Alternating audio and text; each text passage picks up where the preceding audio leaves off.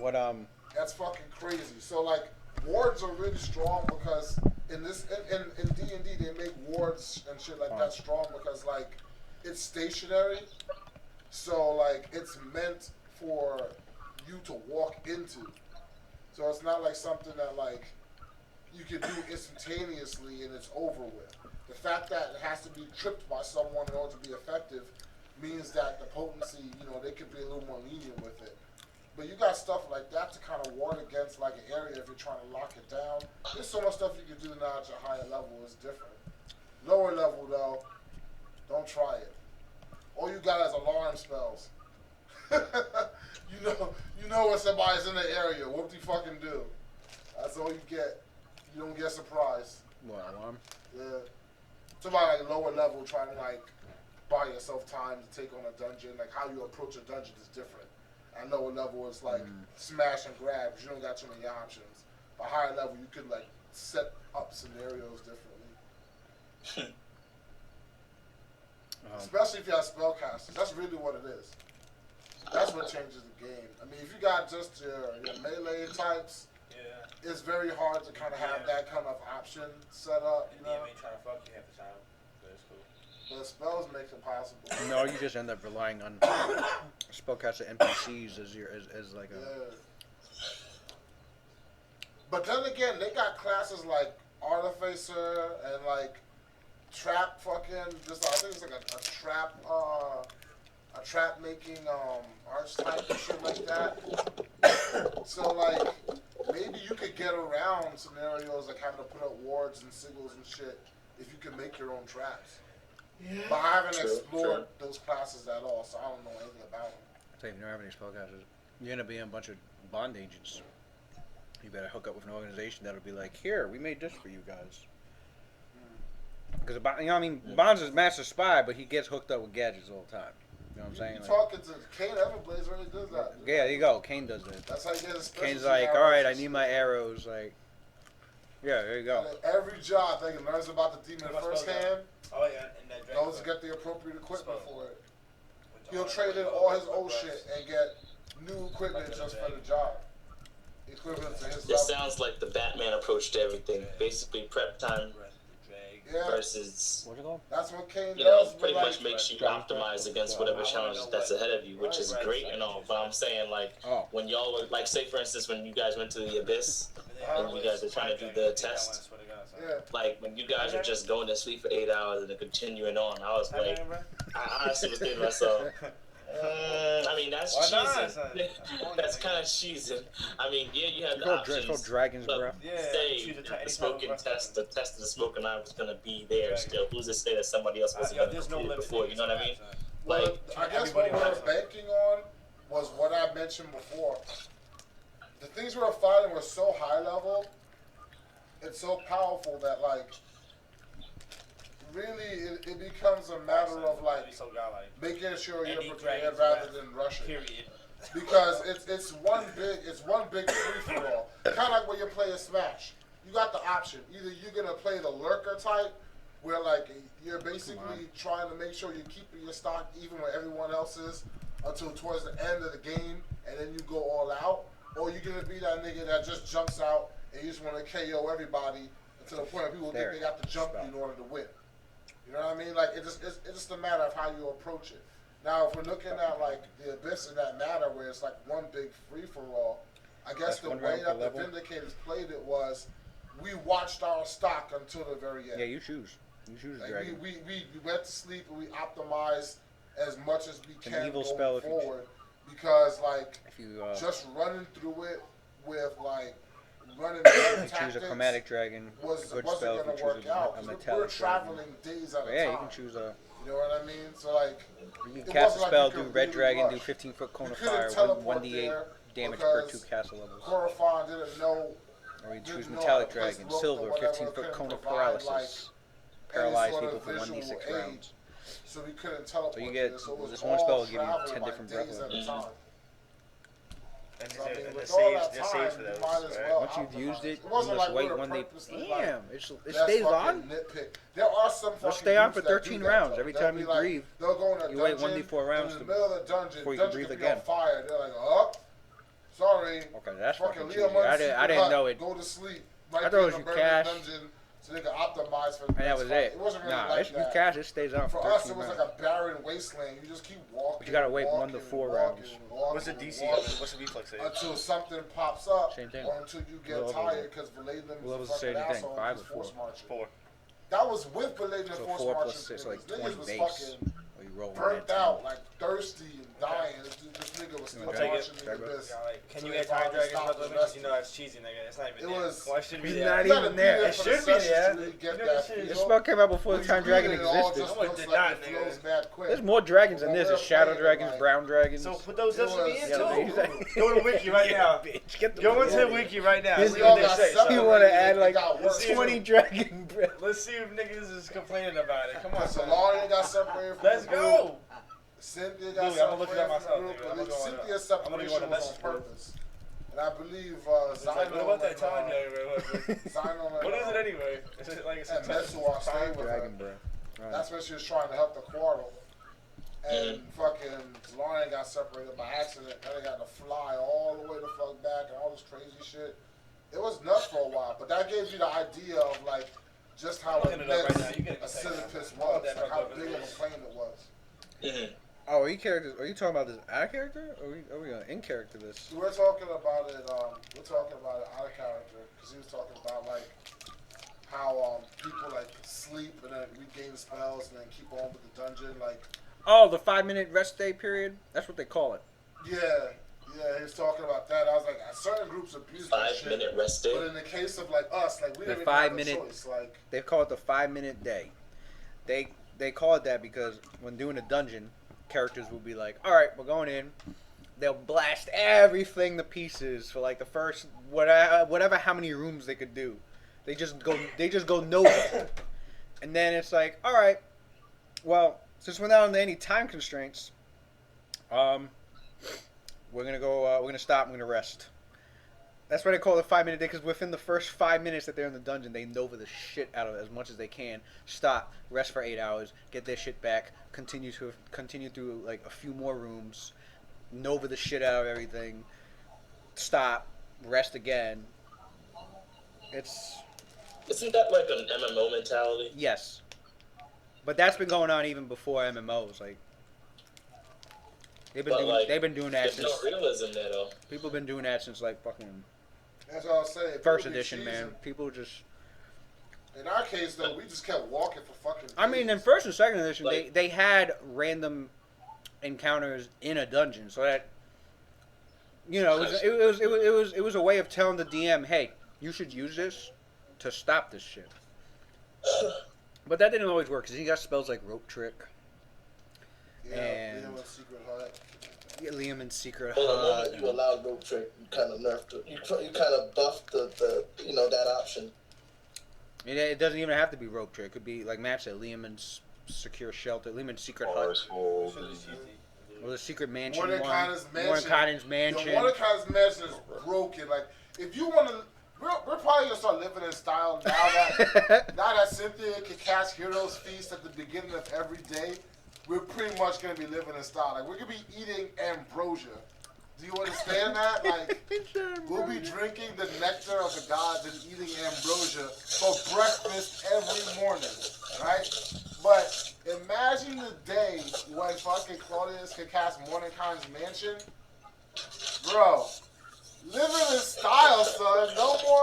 No more fucking naps on the fucking concrete and shit. Sleeping in Lehman's in a rope trick. You scared you're gonna float off into fucking the abyss somewhere. You gotta look through the little asshole. You gotta pull the rope up. No more of that, son. No more of that. That's why in situations like that, like We the have butlers encounters. and shit, son. Getting massages. That's why in situations like that, the encounters just they have to be. They get my dick They sucked. have to be deadly. That's why Tomb of Horrors. That's why Tomb of Horrors got the reputation that it got, was because it would have stuff like, damn, what is all that goddamn background noise, man? It does sound like a fucking like a toy store or something between your phone and like the sound. Damn, man, you're just gonna have to text me when you This fucking phone. all that. Tell me when his background shit is off. I had to mute him. Shit was mad loud.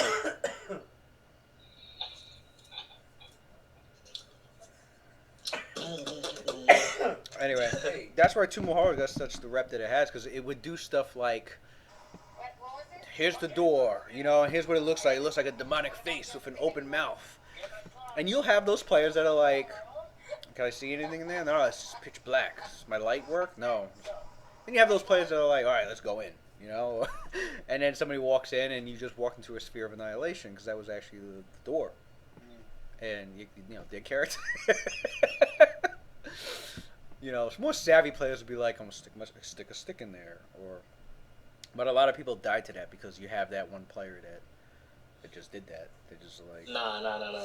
That one player is the one who got popped. Fuck everybody else. No, I know.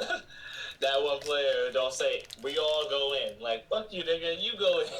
Nigga trying to include the whole party in that bullshit. Alright, guys, I'm going in. You got people like Claudius and Watson. So niggas are just speaking for my character. Fuck out of here. That shit was... Don't let Ricky just... Yeah, I'm gonna touch the fucking flames. Yeah, nigga, we only gonna see the end of nigga. I'm gonna touch the flames.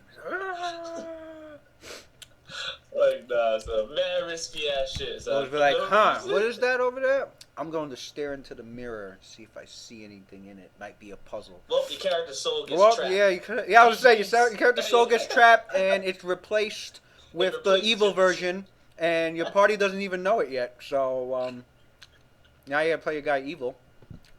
Have fun. Nope. I'll be like, actually, I'll play my good version in the evil world. Thanks. Yeah, bye. Nah, you're trapped in the mirror, man. Yeah. I'll play the mirrored version of myself whose body my good soul inhabits. Then I get all the XP because I get to. Wait, how are you gonna play the one that's trapped in the mirror? Because that's me, my original soul. You can't do anything. Huh? The one that's trapped. No, it'll be a whole mirrored version of the world. No, you're just trapped in the magical mirror.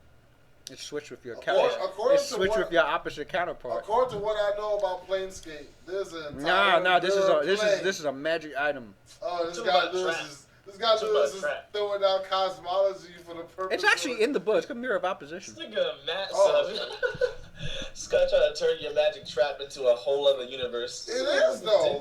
No, I know what you're talking about. Mirrors exist. I know what you're talking about. Right. But this mirror doesn't lead you there. It's just a trap. Oh, it's just a trap. Okay. All right. It's a cursed item or whatever you want to call it. The plane of mirrors, nigga. Yeah, that's just godlike. You guys fought. Wow. We just fought the mirror fucking mobs. Oh yeah, he got that. I was gonna say. I know somebody had to remember. I remember that we walked in the room and then he said all of a sudden you see a version of you come out the mirror. Some shit. What the fuck is this? Dark Link? Like what the hell? Dark Link. No, it was those. Twilight. It was those mirror. It was those mirror-looking humanoids. The Neras? The Neras. They actually, I wanted to tame one of them. That's a mad godlike ass fucking ally. You know what I mean? Just have him sit in a mirror. So you can go to different dimensions through his body or some shit, right? Did you say that? He can go through any mirror. Yeah. As long as he could fit through it, he can just. The whole race could do that. Fucking god, the shot race of. They could be, and they could look through the mirror and be watching you. You don't even know they're there. It's fucking that is terrifying. So that is some shit that'll keep you up at night. You make movies about mobs like that. So that shit is godlike. Oh man, this shit. And again with that fucking lamp.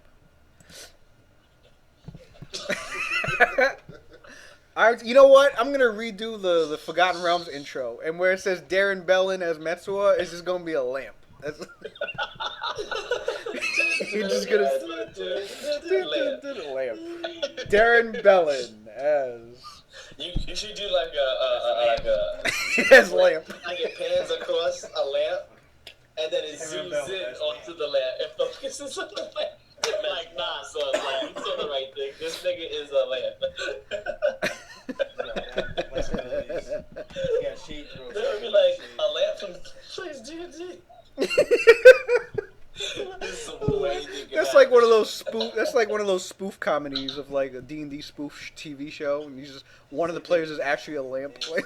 The lamp bringer. The lamp. Like, nah, man, that's not cool. The lamp, what's the lamp doing? He's always doing shit.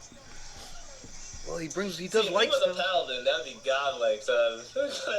AKA the Lightbringer. You don't even call Earthbringer, Lightbringer, son. Lightbringer. Never know when the lamp's gonna turn on.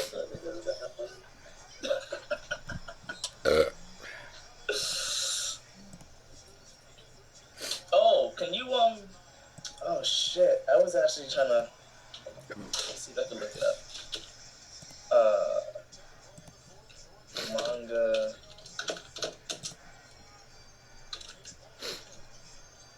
I'm here for a good time. Sukadachi, yes. Way up. Oh, Machado playing tonight? Is he? He said he was 11:30, Oh, okay. Oh shit. I heard he said he was gonna come on. He didn't come on last week, but he did say he was gonna come on. Good shit. Shit, we got the whole group tonight. The whole group is here tonight. Oh yeah, that Black Powder Inquisition. It just gives you the ability to use guns as an Inquisitor. It's not the same thing. Huh? Oh well, yeah. Well, you know they got those. Oh, he I was asked about. looking at that Grand Marshal. Grand Marshal's probably better. Considering that you already have levels in Gunslinger, so. Grand what? What is it? A prestige Grand class? Marshal. What is it? It's a prestige class for gunslingers. I think Lewis doesn't like that you use that website. I don't even know Lewis what. is already about to curse you out, son. The fuck did I tell you? Chill with the homebrew, son. Chill. I don't even know. I think I've heard of it. Hold on, I think I know what it is. It's Grand on Marshal, you Archives of said? Methods. If it's on there, then it's a doable class. You know?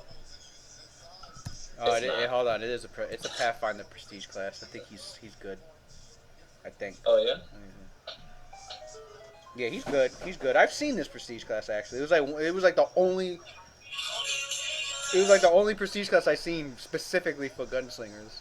Yeah.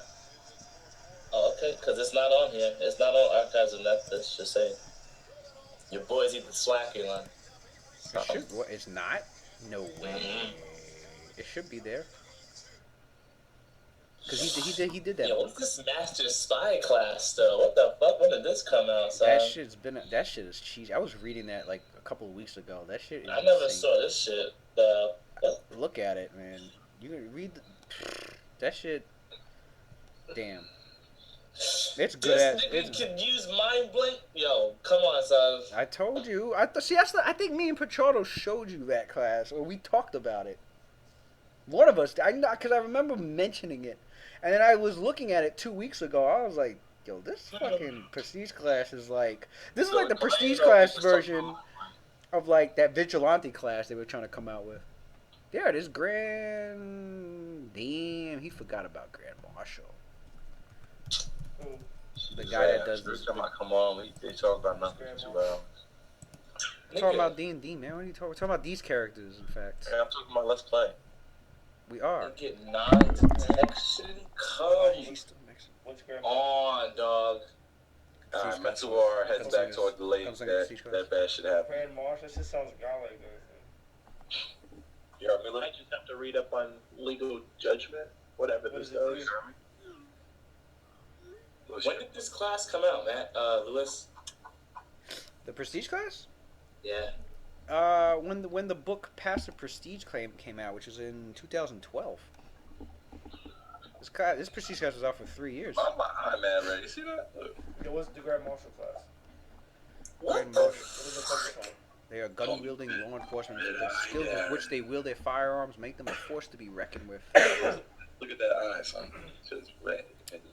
They got eye for detail. Add their intelligence bonus as well as their wisdom bonus on perception and sense motive checks. In addition, they get a half their level on perception checks to see through disguise or sleight of hand. They got that eye. Legal judgment. They can pronounce judgment upon their foe as a swift action, providing a bonus or ability based on the type of judgment made. So they kind of have like an Inquisitor ability. Once activated, the ability lasts until it is like an Inquisitor.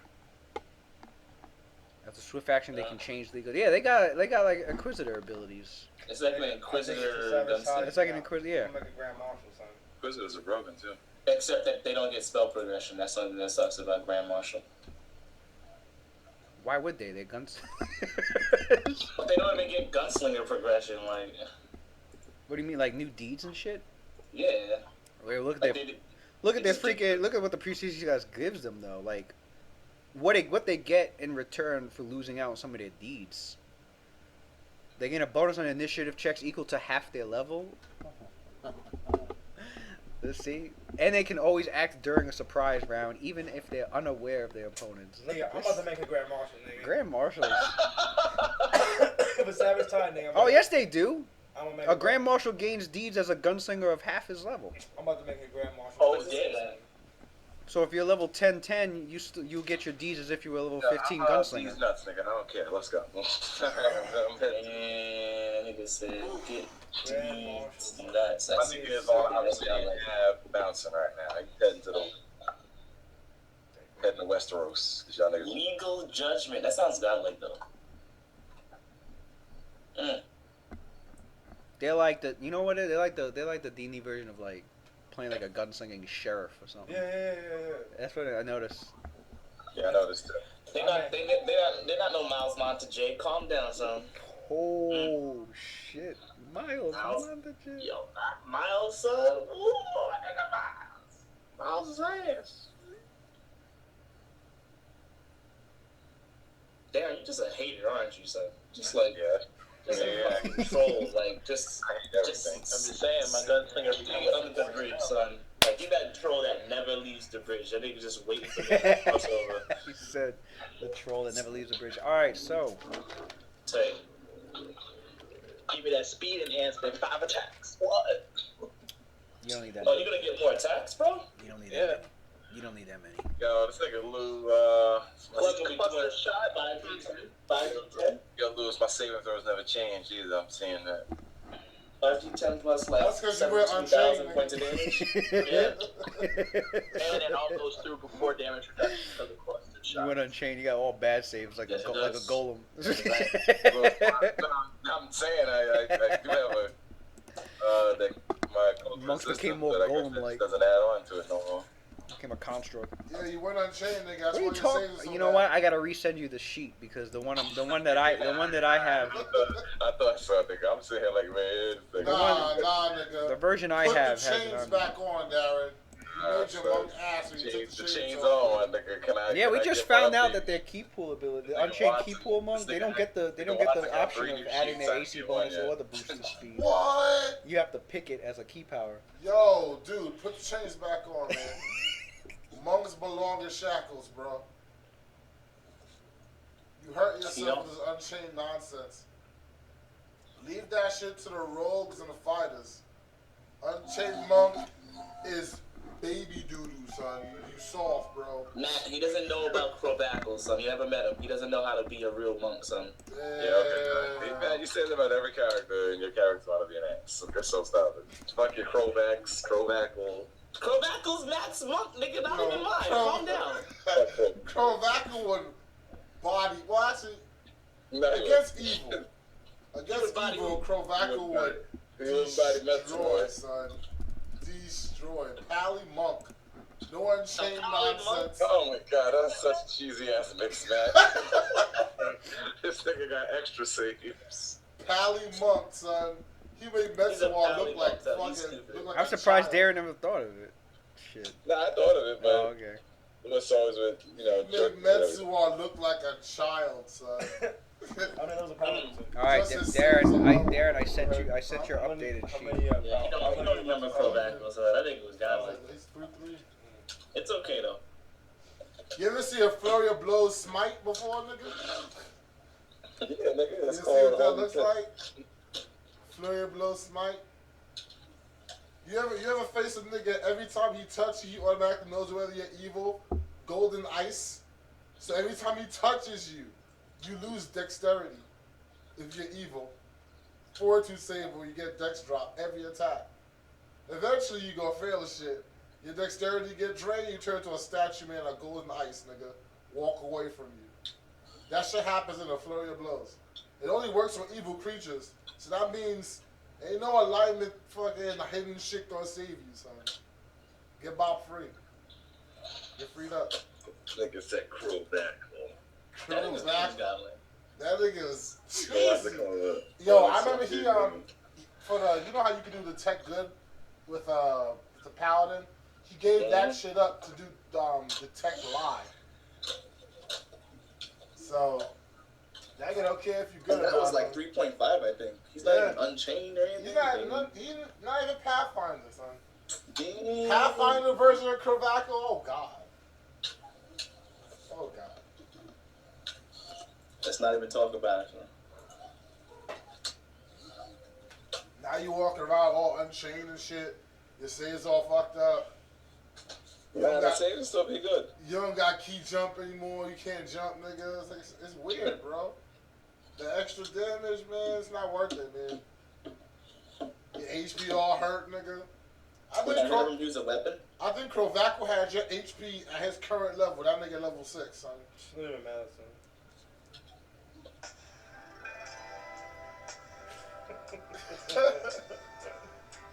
Yeah, I can't wait to get his roleplay popping now, man. The Vindicators came home, son. Came back to the city, bro. They niggas came back to the 6. Niggas came back to the 6 like, yo, how my city doing? Fucking crime is running rampant. Nigga Kai came back, trying to clean up the streets a little bit. Couldn't stay for long, had to leave. The city went back to shit. We got work to do, guys. What did I miss just there? We got work to do. The streets is calling, son. Niggas is hungry. It is. It is.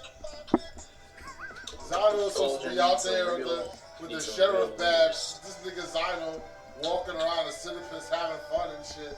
Meanwhile, niggas is getting robbed on the daily, son. Do your job, bro. Do your job, bro. Where's the sheriff? Gone, son. Gone. Gallivanting. Claudius' sanctuaries run the fucking muck now. Nobody goes there anymore. Belial's on. He said, hell yeah, South City, bro. The city, bro. Gotta rep that. Oh, shit. Alright, so last we left off, your characters had come upon the final test, which required you to betray your ally into the unholy plasma of fire that was erupting from deep within the skull mountain of Sisyphus. An abyssal layer known to have originally arrived and have fallen directly from Mount Celestia, the seven heavens itself. Is Rick there or that nigga Smoking Eye not there? Smoking Eye Joe. That nigga Cotton Eye Joe, man. He's right here. You see his hand? Nigga Cotton Eye Joe in the building. So your characters, that was when Corofon, who had done everything he could to make sure that you guys, you know, if not wholeheartedly, at least mostly believed he was an ally, has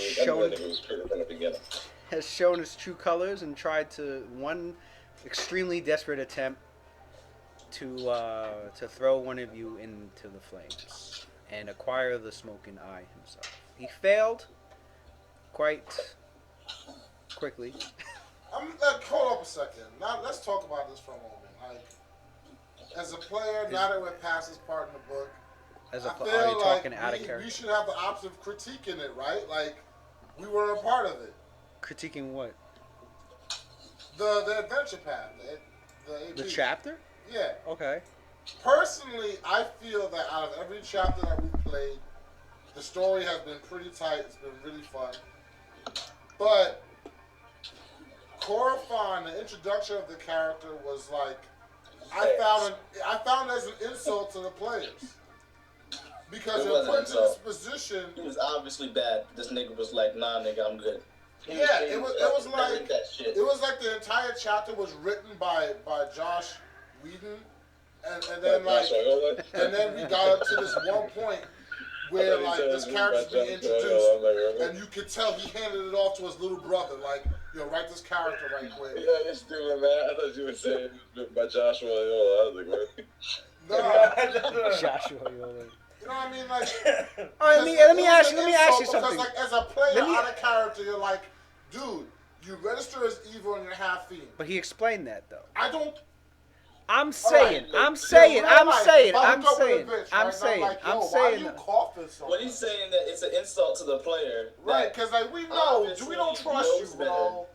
True. I mean, okay. The better twist would have been if he really was an ally, but. Right, that'd have been a better twist. The better twist would have been, Lewis. The better twist would have been had you known that you. It's like an insult to the players. You know that your players is smarter than this. This is bad, right? You should have looked at him like, this is bad, right? This is terrible. I was looking at it. My players are not gonna go for this shit.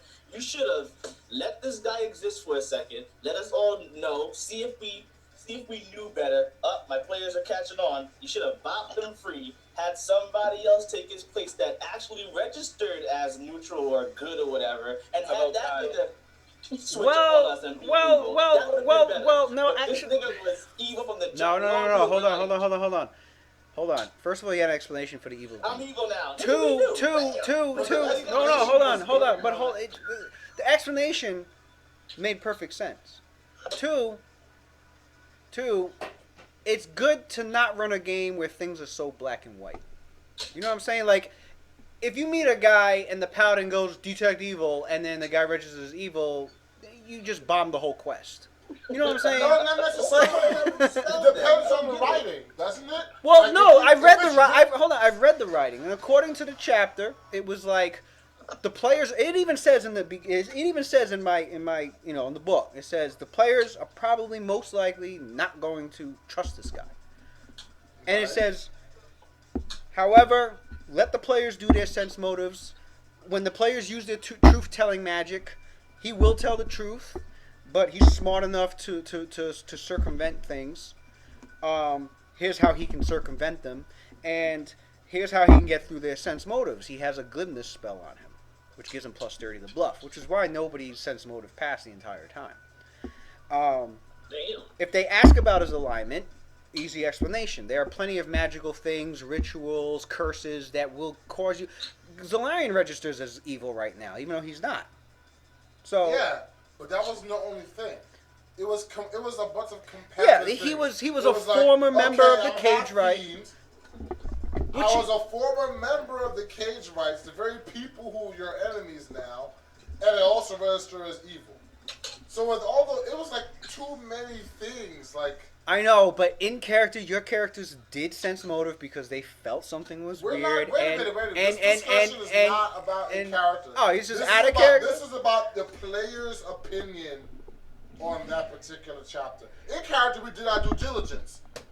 Because in character, everything went according to plot. Like, we had no choice. We had no choice. But I felt like out of character, like, I was a little mad because I felt that, like, the character himself was so transparent that, like, the fact that it went exactly as I predicted it would was disappointing. It was like, Corifon, such a very bright and trusting name.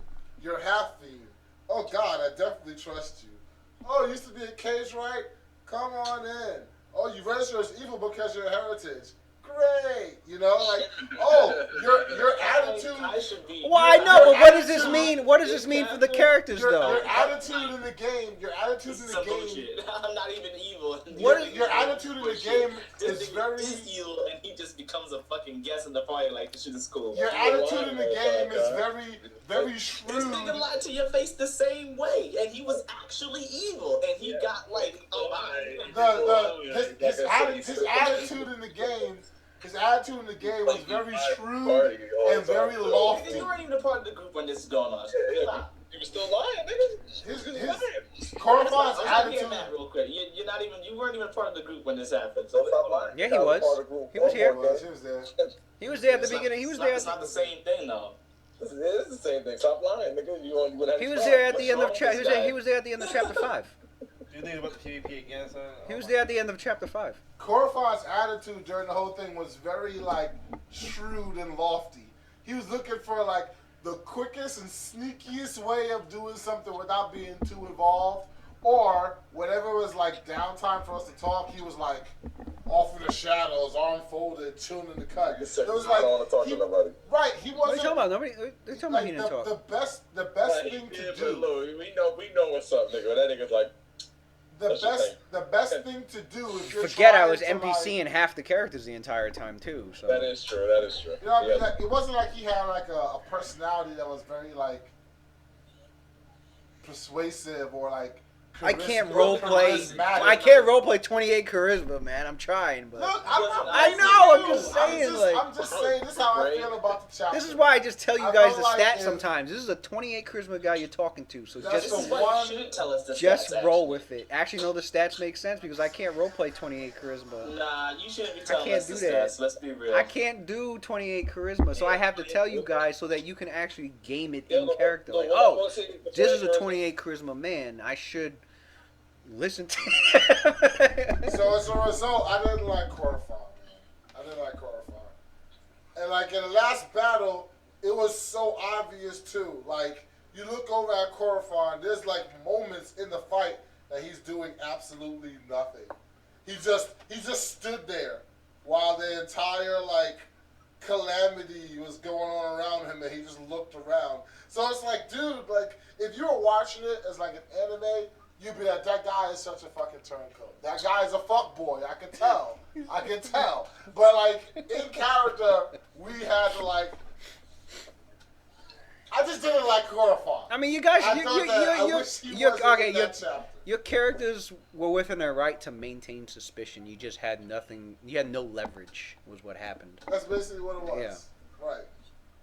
And it was like we let you try to get us. You couldn't even rely on your instincts or aka your sense motive. You couldn't even rely on your own because it wasn't telling you anything. So it was it wasn't telling you anything. Cornflow was one big cat and mouse. It was one big. We're waiting for you to slip, nigga, so that we can catch you. That's basically what it was. And then when he showed his ass, he got freed up. He wasn't the only one that. But that was like we're all waiting for that. He got freed up pretty bad. Like, this nigga's traveling, plotting the whole time, and one spell buys the nigga. Son. And the intelligence of Cornflow too. Studying the group and everything. All this Befuddles time, me. watching us From fight. day one that he hooked up with the Vindicators, this nigga was like, this group is ass. They ain't gonna survive. That's what he was thinking. That's what he was thinking. And then was by like, the time it got to the "These last niggas part, ass. and then more allies I'm just came. gonna go He to wasn't a ex- Sisyphus, he wa- use them as fucking meat shields. That's pretty much to what get it was. ahead. Then Then got ate up by Metsuo, so nigga Metsuo upset me or something. he talks to us. He can easily do a sense motive and check our levels. But he doesn't even fucking generate the goddamn effort for it. He's like, no need for sense motive. I smell a lot of cheeks in the area. These niggas is booty. Now I don't gotta worry about them. We went to a Sisyphus the first day. Well, hold up And now. we showed He these- knew what level you guys were. That doesn't mean you were like I don't top know. notch. I don't know Because what there's he a did level. it or Oh, not. okay. I'm No, saying, like, I'm saying there are other level 11 groups that would die pretty quickly because they're not as tight knit or as PC or as. So the first day he went there, we showed him what time it was, like what we do. And even during the fight, he was like, run! Run! That was the first fight. Run! The first major fight. Oh yeah. Because of that ability, he was in the fucking game. Paralyze everybody or some shit. And we Oh, exactly. bopped this dude free. Oh. Exceeded Really? got free. And Exceeded was a hard fight. I was gonna say. But we showed him like, all right, this is what we can do. Did that paralyzed shit, right? We could Everybody fight was paralyzed monsters except like for- this. That movie guy. We could go head to head. The Sisyphus was slightly stronger than us, and we survived that fight. Like, we showed him, like, He was this is paralyzed what we and could nauseated and Do you things think because he he would had that take the noxious time stench, and I think he did an to unholy light. reassess his, like, idea of the group. Like, wait a second. They should have died there, but they didn't. Nope. He still writes us off. Oh, these motherfuckers are cheeks. Don't worry about it. Don't worry about it, right? Next fight, three niggas again. He's like, nah, they still ass. He thought we were ass literally all the way until like maybe the second to last fight. No, he was getting scared and scared each time. And like he formulated no plan He was hoping at all, except for let me just grab Cynthia and try to throw her. No, of course the not. The most stupid. He had nothing. The dumbest plan ever. He had nothing. He sees the party. I'm gonna pick Hold up on. the gnome spellcaster and throw her into it. Well, yeah. That is my plan. She's easy to pick up and throw. The gnome cleric, I'm gonna pick her up in my arms and throw her. The rest of the group will somehow be frozen in time. I've seen Claudius cast spells within milliseconds of each other. I've seen Claudius cast 2 spells in 1 turn. I've seen Claudius immediate action put up shields to block people from damage. He's hoping to beat him in I've initiative. seen this dude Claudius react like Spider-Man. This guy senses with Nerve Skitter. I've seen it. But for some reason, I think I'm going to pick up Cynthia over my head and throw her. I was like, this dude is desperate. He's fucking That's story desperate. He's fucking Because what happened was he was hoping there'd be half the party would be dead by the time he got to the end, and then he would have had easy pickings. After he gave gems to Cynthia to bring Metsuar back to life. He had to further get the trust of the party. So he knows that we can bring people back to life. Well, no, he knew that, but clearly when Metsuar died, everybody stood around like, "Fuck, what do we do?" He realized nobody had any material components.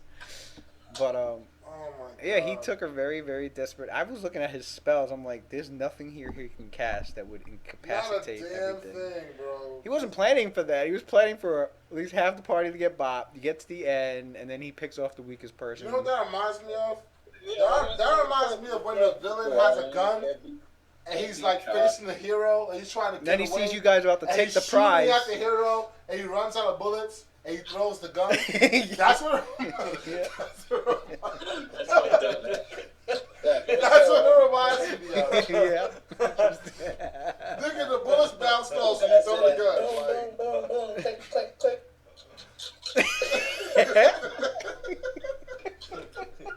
You could KO me with a thrown gun, but the bullets didn't work. But the thrown gun is gonna kill me. Okay. Thank you for throwing your pistol at me. Hey, he saw his prize about to be taken away. I'm He sorry, was man. not gonna. I'm sorry, Lewis. I didn't like Corifon only because it's weird to see someone who's supposed to be like very meticulous and like smart and crafty do something so like barbaric and like basic like that. You know what I mean? He just gave it to like his people primal emotion. people have. Oh my god, I really want this. Yeah, he just jumps at it like. Hey, this is nobody's like Nash right now. nobody's Cool as shit, flashy as fuck. His fucking final special is a fucking chainsaw cutting somebody in half. Look, like what?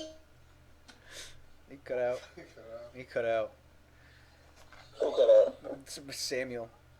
Nah, Lewis. But I just had to say my piece. Nah, on he, Corifon before we moved on. what was he supposed to do? Of I course. don't know. I mean, first of all, I see what Samuel's saying, but not everybody's perfect. Not everybody's gonna play to their personality like to a T. Like things are gonna break them. You know, psychologically, it makes sense that he fucking did that. I mean, you talking about a guy who's been traveling planes for centuries, has recently begun researching about this, spending decades trying to get this done, and there it is, and it's about to be taken away, and he's like rummaging through his mind like, if I cast this, he's gonna pass the saving throw. He's gonna He's gonna suck it up. If I cast this, he's gonna do this. He's gonna do that. He's like, Cynthia's standing right there. If I can just summon the strength and just grab her and throw it in there fast enough, I think my internet just blew up. then maybe I'll succeed. But I can't sit there and watch this guy take one. I've been hunting for. Psychologically, it makes sense. He broke down right then and there. Okay.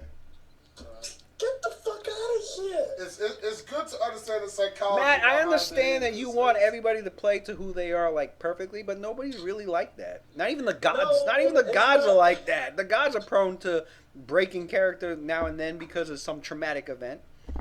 It was a traumatic event for Corofon. Do you know his life story?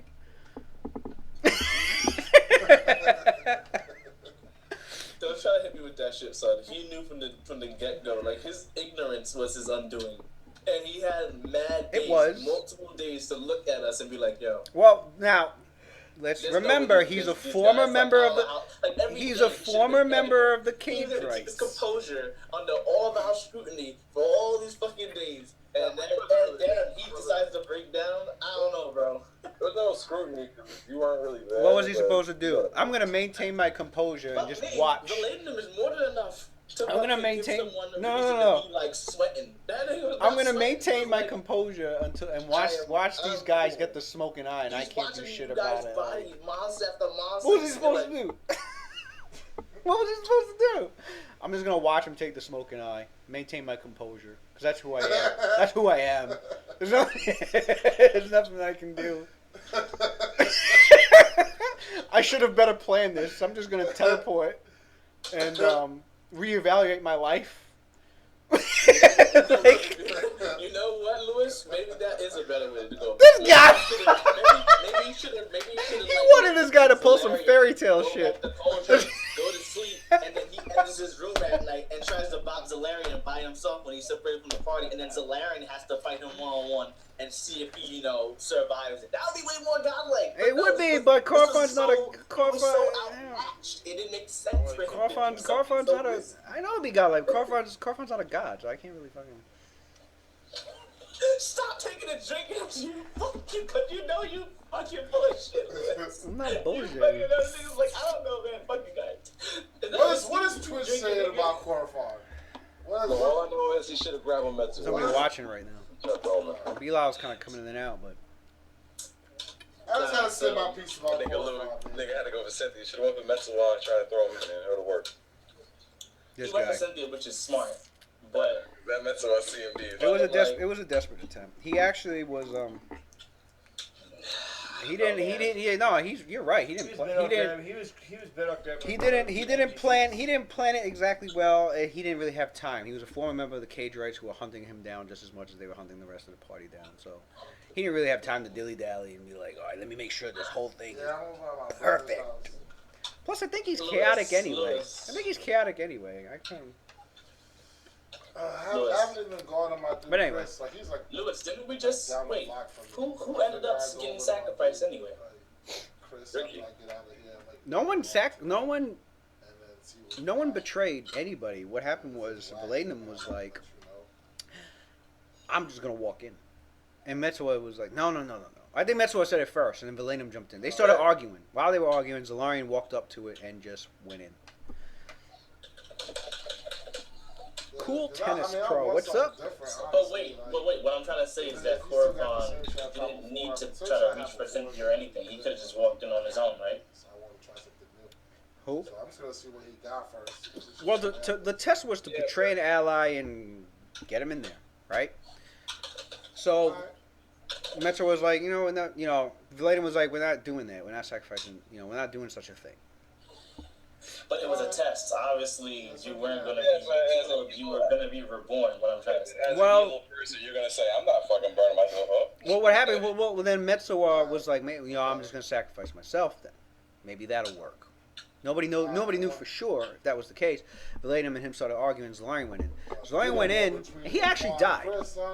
He was gone. He got brought back by the good powers that was still dormant inside of Asitopus.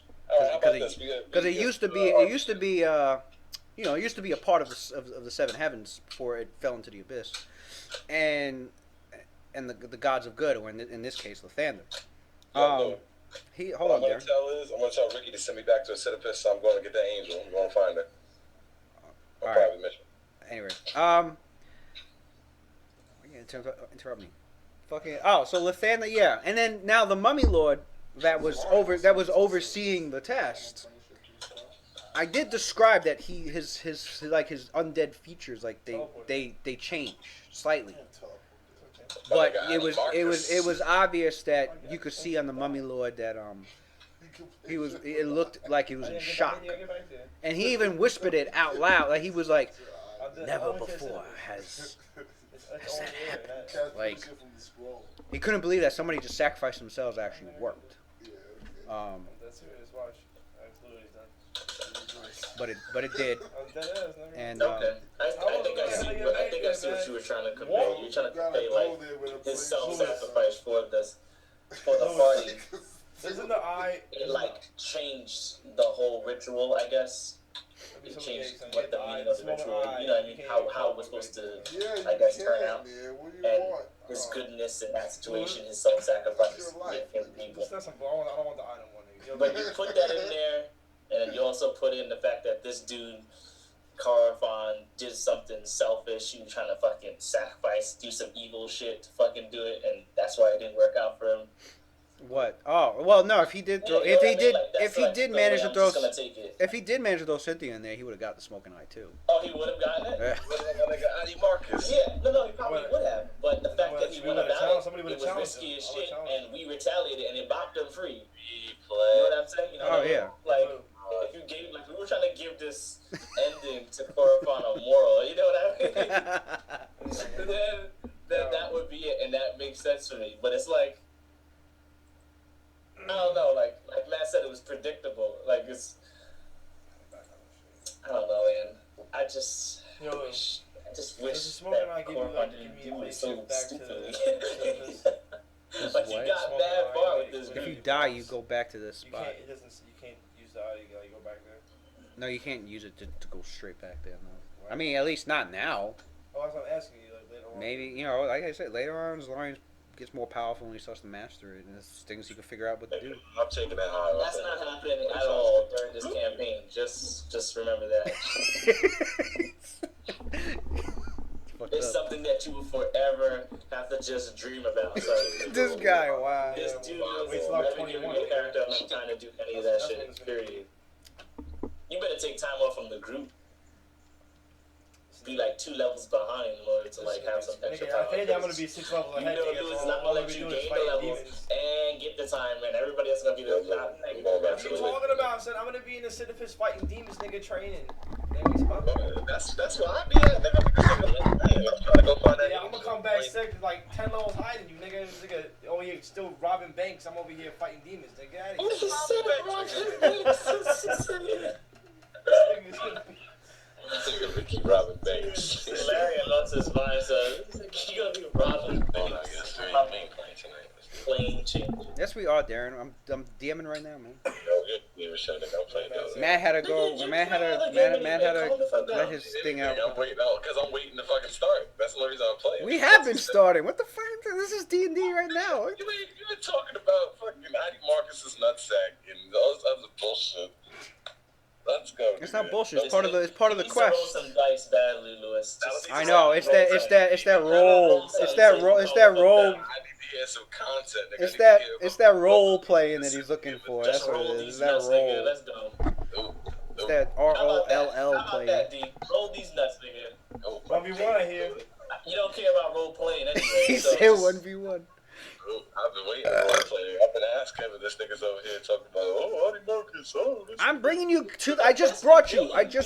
Context to what happened in the Yeah. We know what happened. Let's go to the next one. I'm recapping. All right. Jesus Christ. Dun, dun, dun. Dun, dun, dun, dun. You know, the DBZ recap? Like, shit, come on. Nigga, recap. They only take 2 minutes, nigga. This time on Dragon Balls. Well, if you give me 2 minutes to speak. Now, after this incident, Zalarian going inside and returning back from the realms of death, from beyond death, in this miraculous event, and acquiring a new form of his left eye.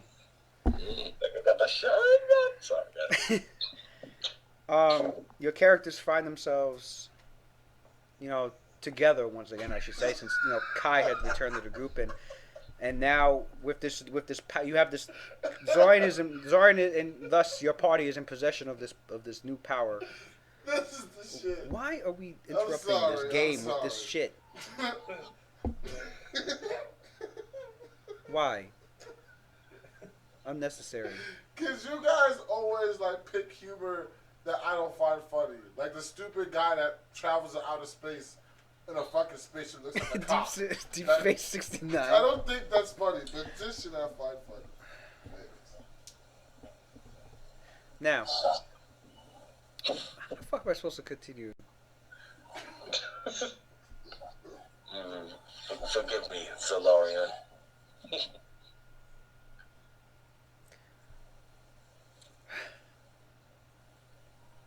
Anyway, your party agreed that it was best to grab what you can and head out, and you've made the preparations to do so. As you plane shifted, your characters found themselves feeling the same sensations that they felt the first time that they plane shifted, but this time back on familiar terrain with fresh, truly breathable air and colors that feel brighter than they were the last time that you were there. Nigga always saw with red and black on us. Red, black, and purple and flesh colored and chalky white. Don't forget the chalky white bone trees. Oh, yeah. So your characters return back. No, there's no portal. It's your whole entire form, body, soul, spirit, mind just shunts itself through the astral plane back onto the material plane of the world of Toril, and back on the Cholton Peninsula, where you find yourselves just a couple of dozen miles away from either Cauldron or the Sanctuary, whichever it is that your characters wish to return to. Plane shift doesn't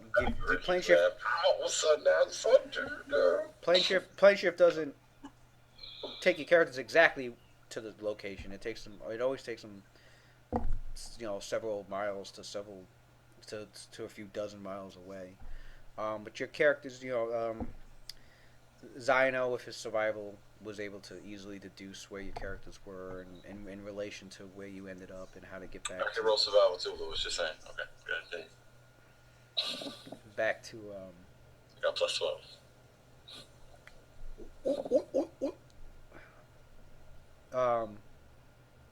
So yeah, where do you wish to return to? Me? Claudius speaks out and goes, well, if we're at this distance from the sanctuary, we should all return back there and regain our. We have much to talk about. Indeed. We take chloroform bitches. Yeah, that's it. I don't know. Did your characters take him there or left him there? No, took his ass back. I put that nigga in the I left him.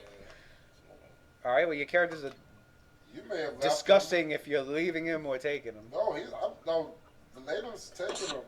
He used to be part of the cage rights. If he used to be part of the cage rights, that means he probably has crimes to fucking answer for. Yeah, any of the information about this shit. Exactly. That dude's going right there in front of Jenya. Put that nigga on the shackles, be like, talk.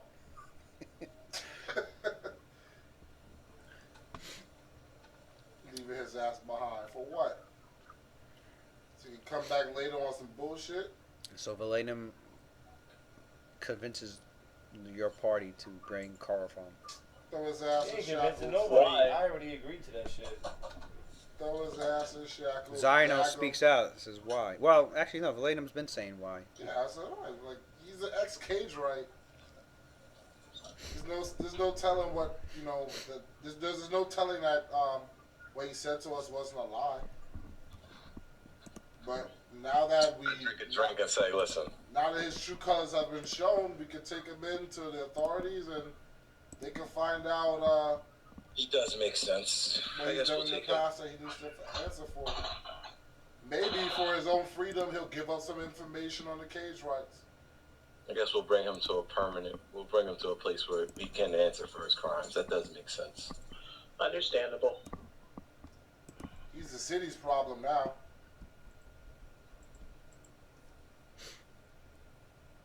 Aiding a fucking unknown terrorist group. Shit. We let him roll with us because he was going to be helping us against him, but since that didn't pan out, take your ass to jail then. Hope you get waterboarded, dude. Acid board. If I start to speak, and I speak to chloroform in his native tongue. His native tongue. Is he awake? Nah, nigga's not. Yeah, he's awake. Who woke him up? Who healed him back? He was never not. I just took all his items over. I never knocked him out. I just hit him with No, last time I checked, you were like knocked him out. That dude, son. Oh, I knocked him out. All right, Yeah, I was there. Yeah, you said non-lethal damage. You just knocked him out. That's right. You're right. I knocked him out. That nigga's night then. I'm carrying it. I mean, he's a spellcaster. I don't think anybody wanted to keep him conscious. He could do. He could do. Kai interjects. Kai says, we could do one of two things. We can let Mezawar finish him off. There is no finishing him off. Bring him back to the authorities as Valadin suggested. That's what will never. But I don't think any of you have. I don't think any of you know. Cauldron is in no condition to be holding up prisoners. If you don't remember, while I was back in Cauldron, what's the name? A few of our previous enemies, Tongue Eater, Eater of Tongues, Triel, Aldarast, and Cosmogen escaped. They escaped the vanguard of Jenya's of the, what is it? The Helm of the Discerning Eye, some shit like that. What's it called?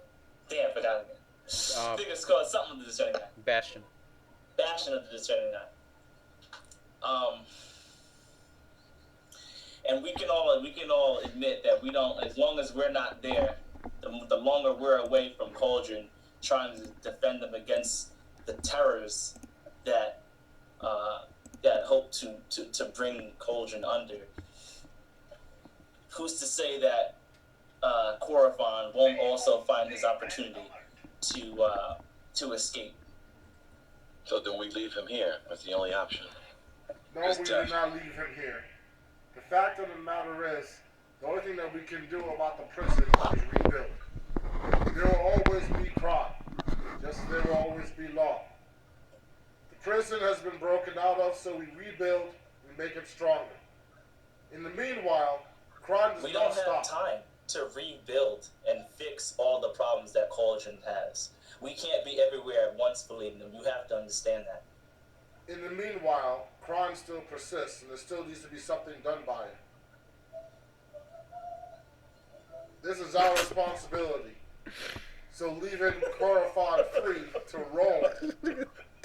Whatever transgressions or whatever crimes he commits, because we left him unchecked, will be on our hands.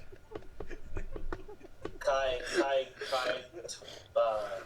he looks at you, Vlad, and he goes, "Oh, we can check him right now." And he turns his attention. You heard it though, right? To Messawar, and then at Korfan's unconscious body. And he shows, I think it plays it while he's eating his fucking breakfast. And the three that we locked away. That was definitely one of the most, or three of the most vicious criminals that we already caught. I put them down permanently to give them the opportunity to escape again. I couldn't risk that. Not to mention, Korafon is also a very powerful spellcaster, if he's anything like Claudius, locking him away won't be as easy, won't be as simple. I think we should get rid of him now. Leaving him in an Exodus, who's to say he's not going to find a way to escape from here? I disagree with your methods only because they go out of sync with what is considered lawful. You intend to play executioner before there is a judge or a jury. In the case with the dragon, it was necessary. We were stuck on a plane with the creature, in which case we had our back against the wall. When the dragon came to, we would have been its next foes. Also, it is an interplanar dragon. In the case of Corifon... Pause. Hold on a second. Lewis, I need to ask you something out of character. Do we ever go over what Cauldron's, like, judicial, like, processes? Like, how do they do it? Okay. Like, is it more or less like eye for an eye, or is it like a whole jury and they get like all these people to like weigh their crimes and shit? Like, is it really that serious, or are they pretty fucking simple? I think because it's a city, it's gotta be somewhat. Well, yeah, it's a city and it's in the nation of Thindol, which is a civilized nation. It's corrupt in many places, but it's not like the nation of Thay, for example. It's not draconian in its measures. Plus it also depends on the city state. In the case of Cauldron, it's pretty standard. So it's like America, nigga. It's not like it's not really like America. America's too bureaucratic. It's not it's not at all like that. I would say it's standard. I'd say standard medieval. Medieval is more like eye for an eye. No, it's not. It's not. It's more like you get tossed in a fucking dungeon. Well, it's eye for an eye depending on the social status or the class of the.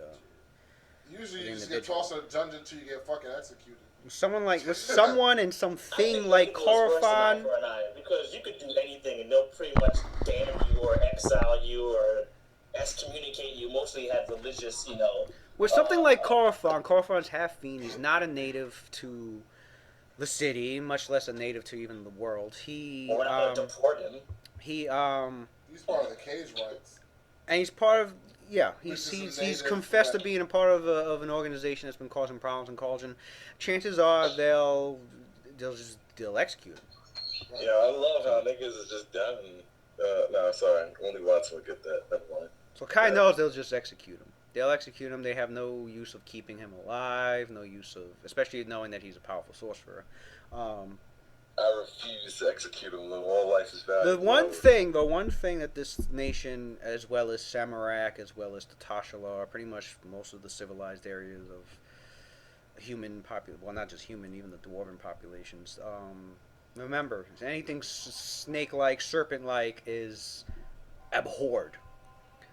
So they go very, very extremely medieval on like anything dealing with like Yuan-Ti or serpents or shit like. They find out you're smuggling snakes in for people to have as pets or even to just eat for dinner. Like they'll fucking kill you. Like it's that serious.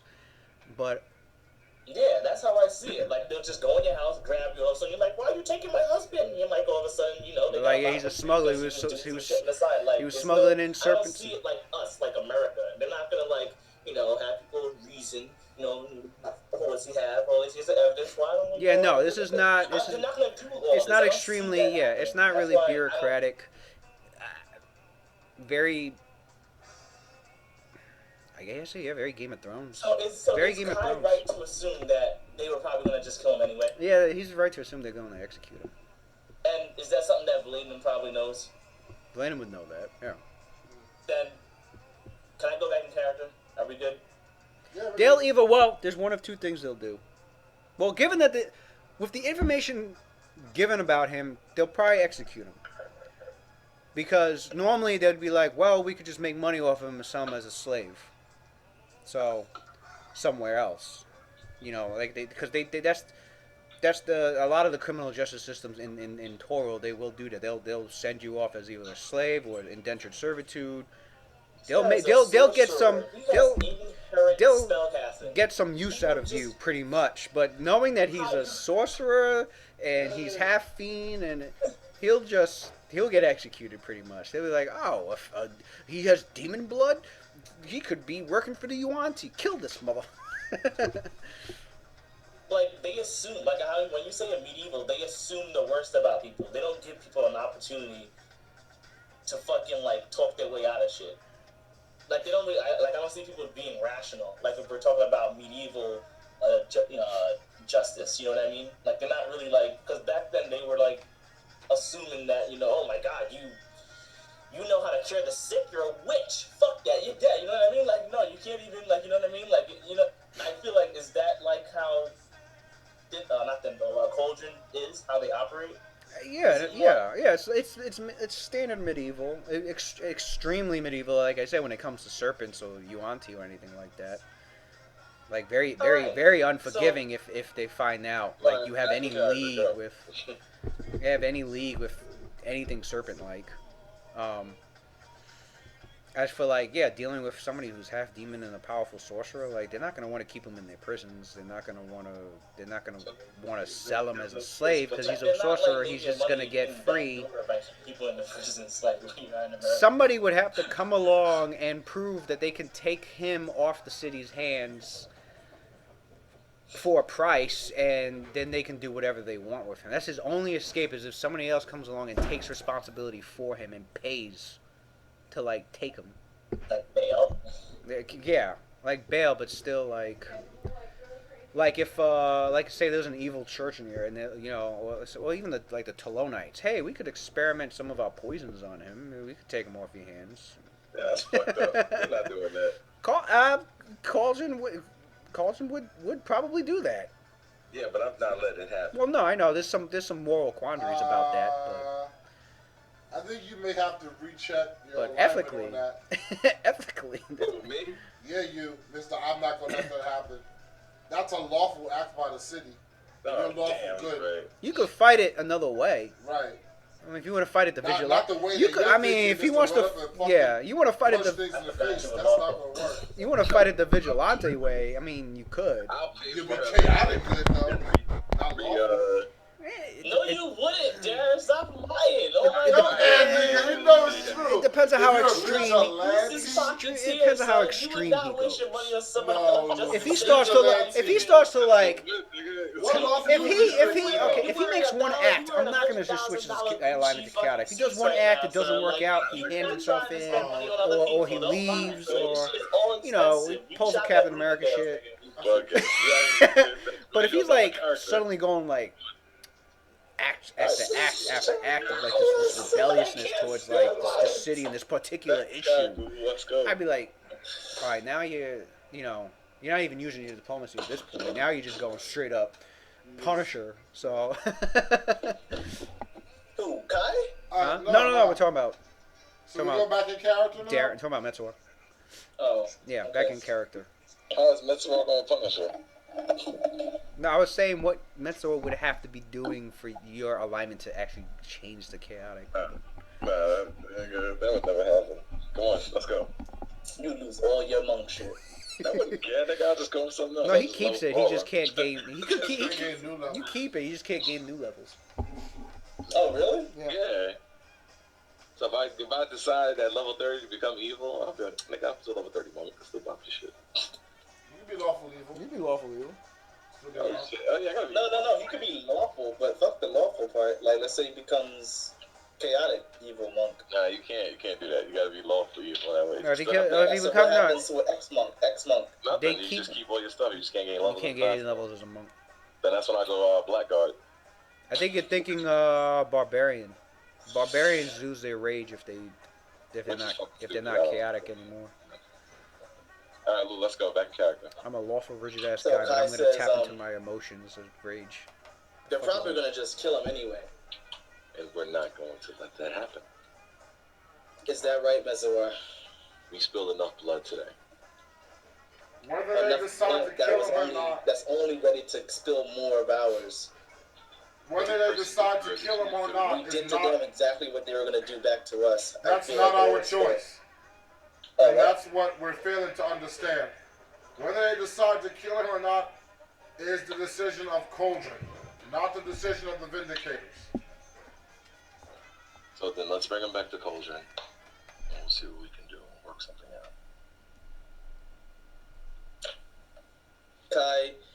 Kai exhales. Now carry him. Let's go. And he says, Kai looks at Mezwar and he goes, "Oh, okay. So let him wake up and figure out that he's being carried back to the city, and he'll just use his magic to get out of this situation." I find it very hard to believe that a shackled and gagged Korofon will be able to get out of the situation when there are plenty of times before now that he could have used such magic to help his own life. But we've never put him in such a. We've never seen him in such a situation relating him. He may have a. Isn't there a magic that can be used without? He may have mastered. He may have mastered metamagical ways of casting spells that are both that do not require verbal or somatic. Fair enough. Do you really want to Metsuar, your job then is to keep him unconscious. That's right, because if he does try anything, he's got Mage Slayer, so. Fair enough? Fair enough. Let's go. Let's go. That nigga wake up, right back out. There you go. About free, son. Like, what's the problem, guys? Yeah, what is the problem? Trying to come up with something. That nigga be like, I don't know these things. I don't know he has Mage Slayer. Well, if he tries anything, I'll be able to stop him. Trust me. Then okay, then I'll be like, all right, Mezwar, it's your responsibility. Yeah, I'm just saying. Okay, that nigga gonna be over my shoulder.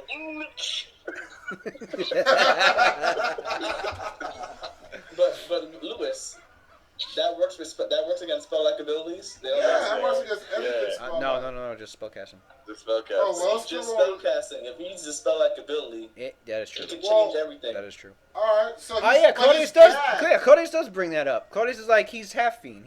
He can use magic at will. All right, well he's gagged and shackled and naked.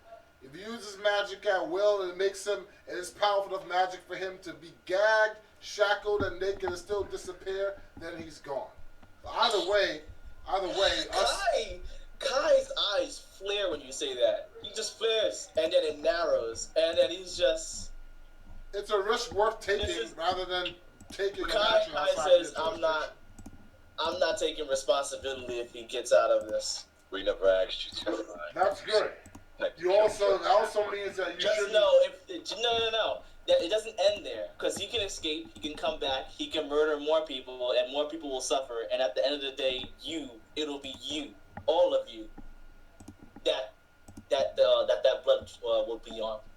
I'll be more than happy to take the burden. I tried to warn you. We already let 3 others escape that we've imprisoned. I thought you killed them. Fail. We did not let them escape. The city of Cauldron failed to provide a jail. So you want to put this person also back into the same system that failed to do what it is that you're saying that they should do for Korofon, that they failed to do for not 1 but 3 other guilty. I don't want to say felons. I don't know, what do we call them in this world? Because criminals. You are judging these criminals before they had a chance for rehabilitation or any kind of ways of coming back from the darkness. You can't just judge someone because someone probably looks at you that way at once. Did they not give you a chance? Regardless of how you feel about it emotionally. I never spilled any innocent blood. I never tried to order an attack on an entire city to wipe them out. I've never taken an innocent life. What are you saying? Are you comparing me to a common thug? No. All right, then. Then I suggest that you keep your mouth shut on matters that was prior to your entrance into this group. Don't be foolish. Now let's move on. The only thing that's foolish is that you guys are willing to take a chance of letting justice my memory. do things their way, and also with them making a mistake that we've already seen. They already made mistakes. We already seen how flawed their system is, and how we can also allow more innocent people to have to suffer because we wouldn't take action when it was necessary. When the city of Cauldron gives you the jurisdiction to slaughter and kill, with the slaughter and kill at your own will and your own jurisdiction, then your argument will be valid. It's not our case to sit here and judge the system of Cauldron and whether it is powerful enough to handle this situation. Our job is very simple. To bring him before Cauldron so that Cauldron may be able to dictate what his crimes and his payment should be in regards to what he's done to the city of Cauldron. What do you feel, Cynthia? Cynthia goes, I think there's been enough killing for today. I agree. That's my boo right there. So like she agree with everything Metzler say. She'd be like, hey, whatever Metzler says. Zino's back there. Kai clenches his teeth. I agree. And he Who's that? Who said that? Zino. Kai clenches his teeth and Claudius. He resists any more confrontation. Claudius's input is And the Claudius is like, kill that motherfucker. pretty much. Claudius's info is like I know he's a powerful sorcerer. On top of being a halfling, who knows what else he's managed to acquire during his centuries. He's dangerous. He should go. Claudius, can't you? These people don't get cast a redeemed. spell? These people don't reform. Lewis, man. I don't understand. Can't you cast a spell from that? I'm not concerned with this. I just backs off after this. Actually, yeah. That's You are dimensional talking anchor. about something Dimensional anchor. outside, I think in Zalarian front suggests of, that. in the future tense Zalarian has of an act that is necessary. Our Zalarian. job is to protect Cauldron, is it not? Zalarian. We are doing. Hey, Zalarian I have a interrupts. solution to our problem. If we're What worried you're about, doing is worse. You're welcoming an enemy within the borders of the city that we are trying to protect without even knowing what he's capable of. I am Are following you going to laws. sit there and actually try to figure out what he's actually capable Zalarian of steps when back. put into dire situations? I am following not. laws that I are think put not. into place that should be followed for the purpose of protecting Cauldron think from Claudius people like us. When we act the way that we feel we should act, rather than following in line with the laws that everyone should Zalarian go can by, suggest it. then we start to get above When they're done. the people. The laws Then we start are to flawed. become The tyrants. laws are not the end-all, says-all. The laws don't always do what they're supposed to do. They don't always bring people to justice. But What is the point of parading around these laws and all this order if they don't even do what it's meant to do? Because those laws are meant to keep your power in check. If you decide to act outside of them, but expect everyone within Cauldron to act inside of them, then what example are you setting? You're What putting example yourself are above those the justice people. and lawmakers setting right now? What laws are you setting? What examples are you setting? I think I brought you into I'll tell you exactly what example I'm setting. That I am You're not setting above. anything. I am not above. I would love to see it. If we go back to Cauldron now with this man in tow, this dangerous man in tow, and you announce that you brought this conspirator against the welfare of the people of Cauldron, I would love to hear their cries and their pleas. Well, I prepare bet you for that I answer. understand the people more than you do. They will cry for his head. They will ask for blood to be spilled. They would not ask for him to be put away in a dungeon underneath their beds, underneath the ground that they lay down their heads and sleep to hopefully they won't escape. I doubt that. You misunderstand me. I'm Sounds not like the American concerned people, for real. with what direction You're the trying to city do of this, Cauldron son. chooses to take this creature's life. That is not my concern, Kai. My concern is to bring this person in front of Cauldron so that Cauldron can make that decision.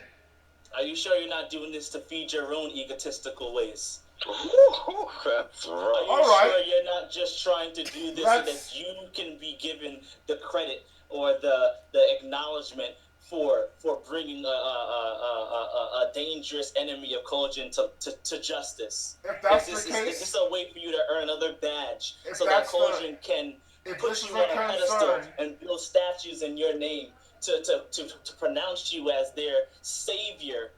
This savior, this iron martyr, this man who's willing to go through the rough in order to bring order to a chaotic world. Is that not your aims, your goals, your ulterior motive? If such is a concern of yours, then why don't we simply have you bring him to justice? Oh, I could bring him to justice right now, and no one needs to know about it. I'm not looking for any kind of recognition. There is your problem. You wish to act without no one knowing about it. You wish to act without accountability. You wish to act without eyes upon your actions. There is the problem. There is no one. There is no one. We're done with this conversation. For this man to exist within their city walls as a prisoner. No one wants that but you. Let them make that decision themselves. Not through your lips alone. The rest of the people. Not all think that, though. You makes you are any better a dictator. than anyone else? Zino speaking. Oh, if you the drunk speaks. Well, what makes you better than him if he's disobeying the laws? The laws were put in place to keep us in line. But so you must have already had a drink or two because I can't even understand. Wait a minute. Where you're coming from. If you're gonna talk about laws, honestly, if you both feel this way, please, by all means, bring him to the city. But my thing is, this is my thing, Kai. But when I'm right. But if you're trying to follow the laws, murdering him here isn't doing us any good. When I'm... What? Well, you said you could take care of him here if you wanted to without anybody knowing. I think that's a bad idea if you're trying to follow the laws. First off, what the laws don't know won't hurt him. And that's where you're wrong. That's not true. Because I am the law. You're the law now. You guys sound so self-important. You're just... where do you get off acting and saying these things? Like we need the information. You're not looking out for anyone but yourself. You. What is this? Is this what the Vindicators have been reduced to? This man deserves a fair trial and to be... And his judgment to be chosen by the people in the city of Cauldron. Who's to say what he deserves? But first, what he deserves is what he's put out into the world by his own merit. And all he has done is plagued this planet, plagued this continent, plagued this city. Let Cauldron make the decision. What's fair is that you get what you put out in the world. If you put out negativity, then you get negativity. If you put out positivity, you get that positivity. It doesn't work any other way. And Kojin will agree. You're wasting time here by trying to argue over what this man deserves when it's more than obvious. Any man could obviously look at him and tell that this man does not deserve to live. And you cannot skip over the decision that Cauldron should make, just for the purpose of expedience. Cauldron's just as corrupt as the rest of them. Who's to say that he's not going to get paid out by some anonymous guy, and that eventually he ends up back out somewhere that we don't know where he is? And who's to say that such a thing will not happen at all? You're talking about speculation. Will you execute a man based on speculation? Okay, let's base it on facts then. This guy has killed people. Who? So have we. Who exactly? Innocent people have died. Who? Prior to now, who? We don't know that. There you go. He's attempted murder, but he hasn't actually called. Don't we know most of his history? Didn't we get like a Mirthon steps forward. Who? Mirthon. Oh. Maybe someone. Your characters realize that Mirthon, Fario, Feli, and Shenson were quiet as they listened to the squabble. The debate, I should say. It was not squabble. Mirthon steps forward, plants his staff on the ground, firmly to get everyone's attention. As your eyes move over towards him, he speaks out. If keeping him for the purpose of trying to acquire more information about the cage rights, we too have as much right to him as you all. For you see, there's a reason that there's a very small Harper organization set up down here in the Chiltern Peninsula. We are among one of those very small cells. We came from the Western Heartlands to this continent, not because it was our duty, but because we chose to. And we chose to because the cage rights have one of our dearest companions. And yes, that means they too are a Shackled. Which means our business is also with him. If it would help, we can offer our services to help to also help keep him detained. We should even question him ourselves if you have to spend your time preparing for whatever else the cage rights might have in store. That sounds like an excellent proposal. That sounds ridiculous, actually, because Marathon wants him for his own reasons. It's okay. All of a sudden, justice goes out the window. What is wrong with you people? Be consistent. Is he guilty or is he not guilty? That is for Cauldron to decide. Justice? How about Harper Justice? He's wanted. Harper Justice. How about Kai Justice? How about Vindicator Justice? How about everyone just parade around and say whatever it is they want to say to get whatever it is they want? Justice is not real. Okay? It's not real. Not the justice that you're looking for. I'm sure there are innocent people that have been considered guilty of crimes or things that they didn't necessarily do that Cauldron has executed wrongly. Was there justice there? No. Who's to say that Cauldron has any right to even to point the finger and say who's guilty and who's to blame for whatever crime? Who's to say? So if they're no better than anybody else, because clearly at this point, hell, anybody can claim justice. Anyone cries the word justice and it sounds like a good plan to you guys. It doesn't make sense. Why are we debating over this man's life when we already know the facts? He's an enemy. He's been an enemy. Ever since he's been in our group, amongst us in our presence, we've known that he was not a good spirit. Not one of us in this group right now who try to defend Cauldron is evil. I know that for a fact. That's why we're able to work together and we agree on many things. This man, since he joined us, we knew that he was evil. The enemies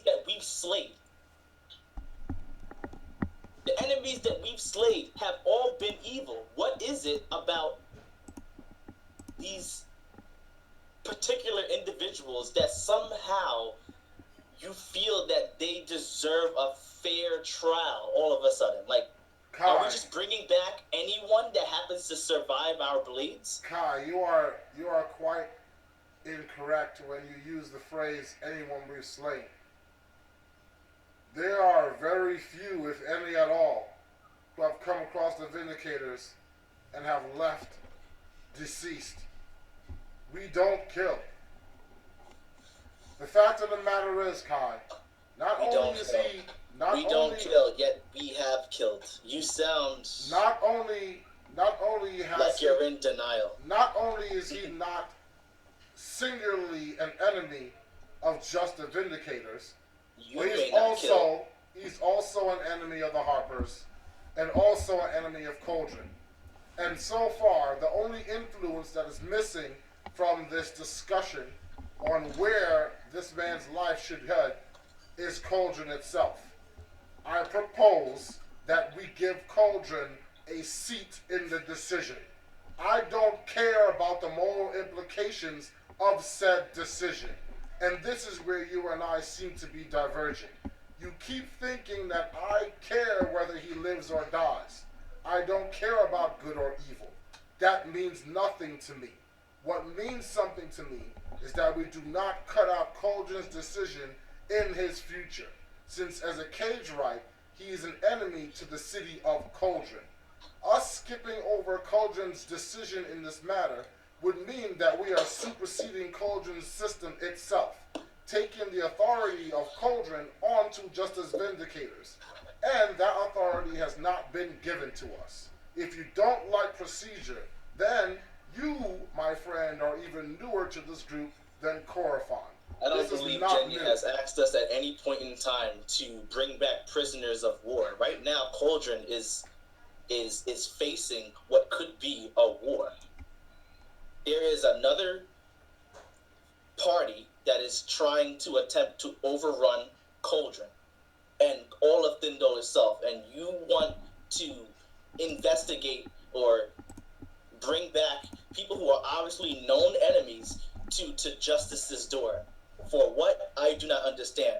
Military men do not go out and kill a whole bunch of people and then just decide which people to bring back to their city to answer for crimes. We know what their crimes are. That's why we're at war. I don't understand. Aware that this is a war. It seems as though like we're wasting time. That's all we're doing. We can do this. I have no problem with bringing it back to Cauldron, but I feel like we're wasting time. We don't know when the Cage Rights is going to strike again. Going through the deliberations that they're going to have, which probably won't be very long at all, mind you.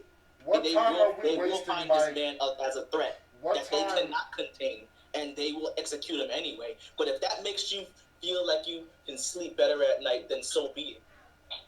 But you must understand that you are wasting time. Perhaps it's better if we just speak with Jenya on how we should handle the next enemies that we come across. Perhaps we should give her the opportunity to give us that green light, that license to kill, because apparently you have a problem with taking matters into your own hands and actually pulling the trigger on matters that require those kinds of traits from people who consider themselves a leader. Your superior is it not Captain Tercio? Tercio? Then so be it. Let it be Tercio. And what sort of justice did you all give Keegan Gelf or Aurex Stonehaven? Or how about the justice? Was any delivered to members of the Laughing Masks?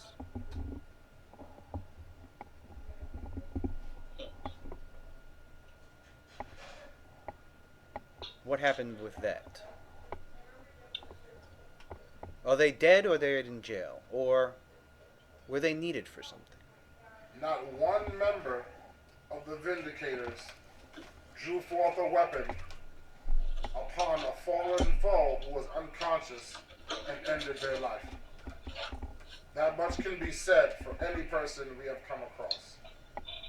I simply seek whatever Corofon can offer or must be coerced, and then whatever happens to him after that is none of my concern any longer.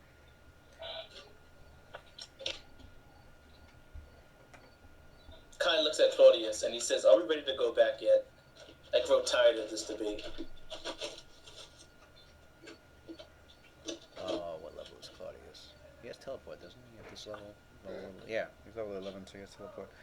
Well, you guys are arguing, me and Claudius were talking about how we were going to transport from safely, and Zalarian suggested that he use dimensional anchor on Chloroform, so he could, just because he had a strong ability to teleport away, he could use it.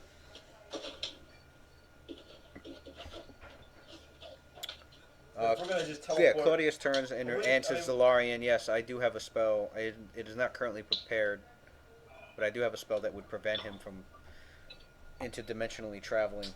You got Metzwar can at will do subdue damage. Just keep him unconscious. It's not that hard. It's not hard to cast a spell. Why is Metzwar gonna stay over him? You can like boom spell done. Because Metzwar can literally do an insurmountable amount of damage. It's a So spell much ability. that He can't do it against spell like abilities though. Alright, no one's listening to me. Metsuar does like he does non-lethal damage. He's saying Metsuar do or somebody. He could put him down to like. You're saying somebody do a heal 500. check. Somebody do a heal check to see when. To see when this guy's about to wake up. If he's about to wake up, doing more non-lethal damage. Is that what you're saying? Just have Metsuar do like negative 50 non-lethal damage, and nigga will never wake up in time. Like, why are we fucking having this conversation? Because I can do heal checks to make sure he's not dying. God. I have it. My heal is like plus 30. I can see when a nigga's breathing again. Yo, hit the again. Done. That's off panel. It's not that hard keeping him unconscious. Yeah, because my non-lethal damage is man high. And all your damage can be non-lethal at will. That's just godlike. How much damage does it take to get lethal, Luke? Has to go above the negatives. No, your damage that you do is automatic. It's No, I'm saying, isn't there a certain amount of non-lethal you do till it becomes lethal? No, it doesn't work that way.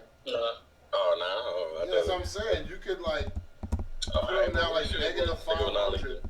You'll just have to heal that shit. It's just like putting someone in a coma. It'll just take them longer to wake up. About to hit that nigga in his neck. He'll be asleep for 10 hours. Was that a check? Somebody just like, Zion came back that night. I heard Hank is up to me. Alright, you got that voice like, come give me the dick, man. So, 10, 12, 10. what are you rolling though? I'm not rolling shit. I'm trying to see how much Claudius can teleport.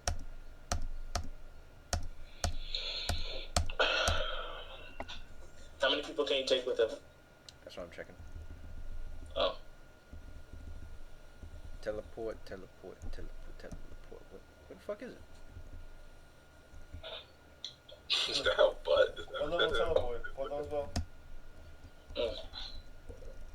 Yo, out of character. This nigga V's fucking annoying, son. 5th level. Why is he annoying? Just playing That nigga's annoying. No, I know that. That's why I'm talking about out of character. This dude. No, I'm looking at everybody's 11 such sheets. a fucking. Nobody's 13th kicked. So hard-headed, literally. Like, I don't get it. Like, everything about him so stubborn as fuck. He's mad direct. I think you should know that as long as it has to do with like the law, he's gonna do it. But He doesn't care what the outcome is. If it's a law, he's gonna He can teleport himself and he's gonna enforce it. 4 others, so he'll have to teleport. He's not gonna do a chaotic act. 1, 2, 3 times. Out of character, Kaya is just mad, like emotional and short-sighted to me. Like it's like, let's just kill him and get it over with. Justice doesn't exist. It's like, nigga, what are you talking about? It's not that. You it's can't that just, Kai you can't just skip over shit. The Like, justice, like, that you're looking for, you're not necessarily gonna get. Period. Then you'd be no better than the cage right. That's what I'm saying. Like, to me, that's Kai not just true. seems The mad cage fight is short-sighted. evil. Nigga, you do it. That's how you act. You act like Right, this nigga acting No, like... not. No, you sound like Anakin right now, nigga. Like, Kai sounds like Anakin. This is Lewis. Ayo, am I right to assume that this world that we're living in is like,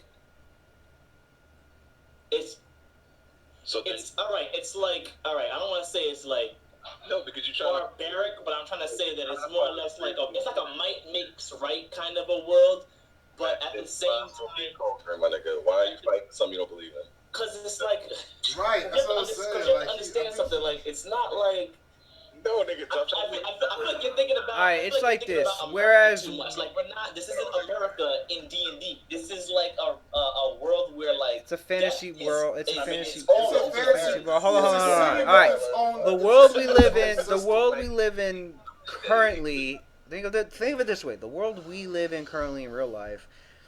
A lot of gray. Very little things that are like black and white. As opposed to the fantasy world that we're playing in. There's a lot of black and white issues, but there's still some gray issues. So, and it's acceptable, you know, like So if you know if not you can vigilantes. look at it that way, then you can get a better sense of like how. To me, it's based on the city.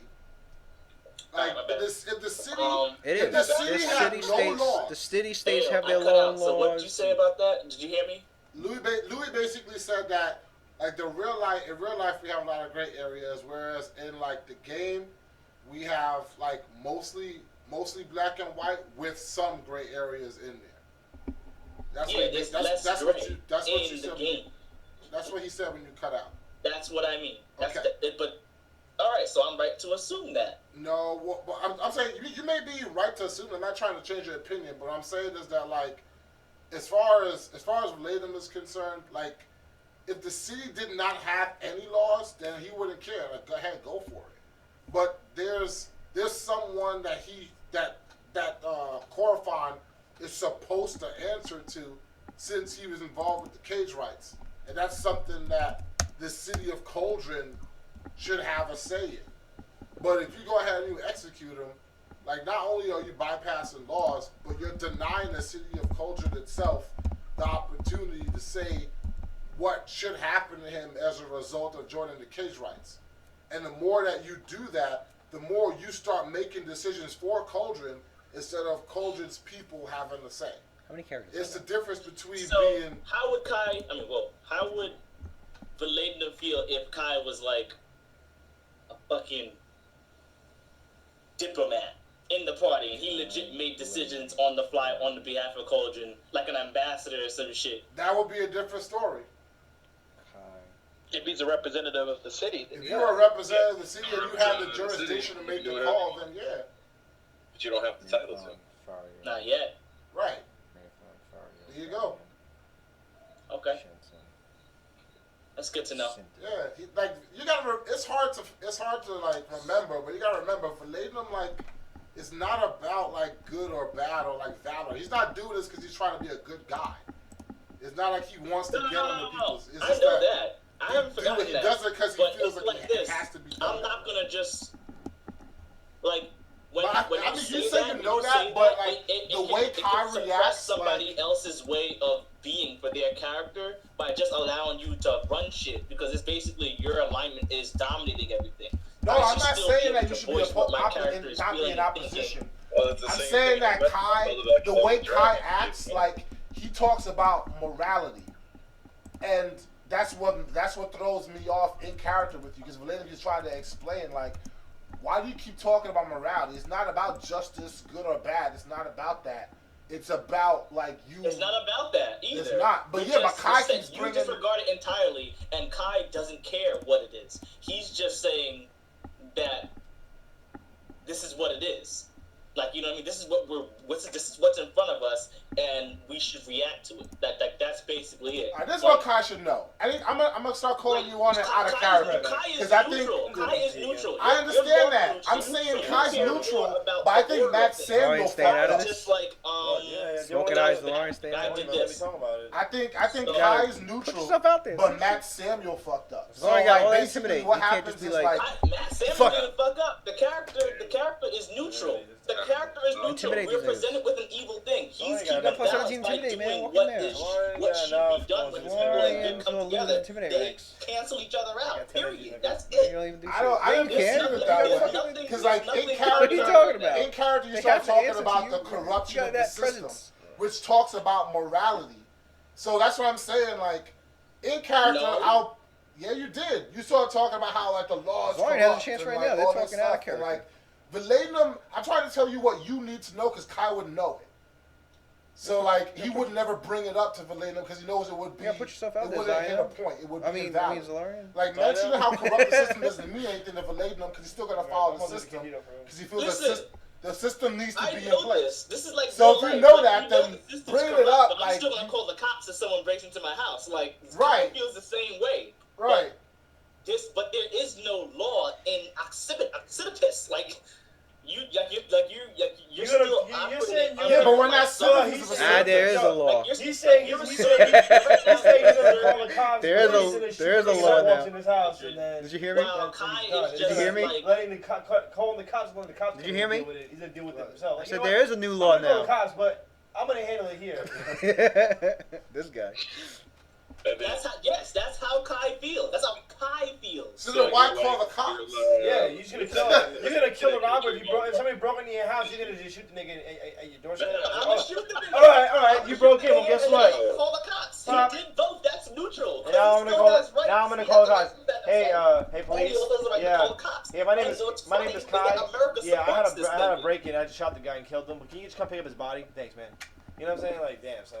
Yes, you're not supposed to be in my house. I'm going to defend my property. What are you talking about? That's not the rule works. That's not real. D&D or America? No, he went to real life, so I don't know why, but he went to real life, and the funny thing is that most people are neutral. We react to things naturally. That's what neutral is in D&D. That's what it's defined like. And that he's reacting to the situation naturally. This guy's bad. We don't like bad people. We defend ourselves against bad people. We defend them against bad people, and you move the fuck on. Period. All I'm saying is that neither Kai... We can bring him to justice, but the motherfucker is going to get executed anyway. We're wasting time. Neither Kai nor Vanadium have... Neither Kai nor Vanadium have any sort of, like, good or evil, like, axes in their alignment. So when we have conversations, don't bring up morality, is what I'm saying. Because neither of us have, like, any sort of, like, good or evil axes in our alignment. So if we're, like, battling with philosophies, don't bring up morality, because like all you do at that point is kind of like throw me off on a character. Don't you serve as a... All right, so you're saying don't bring up morality. Okay, so I can't bring up morality, and then you don't want me to... I can only really talk to you about local you two are members of the militia. You're a member of... You're not going to like either. Of the Magical Threat Agency, which is a unit that they created to deal with magical shit that's been happening in college. No, I'm not saying... You're not getting what I'm talking about. You don't have to be apathetic. I'm talking about the way that... Listen to me. Throwing fireballs everywhere, like they're gonna call on you and the people in your unit to go out there in the streets. You have the diplomacy, the militia, and you also he's gonna have be the sense handling to understand what words more of the physical shit, more of like the civilian shit, like people fighting in a bar, or thieves trying to steal shit out the warehouse. Like they'll get him for that. They'll get him and soldiers He doesn't care about it. That's not really morality. He's arguing the way things are. And you both answer to the same guy. You both would answer to Captain Tertium. As efficient that he's like that it should work. Head of all the law enforcement in the entire system doesn't work as streamlined as you're trying to say that it does. It's not going to just be like that's not what I was getting. This way, this is going to happen, and then he'll get put to rest, and then we go on. That's not what I was getting. What I was getting was that the system is corrupt. The ones that he's seen. There's a lot of corrupt shit going on in there, and also they don't have the fucking the manpower to be able to hold someone of the degree of someone like fucking is it upstairs? Like Korafon. Hell, it could even do for the other three guys. So he's just using from what he knows, from what he's seen. Like, you know what I mean? Like he's not. Yeah, I get it. It's not coming from me about Kai. It's not coming from Matt Samuel. It's coming from Kai and what Kai has experienced. And what Kai has seen is that there are problems in the way Cauldron works. He's trying to make you look at the engine that you're saying is so orderly, and it's not that order. Like he's just pointing out the deficiencies in the system that you look up to, and you're ignoring that for whatever the reason. But like, okay, I think maybe it was a misunderstanding, because if you're talking about how the laws are inefficient, you were talking about the laws, then Valena would be engrossed. But what I was getting was that you were talking about that it was like the city is corrupt and they're gonna kill him anyway. So since we already know that they're gonna kill him anyway, let's just skip and kill him ourselves. That's what I was getting. I was getting that, it's a bad city, they're gonna kill him anyway, let's just kill him here and save ourselves time. But if you were talking about, all right, well, if your argument was we should kill him here because the laws themselves that are in place for Cauldron don't work, so because they don't work, we should come up with our own system that does. If that's what you were saying, then that's a totally different argument. What I was hearing was that, like, no, I know which way it's going to go, so let's just do it now and skip the procedure of going through Cauldron's corrupt law. You know what I'm saying? Like, one's a shortcut and one's trying to build a whole thing from scratch. Like, that's two different like things. So I don't know which one you were going for, but those are like the two things that I'm getting from you now. Damn, I hear crickets, like literally. Did he freeze? No. No, he's freezing. I can hear it. I can see the light in the background flickering.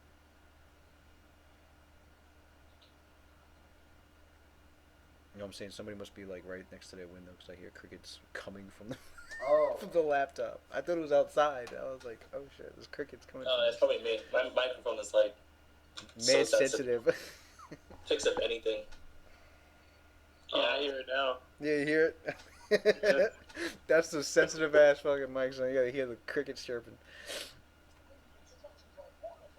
Because I mean, I just feel like if it was about building better laws, then Valerian would be like, all right, that makes sense. When we go back to Cauldron, let's do that. Isn't this a conversation But, Kai is doing that. are they having this conversation in more or character? less. Is this an So in we're character? trying to hammer this out of character because we think that we just, like, out of character we didn't understand, like, what was going on. But in character... I feel like, because I feel like Kai and they Bladen fight all the time over something that really is an issue. But, like, I guess instead of finding solutions, we keep falling back on, like... Something they should have letting figured out a Cauldron while ago. decide everything. And I'm like, this Cauldron isn't efficient enough. Like, that's basically where it's coming from. And, like, trying to set up a whole, like, system or a whole other department for the broken system to be able to supplement issues like this. If that's the only way of doing it, then I guess I just have to go that way. But like until then, it's like shut the fuck up because we're doing it this way. That's basically what I'm getting from it, and I'm like doing that already with Kai. I'm already trying to set up something with Jenya so that we can like pretty much deal with matters like this, you know, while we're away from while they were away out venturing from Cauldron. Like even with the horror temple and everything, like but it's pretty much supposed to be a way for people to be able to get the justice that they deserve. That, you know, when the traditional way of doing it in Cauldron fails. All right, can we continue? If you don't like this shit, then play a different game, nigga, because that's the game you're in, son. Nah, nigga, y'all niggas be getting off topic for about. This ain't off topic. Whoa, no. What it was meant. So if you're not gonna talk about it, then I mean, hold on? Are you saying that Metsuo was like just not paying attention to the conversation, or just walked away, or what? No, I'm paying attention to the conversation. I understand, but that wasn't the conversation. Is that what did he so Metsuo just said that then? No, that was out of character. No. I want to know what Metsuo said because you getting me tight right now, son. You always gotta give me your 2 cents how you feeling out of character. What is he doing in character? If your character's tight at the back and forth, role play your character, son. You're not role playing. That's what I'm talking about. Y'all always take sidelines when niggas is talking. How is it role playing to sit there and talk out of character? They weren't talking out of character. They were talking a lot of in character before. Right now because I'm trying to figure out. All right, no, I know, because you guys get into arguments about who has different alignments. You feel your character's being suppressed, and has the overwhelming personality traits, and you're getting tight about it. I'm not really getting tight about that. No, calm the fuck down. What's wrong with you, bro? I have 20 charisma. Why the hell would I be getting tight? That nigga doesn't. I think he has 20 charisma too. That's it. I think we're the same amount of charisma. That doesn't matter. It doesn't even matter. Like, if you're role-playing your character, you're role-playing your character. What I'm just wondering is, he says a lot of things like, oh, your character should know this about my character, so I'm fucking up out of character. I'm like, okay, tell me how. You say that. And I'm trying to figure out what it is that Kai gets that I'm not getting. Right, that's what we were doing. We're trying to, like... That's all we're doing. Yeah, just get it. So what do you get there that Metsuo is not getting, or vice versa?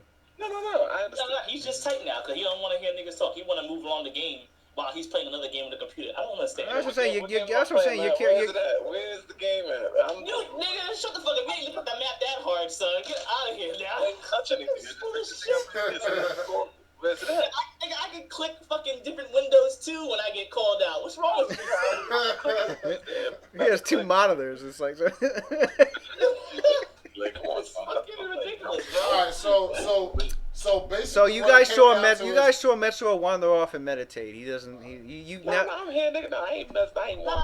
Let's one role player's character, son. No. Remember, out of character shit is in character. I gotta put that into practice for Age of Worms. So I guess you are right. Metsuar just fucking even though we were arguing before, walked off all and we did meditated. was argue more outside our characters. So our characters are technically doing what it is they're doing. Still arguing. All right, so I want to make sure I got Kai's point now. Kai's point is that like the law itself is insufficient. So why use it if it's insufficient? Is what you're saying. Well, here's the question: That's Does basically Kai where Kane's coming from. does Kai ever let? That's a separate issue, but it's related to this one. You know what I mean? Hold Like, on, he this'll understands that, help but put he things. also feels that bringing them back to them, all they're gonna do is kill him anyway. This'll help put things. Okay. This'll Kai is Sasuke Uchiha right now. This'll help put things into quick perspective. Hold on. Does he keep it a secret that his patron deity is Hoar from the party or no? I don't keep that a secret. I don't think he has. Okay, all right then. So then, Valadim knows that his patron deity is Hoar. So that would make sense then. Okay, fine. with Valadim's knowledge and religion, both in character and out of character, you can apply that to what Kai's talking about then. Right. But even Hoa could exist within an organization now that still coincides with like the will of the city. Yeah, I'm saying to keep that in mind to help understand. To understand where he's Yeah. come from personally. Vice versa, he serves Ilmater as a lawful Meaning that if neutral If character. you were to try to like say what you're saying right now, but like put it in the terms of Horde, like saying, bro, if that's what you want to do, I still think like, you know, if you want to kill him, like you gotta at least like make that a legal part of like the system. You can't just go around that. You can't just go around the system itself and just take it out yourself. You gotta have an authority greater than yourself to met out those kinds of that kind of form of justice, which is technically what I'm doing now already. It's just that there's no point in me being quiet on it because this is a perfect opportunity for my character to exert the kind of exerting his beliefs and his own values. See, that's all I'm doing. I'm role playing my character because that's exactly how he feels. Like if I had the authority, that guy would have been bodyguarding. Valadim's whole point is that he just doesn't have the authority. It's because at that point you would know, there would be an understanding, and he would have been dead. But it's that hasn't been established yet. So obviously, I'm respecting the fact that you have your views. I respect the fact that we already want to go through Cauldron for, you know, redeeming out justice. But I just feel like, okay, a cracked out Drake. You know, I feel like I guess that's kind of funny. It's kind of funny he brought that up, and then maybe. It looked like Drake when his career ends. I don't know if he knew that was his deity, but honestly, out of character, I forgot that was your deity. What's up? Out of character, I forgot that was your deity. What's up, Brent? 151. Oh, okay. Because that's really where Kai comes from. Like the way he feels that it's you know what? Kai just says. Kai says, you know, oh yeah, he already said something to Claudius. He said, "Yo, are you ready to go? We'll get back to Cauldron, and we'll see what it is. We'll see what ends up being his fate anyway." How'd you know? Because basically he's betting on the fact they're gonna execute him anyway. It's gonna be a whole waste of time that we argued about this, and then he's just gonna continue making moves to try to do what he was trying to do anyway, which is start up this whole organization with Genya. Because they seem to be like the policing force in the city. He said, "Dungeon Master, kill off Kai. I am tired of listening to him complain." Saying that is a better option. Yeah. The only reason why that it's not an option is because it's just at this point it's just not. You know what I mean? There's no authority. There's no organization to fall back on that takes responsibility for the actions that I'm doing. So, I just have to get that passed. I have to get that form. You're gonna have to go get your license to kill, bro. Basically, that's basically it. And Kai's gonna be 007, son? bounty hunter. I already told you it's fire. It's just that I already thought like we had that because like at this point like I didn't think I would have to go through this whole long arbitrary process because like at this point like we're making the world too much like our world and that's not. This nigga, I think I would have to go through all the hoops and hoopla so I could free niggas up whenever I want. You know what I mean? Like, we don't need them to, like, you know, give me a badge. I don't need an intro, nigga. I don't need all this shit. Yeah, so this nigga's like, hi, I'm Kai. I get to free niggas up for free all the time. Like, they'll never know who the fuck is freeing them lawfully? out. We're going to talk about lawfully. Valenum being a member of, well, both of you. Whoever you take with you on your sprees, pretty much, like, according to the laws of Cauldron, like, you're responsible for their actions as well. So if Kai goes off and murders somebody, they're gonna come looking at you too. Damn, son. For example, that's just an example. I'm not saying like Kai's murderer, but Kai fuck around, They're bop gonna be like, some aristocrat's I'm sorry, accident. Broderick. Guess who gets in trouble when Broderick bops some aristocrat's daughter by accident? Because he's like, this bitch slapped this bitch and I didn't like it, so I popped this bitch with a fucking bow and arrow. Now it turns out not only do you get freed up, we get freed up too? Oh, hell nah. Lewis should never told me that. I'm gonna have a close eye on you, nigga. Trigger fingers over there, bro. Chill, son. Because that's what they did. That is what happened in chapter. That is what happened back in. Trying to put some fucking. No. That's. See on my shit to make sure that I don't get out of hand. That shit was not real or canon. Don't ever say shit like that out loud, Lewis. It's not canon. That shit was not canon. This nigga was like, oh, by the way. No. It's not that it wasn't canon. It's not that it wasn't canon. It's not that it wasn't canon. This shit was off panel. Nobody asked any questions. Nobody was like, so what kind of powers? What kind of legal powers do I have, Lewis? Wow. Yes, we did. We asked that shit. Actually, we did. Oh. We did. That's when this nigga Clovis kept whipping out this fucking document. Remember that shit? Yeah, that's what I'm. Yeah. No. I was getting to that. I was getting to that. If we lose this, we lose our license. I was getting to that.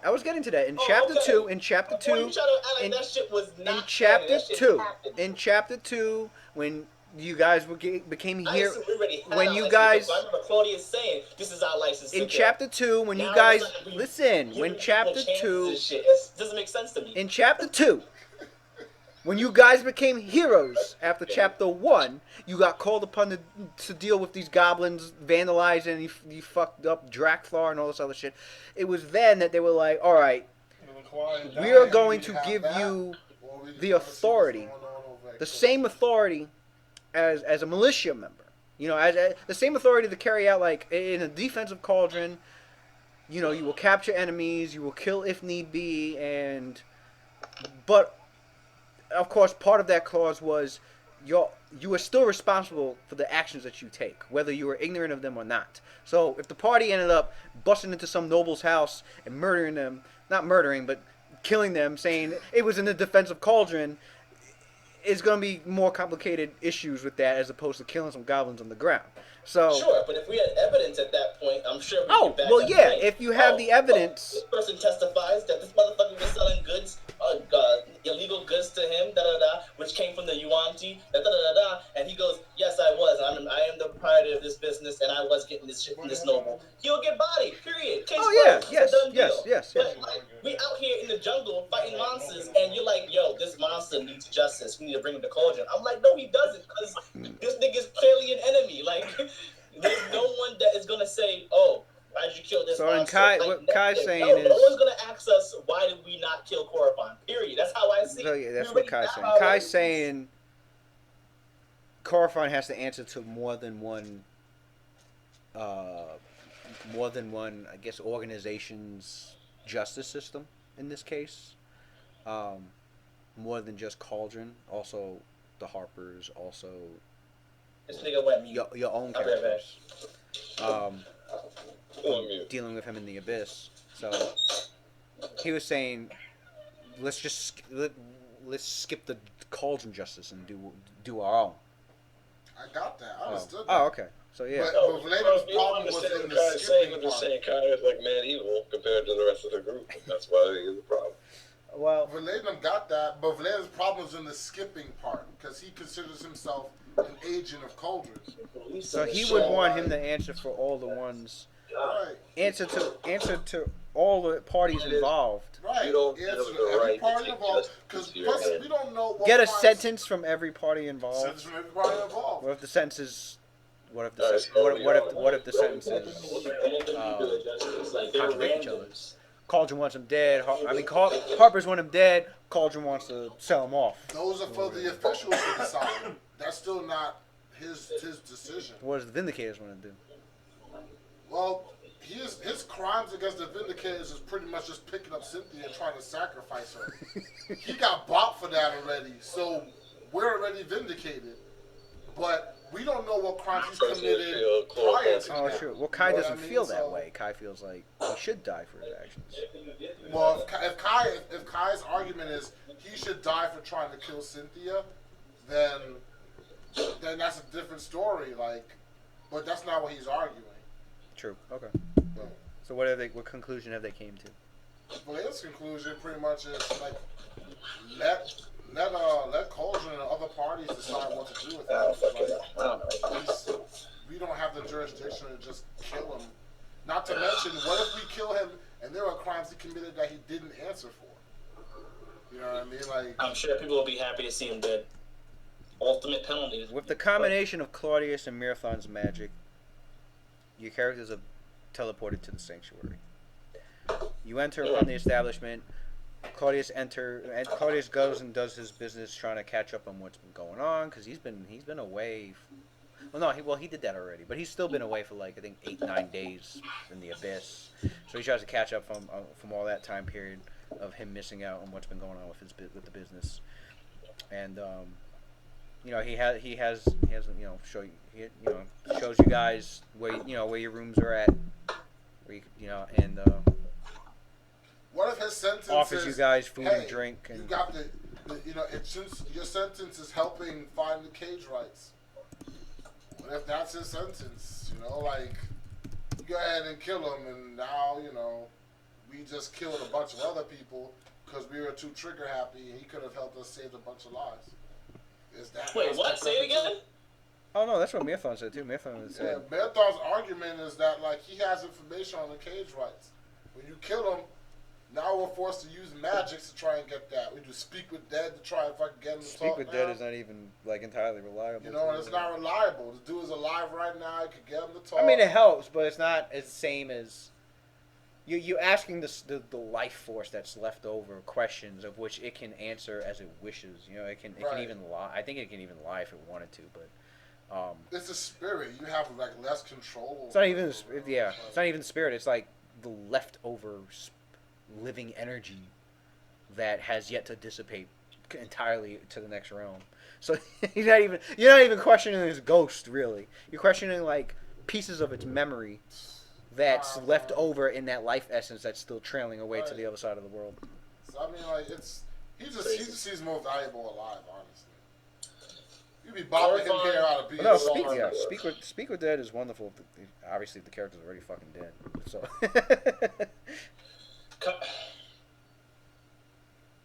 Why? Alright, Matt. Is this in character or out of character? Claudius makes sure everybody has. Claudius, hold on. Wait. Hold that thought. Claudius makes sure everybody has got food, rest. Yeah, he plays obviously perfect host. And then he sets up a private room upstairs in a lavish library that he's trying to put together pretty much. I mean, it's already there, but he's trying to restock it and change it to the way kind of library that he wants. Has everybody set up in there, and he's like, after everything's been prepared, doors are closed. Any warding spells that he has or Marathon have, they puts them up. And he's like, all right, well, now let's discuss everything that happened with us in the Abyss. And Kai, you discuss what happened with you and Marathon and his companions. Don't go anywhere, Kai. Why don't you discuss how you glossed over the fact that Tim got kidnapped, nigga? What'd you say? Why don't you discuss how you glossed over... You glossed over the fact that Tyrion got kidnapped, nigga. I saw that shit. For real, he jumped off the dragon like, I am not an enemy. I have fooled the succubus. Mirthon has fooled her with magic. We're on your side. Terran's been kidnapped. We gotta get out of here.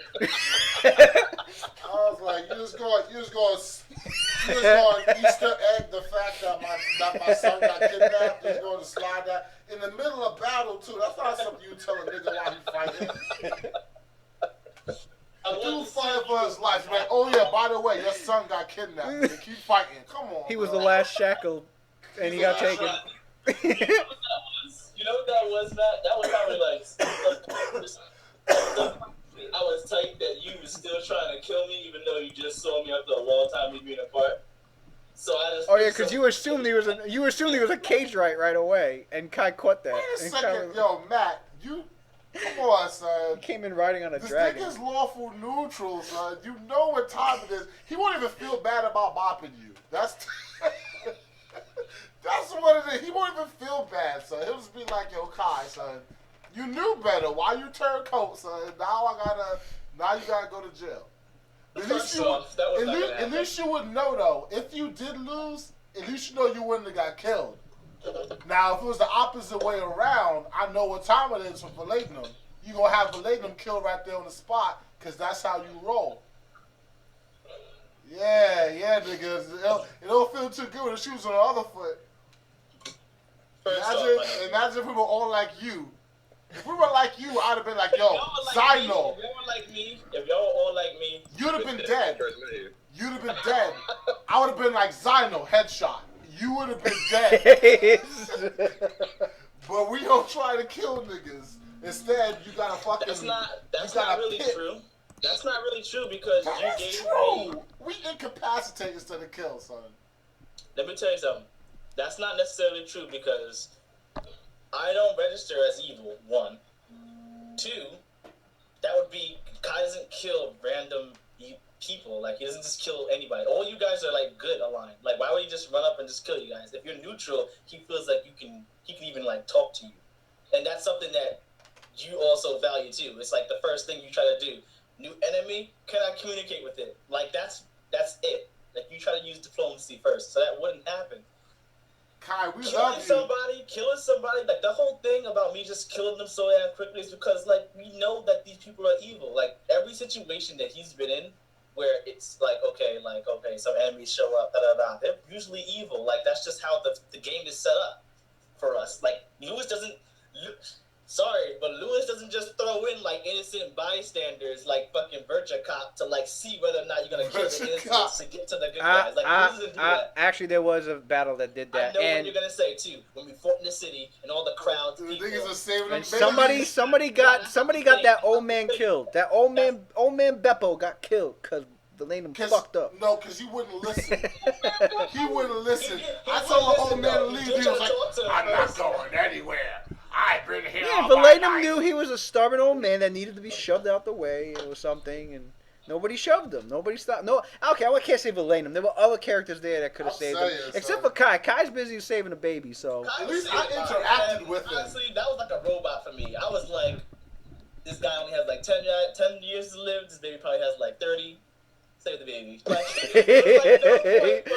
this old ass nigga. Like, save the baby. Between the baby that's like about to get bop free, like, it didn't make any sense. That's alright though, because Beppo's relative is a little pissed. Never stop. It's Forgotten Realms. Beppo was an old man. No, we stop. It's Forgotten Realms and Beppo was old. I know. There's no. Nah, never mind. I'm kidding. I'm kidding. There's no. I'm kidding. There's no.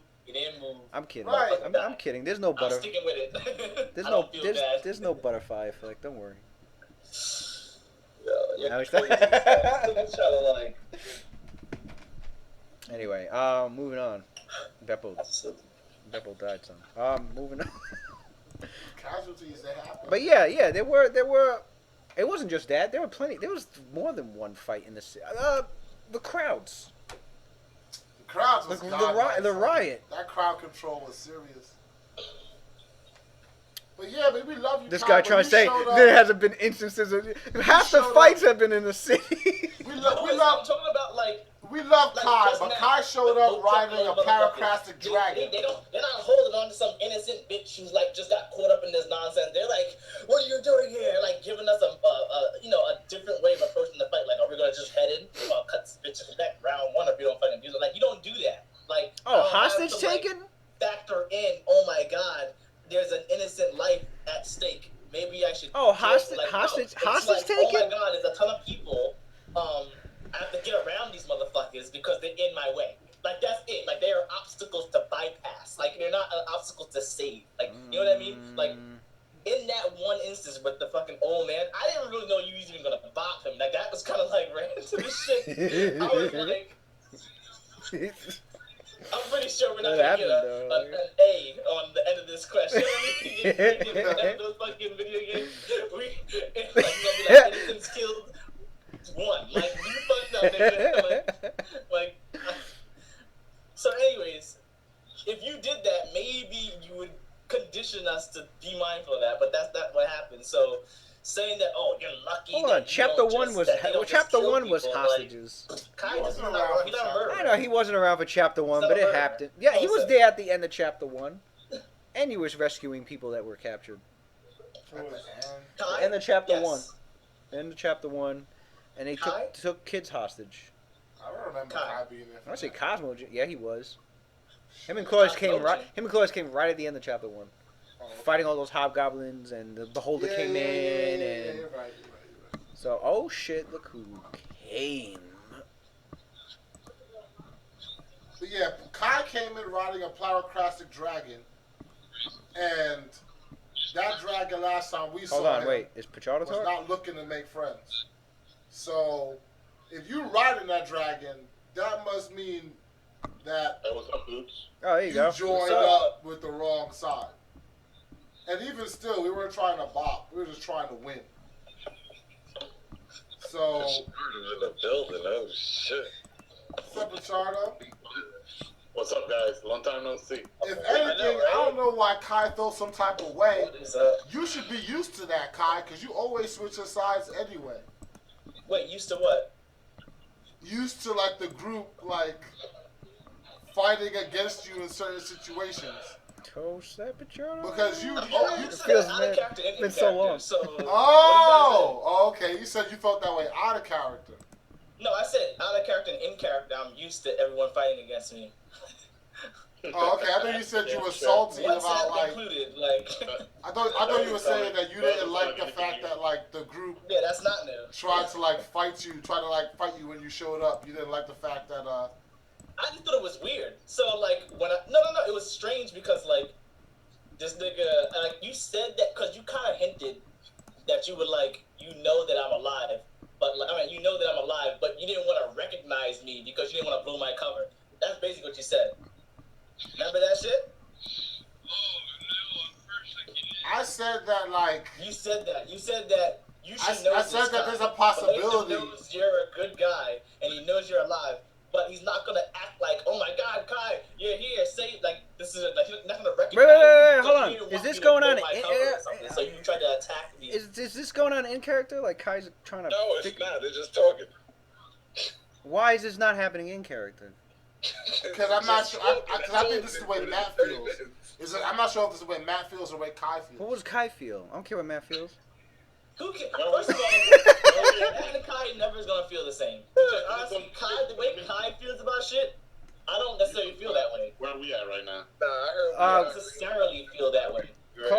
Claudius, everybody's back at the sanctuary now, alongside Mirathon and Farion, Felion, and Shensen, and. Who's Mirathon again? Mirathon was the guy that Fire and Felion, the two half elves that Shensen's master. Period. Had confronted you. had confronted you and had said that Mirathon is a leader, that they're members of the Harpers, and that they would like to speak with you and the rest of the Vindicators when they got the chance. Well, this is the first time your characters are seeing him. Well, not the first time. You guys have seen. He was in the abyss with you, helping out towards the end. All right. Because Kai brought him along, and so he's the boss of those two half elves. He's the boss of those two half elves, and Shensen the half drow, monk druid that you guys saved from Tongue Eater when she was stuck in that basement. She's a harper too. She's not a harper. She does help them out though. Oh, all right. A sympathizer, I should say. But she's an ally, really.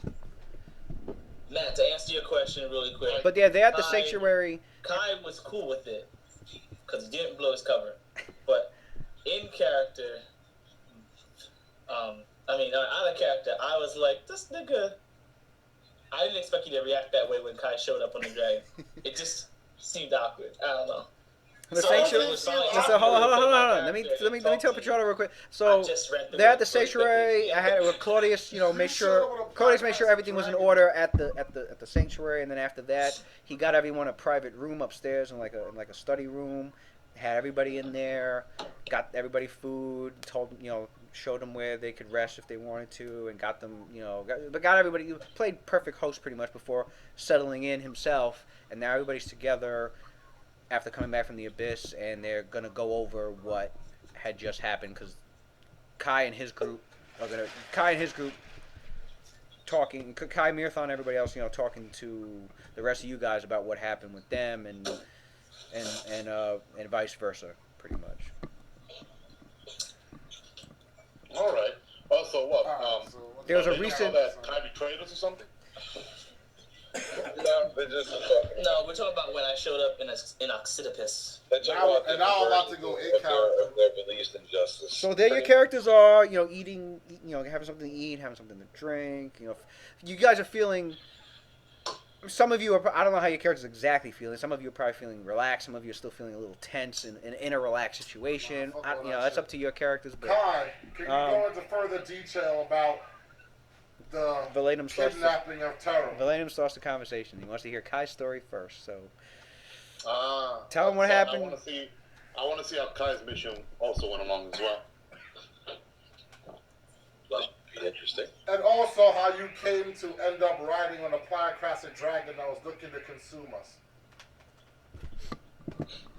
Well, yeah, that was pretty interesting. I didn't expect that myself, but I'll start from the beginning. Moments after Claudius, I'm sure Claudius has already informed you that we ran into Shensen after we returned to the sanctuary. Me and Shensen, devised a plan so that we could communicate as I surveyed the rest of Cauldron, trying to find out, what happened, what has happened, and if we could find the final Shackled. It was pretty dangerous when I first got there. I actually had to meet up with one of the laughing masks, and that whole ordeal kind of turned out to be greater than I imagined. Let's just say that the laughing mask has a lot of. It seems like whoever's at the top in the laughing mask, they're gonna be changing hands very soon. There's going to be new developments in there, hopefully for the better. After that, I got in touch with Jenya, and Jenya has seen better days. The Bastion of the Discerning Eye has had a lot of issues trying to police the city, and I think she also took up some more responsibilities. I think when she became, did she get like a promotion or some shit? She had a while ago when you guys were sent to save the main cleric of the Bastion. He was coming. He was coming back from collecting some wands of water control water. Mm-hmm. He had stopped at the Lucky Monkey, which was the original name of the sanctuary, and that was with Tongue Eater. So you guys went there to go save him, and yeah, Tongue Eater had already decapitated and took his tongue. So she ended up taking over when he had perished. I'll fuck Terminator up. So, because that guy got bopped, she got a promotion, and she has more shit for her to, there's more stuff for her to deal with now in Cauldron than before, and it seems like it's actually been weighing down on her a lot because crime has gone up. The Stormblades, I don't know if you guys know. I think I'm the one who discovered that, right? The Stormblades getting bopped when they.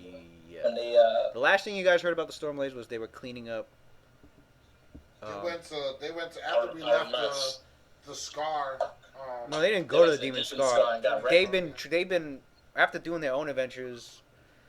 After the Lord Nefathrone thing, they ended up getting called upon to deal with any straggling demons around in the area. Yeah, they're trying to blame us for it. They're trying to twist it at the unbalanced. Oh yeah, I mean, it's because of us, because we took away that. Once it was learned that it was the Vindicators that had taken down Lord Nefathrone, then that got spread around, and they ended up becoming the heroes. Oh no, they're not. They fucking made things worse. Like it's going back and forth with that. And the Stormblades pretty much took the opportunity and was like, well, we'll take care of the straggling demons. We'll clean up their mess, But when Kai got back, as Kai's saying right now, when he got back, he ended, was collecting information, learning shit. He learned that something terrible had happened to them. One of the, you can fill in the rest, but something terrible happened to them, and like you said, they got bopped. One of their members died, and then when they got bopped, they all gave up. Like I think I found I found their magic items. No, it wasn't them. Was it the it wasn't. It wasn't. Tries to use fucking. It was the skinny, roguish looking guy who's good with poisons. And that was the one that was like not fighting. Like he's actually I think your characters looked a little bit into him. He's actually. Well, they're all they're all like children of like their own nobility. Nobility. He was like not in charge, but he was like affiliated. He was like affiliated with the Talonites, and he was Talonites. I like them. I think he was legally able to acquire poisons for research, but obviously he was making use of them for himself. On top of that, he had been killed, and the thing is that. Kai learned. He didn't look into it. He just learned, that they got bopped and they gave up. But he didn't look into it as to exactly why or what happened. So they disbanded then. They disbanded after this guy got bopped, and which means Kai, your sense motive, your understanding of them is obviously good enough to know that something like that shouldn't have been the only thing to just make them put everything aside. That something really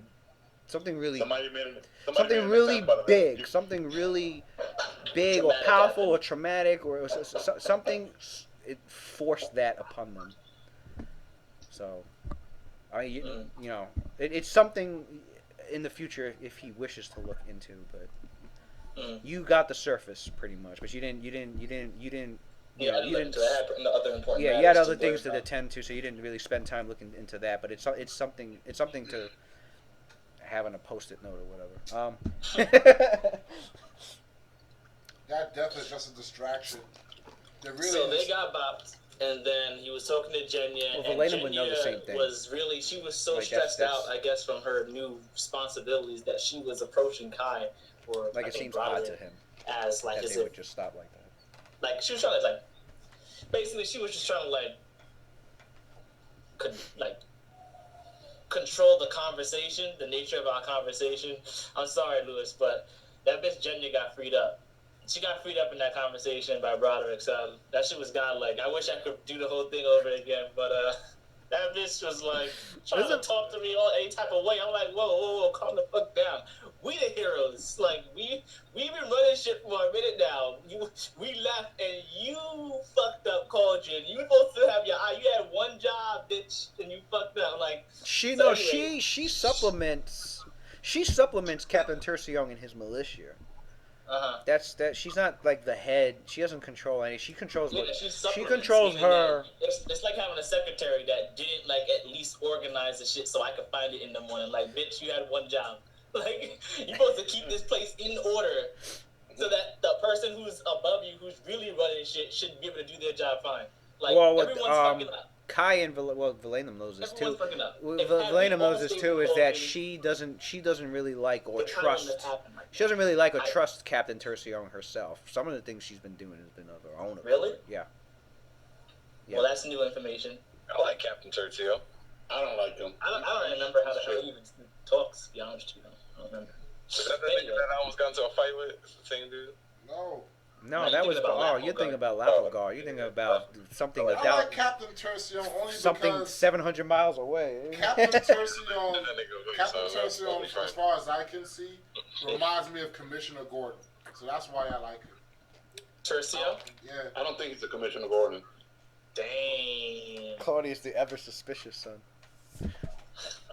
So I was like, he's more worried about. I tried to get back to Claudius said this to the party. Like, Claudius, he's not sure if Captain Torsion was part of that coup.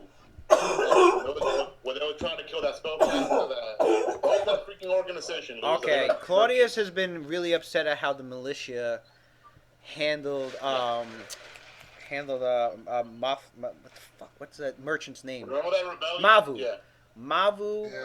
Mavu was he's part of the Chisel. The Chisel is a merchant organization that's involved in making sure that the quality of life for everyone is and the quality of business is fair. So what had happened was that riot was stirred up by him because the riot was about these ever increasing taxes that wasn't benefiting much of anyone, and it felt like the money was going to the government of Cauldron, and nobody knew where that money was going. I mean, your characters are aware that there's corruption going on. Of course, there's corruption in any. And Mavu was pretty much trying to cause a stir to try and get to the bottom of that kind of shit. Something had happened. Your characters don't know who or how, but somebody had summoned that evil elemental creature, the breath drinker. The air elemental. It was a breath drinker. Yeah. To attack him, which was obviously going to kill him, and it would have killed other people as well. And also, don't forget the retinue of soldiers that were aiming crossbows. Yeah, that's what I was getting at. And then we had to body those fucking guys. Yeah, Cody threw a solid fight. I forgot. Before the breath drinker even arrived, and Kai knew this, was that somebody within the Laughing Mask ordered Laughing Mask, gang members guild members to purposefully start a riot by attacking the lizard folk mercenaries that the city had hired. Part of distraction. And it worked. And during the riot, someone summoned a breath drinker and had it go straight for Mavu, which Kai had helped guard Mavu. And then that's how they killed. And then I think Valenum and Zolarian eventually jumped in. Claudius noticed that the militia members that was positioned at the city hall, up on top of one of the towers of the city hall. One of the towers. That they started aiming at Mavu and started shooting at him. And people directly under Captain Torsion's control. That's why I'm like, something fishy going on there, Now, I don't know if Valenum ever questioned that, but if he... Oh, let me rub this shit in real quick. I was fucking right about chlorophyll. Thank you very much. I said that all the time. Oh, shit. People are like, look, I remember y'all are trying so hard. Claudius, he hasn't done anything. Look, he's helping here and there. Get the fuck out of here. Yeah, you missed the outer character discussion. He helped resurrect Metsawar. He resurrect an ally. So how yeah. bad could he be? Yeah, he conveniently had the material component necessary for raise death spells. Yeah, you missed the outer character discussion on Corofon and his dubious behavior. You know what would have been way more godlike for this nigga? Oh, sorry. Let's just add this last thing. Why y'all worried about Carfon? You should have let this nigga's Mesower die, right? Let's say he had the powder. Let's say this was his actual plan, but he fucked up. He had the shit in case somebody died, right? Then you just be like, I will take. Maybe Carfon was really Lathander in disguise. You know what I mean? He tries to keep preserving their body because, like, when y'all finally get out of Oxidifis, he'll be able to res them. So everybody's like, oh shit, all right, we're going to pound this nigga to get him back alive.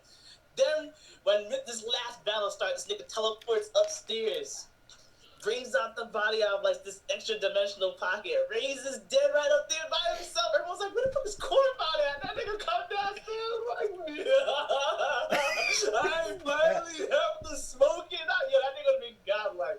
He was like, like, who'd you sacrifice though? Yo, man, you know him well. Your eyes wide and open. This nigga killed yo. That would have been broken. But no, he did some stupid shit. Why was he so corny? He doesn't. Just be tight. I'm just sorry. I just think there's so many ways he could. Why would he teleport? Why would he teleport to a place he's never been to, which would have made the spell most likely fail? First off, doesn't know what the test was. Doesn't know what the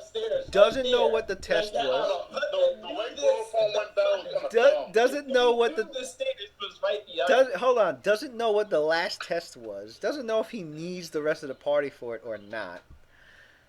Oh, I thought he was the ruler once and he fucked up or something. No, he doesn't know. He said it many times. He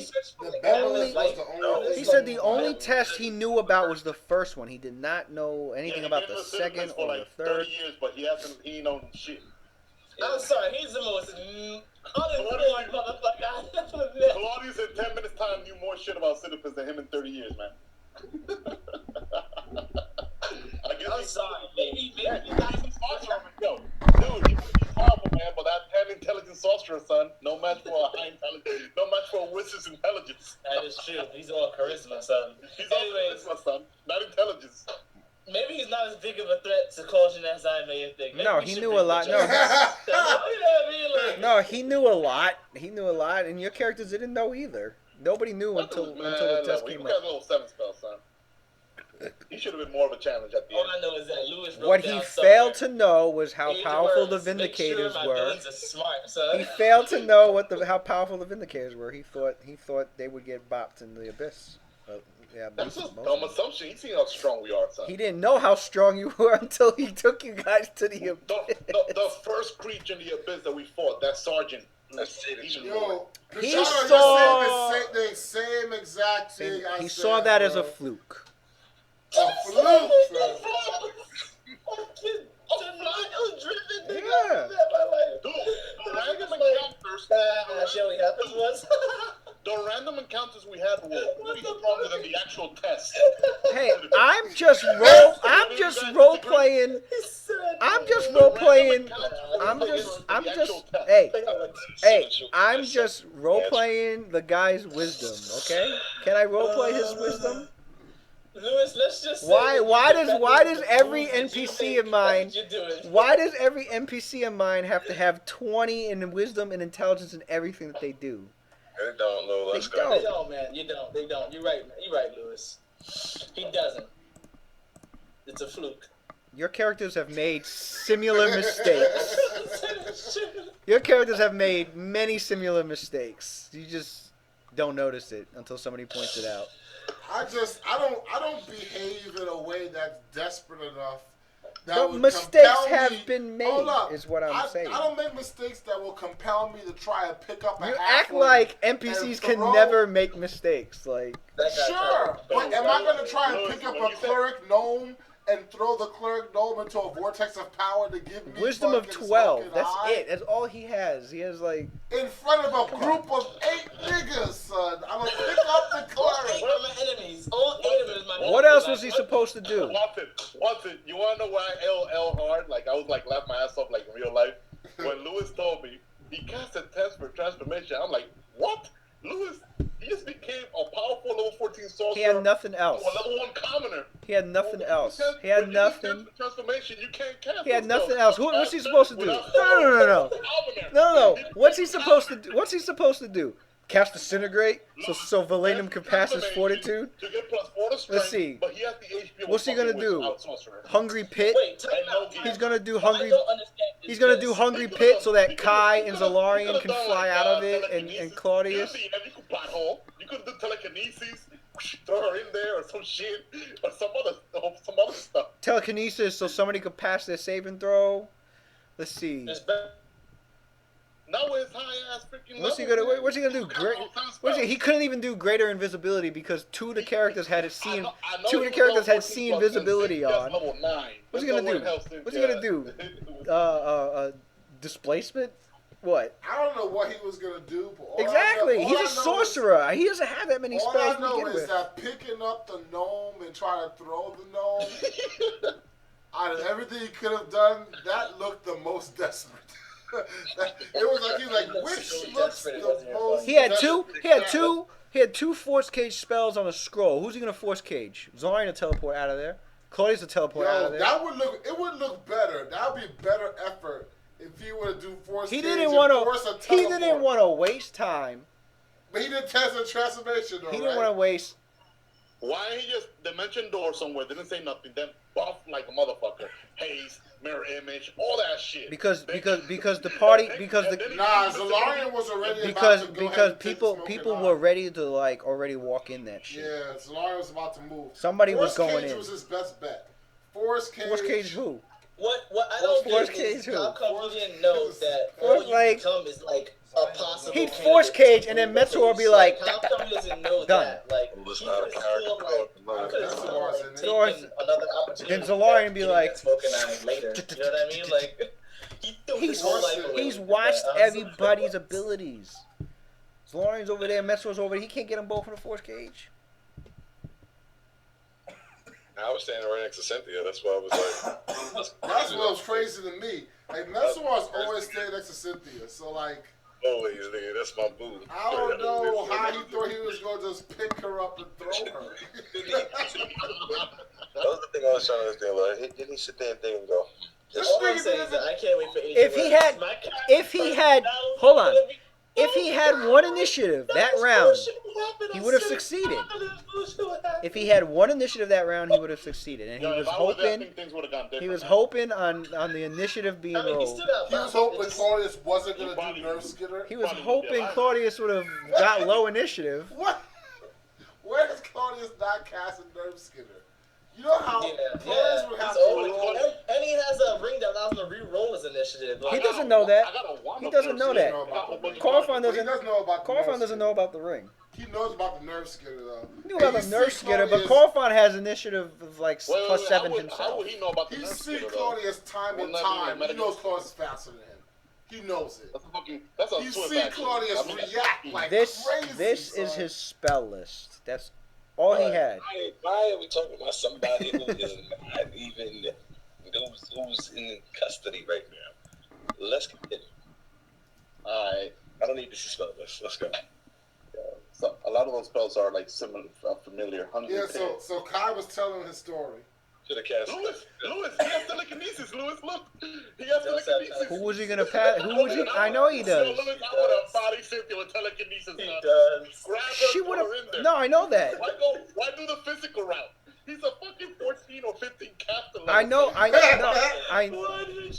that, but telekinesis has a will save. She would have passed that. Flying colors. That's a better chance than picking her up. That's a better chance than using your own hand. Her CMD is like. I bet Cynthia's strength probably. Exactly. Look, Matt would have been like action point, even if she fucking didn't. Her will save is stupid. Her CMD is like 14. 14, like. She has like. She can roll a 1. She has like 14. She has like 14 CMD. Which do you think he's gonna? At least 17.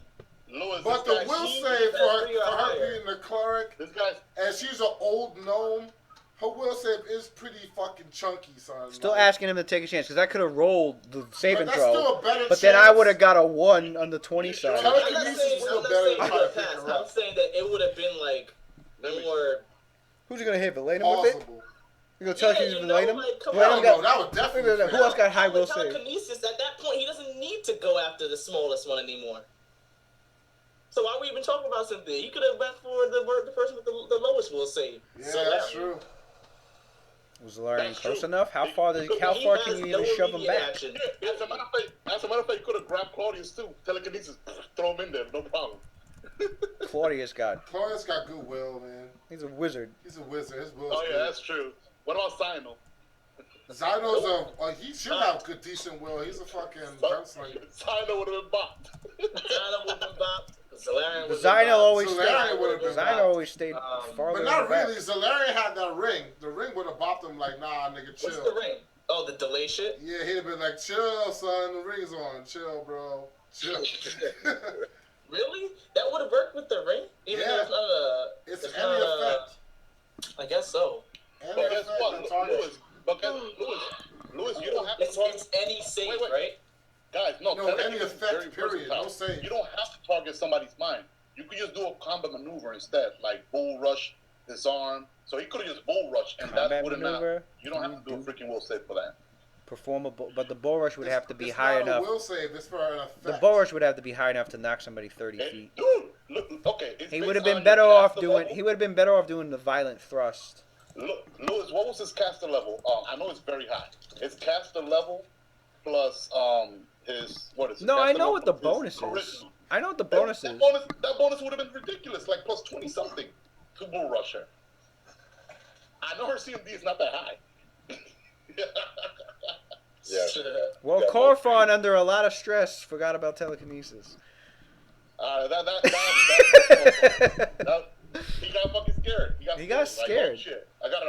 Like if an NPC makes a mistake, is a reason for it. They're not. Here's the thing: everything that we talk about in hindsight is always going to seem like a better choice. That dude had level 7 spells. Holy shit! All right. How many times have your characters made a choice and then you're like, damn, I should have done that last round instead? You know what I'm saying? Like, Lewis, if you use the combat maneuver part of telekinesis, there's no save. I know. I was trying to deflect the conversation because telekinesis would have been perfect, and I wasn't looking at that spell. I was looking at. Dude, that's one of the spells I'm trying to get. Lewis, did I get that shit in Downtime? No save. I got that shit for a while. Fucking, what is it called? That shit that you do on Valadium to move niggas out the way so they're not benign transposition. There you go, that. No, not benign transposition. It's about repositioning. Reposition, there you go.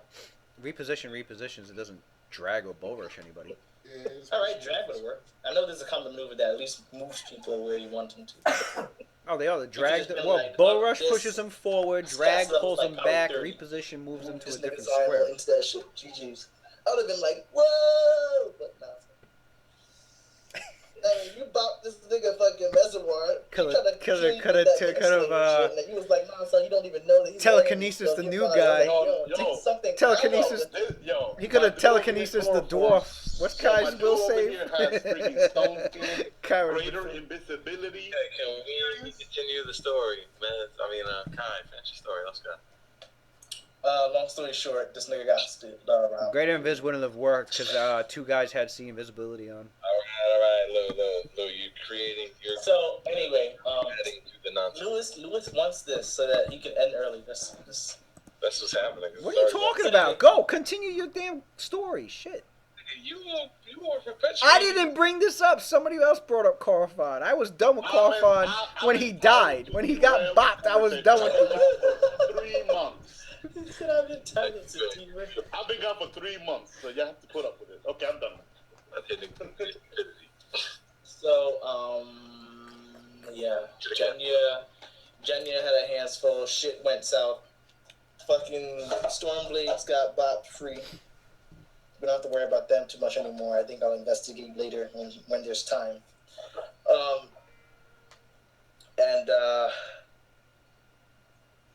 Yeah.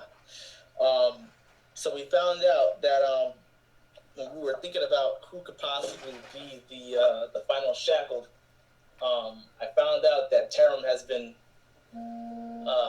living in the Bastion of the Discerning Eye, and Jenya's been allowing her aid pretty much, pretty much they were pretty much looking after him. And we came to find out that Tarum would be perfect candidate, I guess, for the Shackled. I forgot how we came to that conclusion. You came to that conclusion because he was one of the orphans that was kidnapped and was about to be sold into slavery by Cosmogen. But then Orbis, the Beholder, showed up, stopped all that, took Terram. He only took Terram, and the next thing you guys know, he was actually brought back to the orphanage that very night. No explanation whatsoever. That was way back in chapter 1, and I think eventually your characters either relating them, son. Your characters either forgot about it or. So yeah, I guess we just like did I don't know some sort of like I don't know. Where is Terry? We're like, oh okay, so who's here? Jenya kept probing. Down to this dude being in town. Jenya kept probing. Yeah, Jenya kept probing Kai, saying, "Is there anything that was weird from your past adventures that stood out that would indicate?" She kept like probing, like trying to probe Kai, and eventually Matt, aka Kai, ended up figuring it out. Yeah. The person that was tending to Terram though was clearly working for the cage rights. He was fooling everybody. He was a fucking evil ass nigga. Kai had to bop him. He was chasing him down. He ended up getting away, but then we ended up running into Cosmogen, Tongue Eater, and Triel in this epic tower fight that went down when fucking Cauldron got invaded by I guess some random. I have no idea where they came from. They were enemies. What are they? Fucking Darkstalkers? People from the Jazz Rundian. Kai would what's it called? Better description from of this. The Jazz Rundian ruins. So what Kai's telling you guys is. Hold on, let me just share the I'll be back trying to hear this shit in better detail. This nigga go on a whole CIA Jason Bourne mission. And then come back with these flimsy ass details. I'm gonna go switch my laundry when I come back. You do know that this was like 2-3 months ago, right? That's not fair. When I come back, I expect you to be on point. That's not fair. You have like 2 minutes. Take notes. Take notes.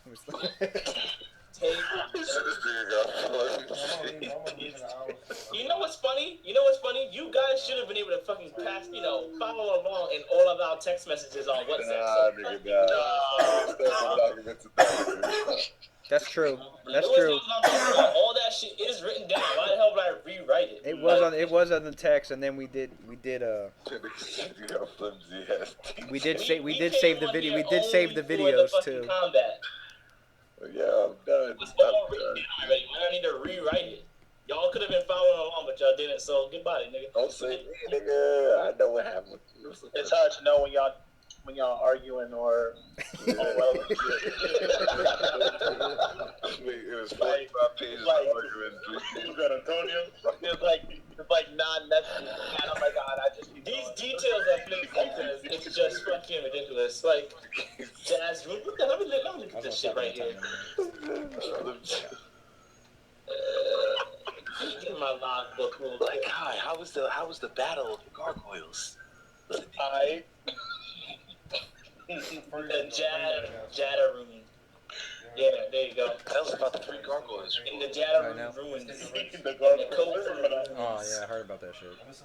We had these Cornell West got arrested again. You told me that.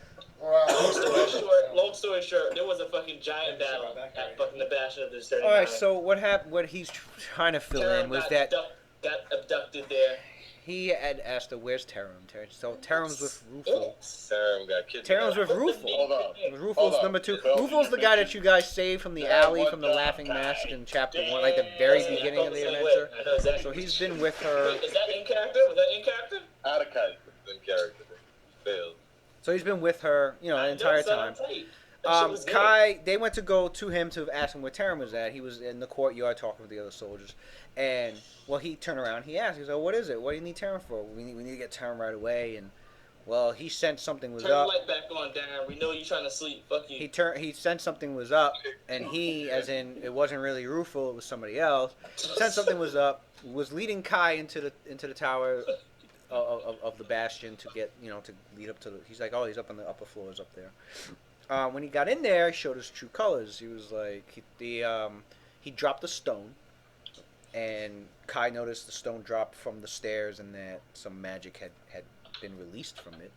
And the guy turned around and he's like, all right, And that time to set this plan into motion. Now that you guys have caught on, and Kai was confused for a bit, and then what Kai had done was he made sure that the 2 guards at the door came in with him. So he had two level 4 fighters helping him out against. You really want all the fucking details? Against Holy Rufel. shit. Against Rufel. My son got kidnapped, Kai. Go fuck yourself, bro. Nigga, it was all bullshit. This nigga just... Why are we even doing this right now? He got kidnapped. Still paraphrasing. Anyway, so Rufel began attacking, and what he did was he had summoned an acid fog to slow everybody down, and he was running through the fog no problem. Ran away. On top of running through the fog no problem, was immune to the acid of the fog. So he's immune to acid. And he running through the fog. No problem, because it's like solid fog. It's like solid fog. And he had like X-ray vision pretty much. And he was running through that shit. It's like it was a solid fog and acid. So he's moving 5 feet, and this guy's running through it no problem. So they go up the stairs. So Kai leaves the fog. And Mirfan comes. Mirfan and Fario and Felian and Shensen. They come to help Kai out because like, nah, so I'm not gonna let that coward shit work this time. They come to help Kai out because they. That's basically what happened. Because they were following him. Plot shield. And like, they were following him, and Shensen had found out that he had resurfaced because he had gotten kidnapped for 4 days, but he failed to fill that in. So then he goes, and so they come and Mirfan comes and he dispels the fog. He's like, Kai, get up there, take these 3 with you.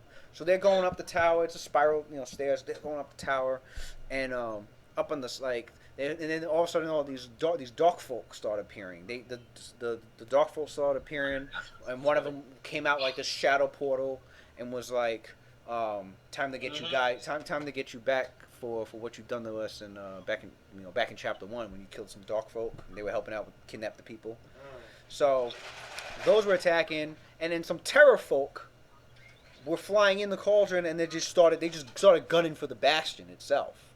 So it made it clear that the stone that he used was like a calling, and he had used it, and they set the plan into motion, which was to attack the bastion and to extract Terram pretty much.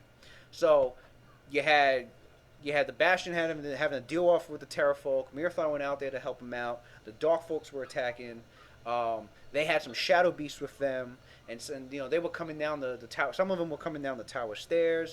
Some of them had taken over a couple of the ballista in the fort and was shooting. Some of them had aimed it at the tower that they were in, trying to shoot at the tower.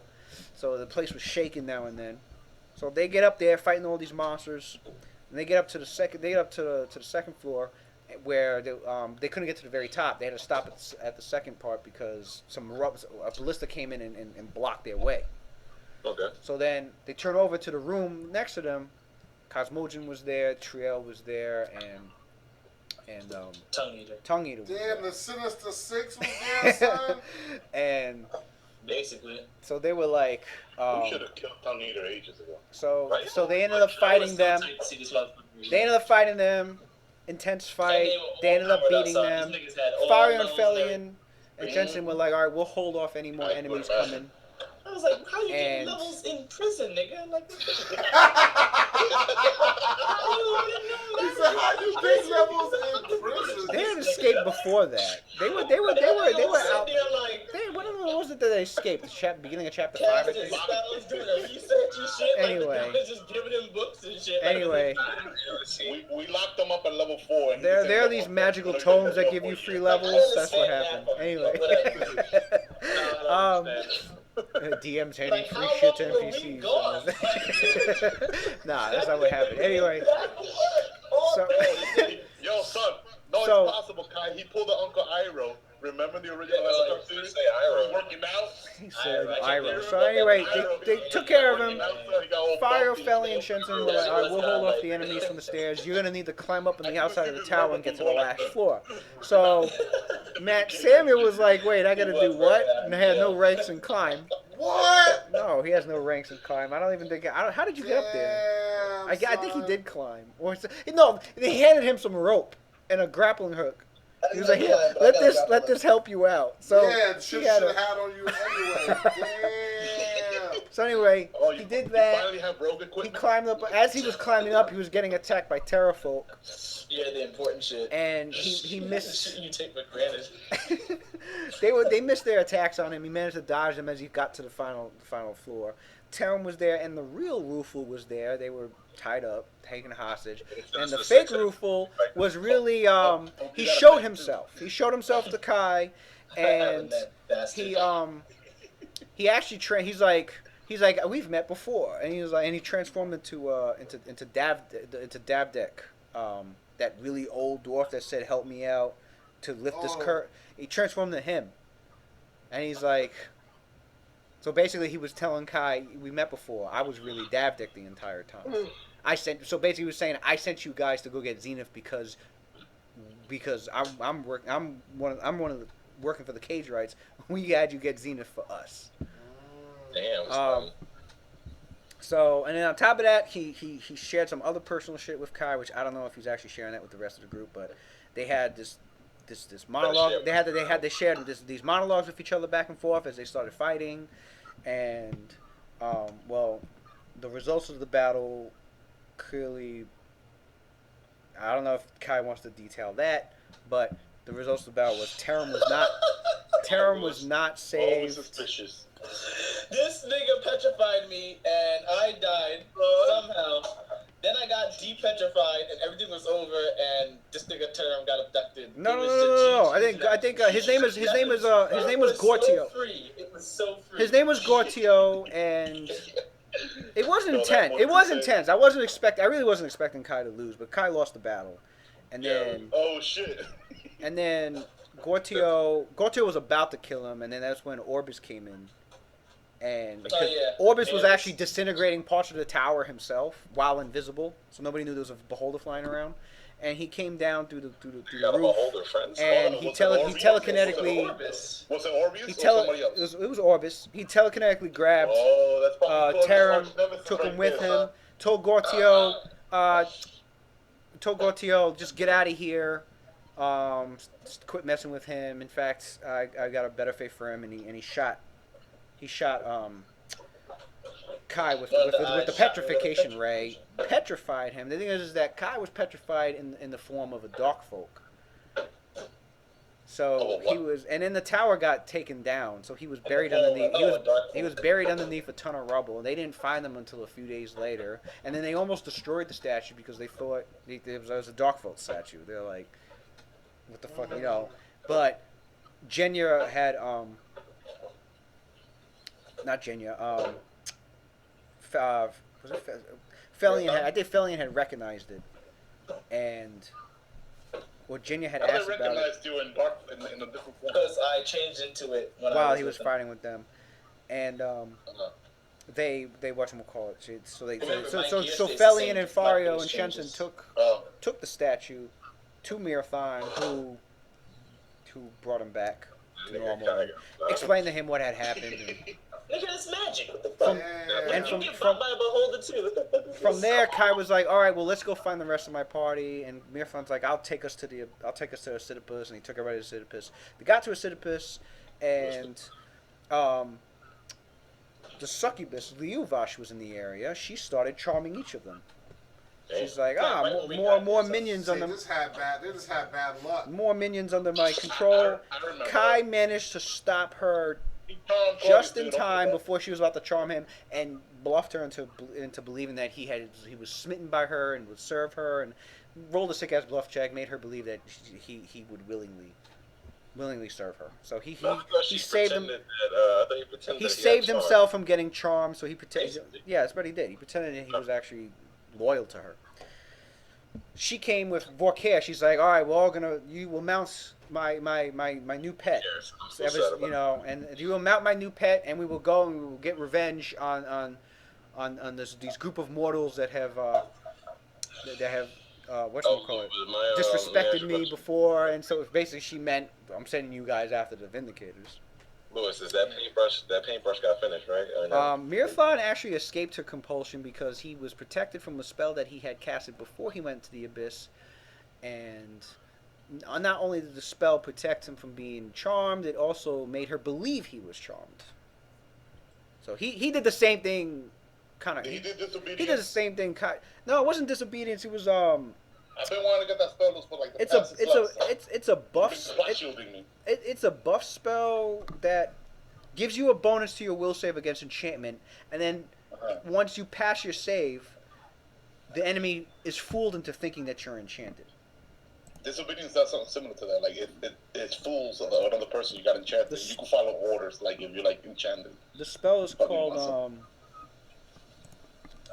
I think it's a 3rd level spell. My question is, did my paintbrush get finished or no? The paintbrush. Come on, Luke. No, I know. He had Zyno harvest some body parts off of Vorkir while still alive. I took one piece of Vorkir's like finger and turned it into a paintbrush. And he's trying to have it. He's out of respect for him, I use his like one of his like body parts like paint. Wouldn't it be more like charcoal? Coal? I don't know. You're using somebody's dead finger as a form of respect. I turned it into a paintbrush. Whose body again? It's a dragon, Volcare. He didn't get the whole finger. The whole finger is like the size of fucking Metzl. Big, but you know what I mean, like pieces. Like it's called Enchantment Foil. It's a 4th level spell. Passive. 4th level spell, yeah. Enchantment Foil. Is that Pathfinder? Yeah. I gotta go up to date with all the Pathfinder shit. Yeah, my guy took up painting, so he like paints a lot. This guy Metzl, you don't have that ability yet. Stop walking around acting like you have tongue inside of the moon. I haven't even kicked in the 13th level yet. No, I do have it. What are you talking about? Where is it? I don't have it now. Everybody's still level 11 in the story. What happened, Luke? Everybody in the roleplay is still level 11. Okay, my bad. I didn't know that yet. Nigga, what's wrong? Same fucking all video right. game. Suddenly I know how to fucking spellcraft 20 times better than 2 seconds ago. At level 11, I got a skill of plus 16 for drawing, son. I'm good at drawing, too. Craft drawing. I got ranks on that Claudius and Messor should fucking paint together. I could teach you how to paint, son. I want to paint. So yeah, that's all the details. So yeah. Kai shares those details with the rest of the party, and the rest of the party that was in the abyss. You feel free to share with Kai what happened to you guys. Well, Kai, I met my man. Well, I guess I'll wait for the detailed approach. You can just tell me DMAO. Damn, son. Since the way like my fucking skimpy ass motherfucking. No, we got to break down. Well, I was having Kai explain it because I don't know. I don't want to assume he gave every detail. Everything except for that and that. That's it, man. That's it. That. Well, yeah, you'll have to text me what that and that is. We were there. We made a lot of questionable decisions. We had to leave behind an angel. This guy skipped like. Kai actually says. Kai says, if you're just trying to update Kai just says, what were the, you don't need to give me all the details, but I am curious about the tests of the smoking eye. Actually, the tests are quite easy. You can give me the highlights. That's all Kai really needs to know. There was a big, scary spider monster, but Zyno shot him in the face and it died. That was one of the tests? Yeah, that was one of the tests. It was the one that Chloroform couldn't pass, but Zyno managed to kill it. Zyno fucking one-shot. In under 3 seconds. One-shotted it. Wow. That's an amazing feat indeed. Yeah, them 220s and the fucking... Kai raises a cup and drinks as he looks at Zyno across the table. I thought anything else interesting? We almost all died. Well, that's in a few days when we entered the abyss. But what happened? More than once. Only once? I think Kai would be surprised. Only once? No, I thought it was only once. Ones that I remember.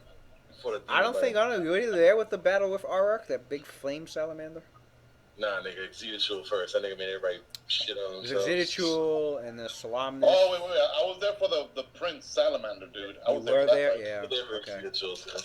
But we almost died there. Yeah. Salarian All the almost died Carnivorous there. all the Carnivorous demons with the The only fight that was fairly... with the quicken maximize spells.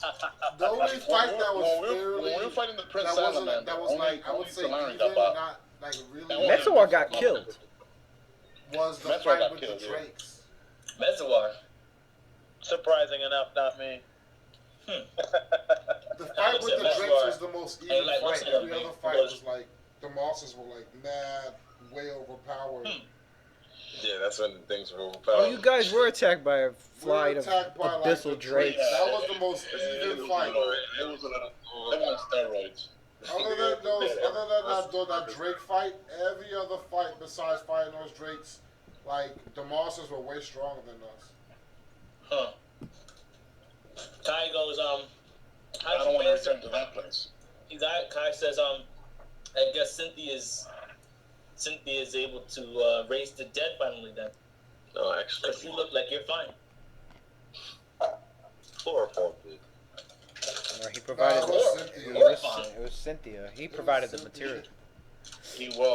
They both did. Chloroform provided the needed component material from Cynthia to be able to complete the spell. Oh, okay. Kai goes, I can't sense motive on that, huh? So I have to just assume.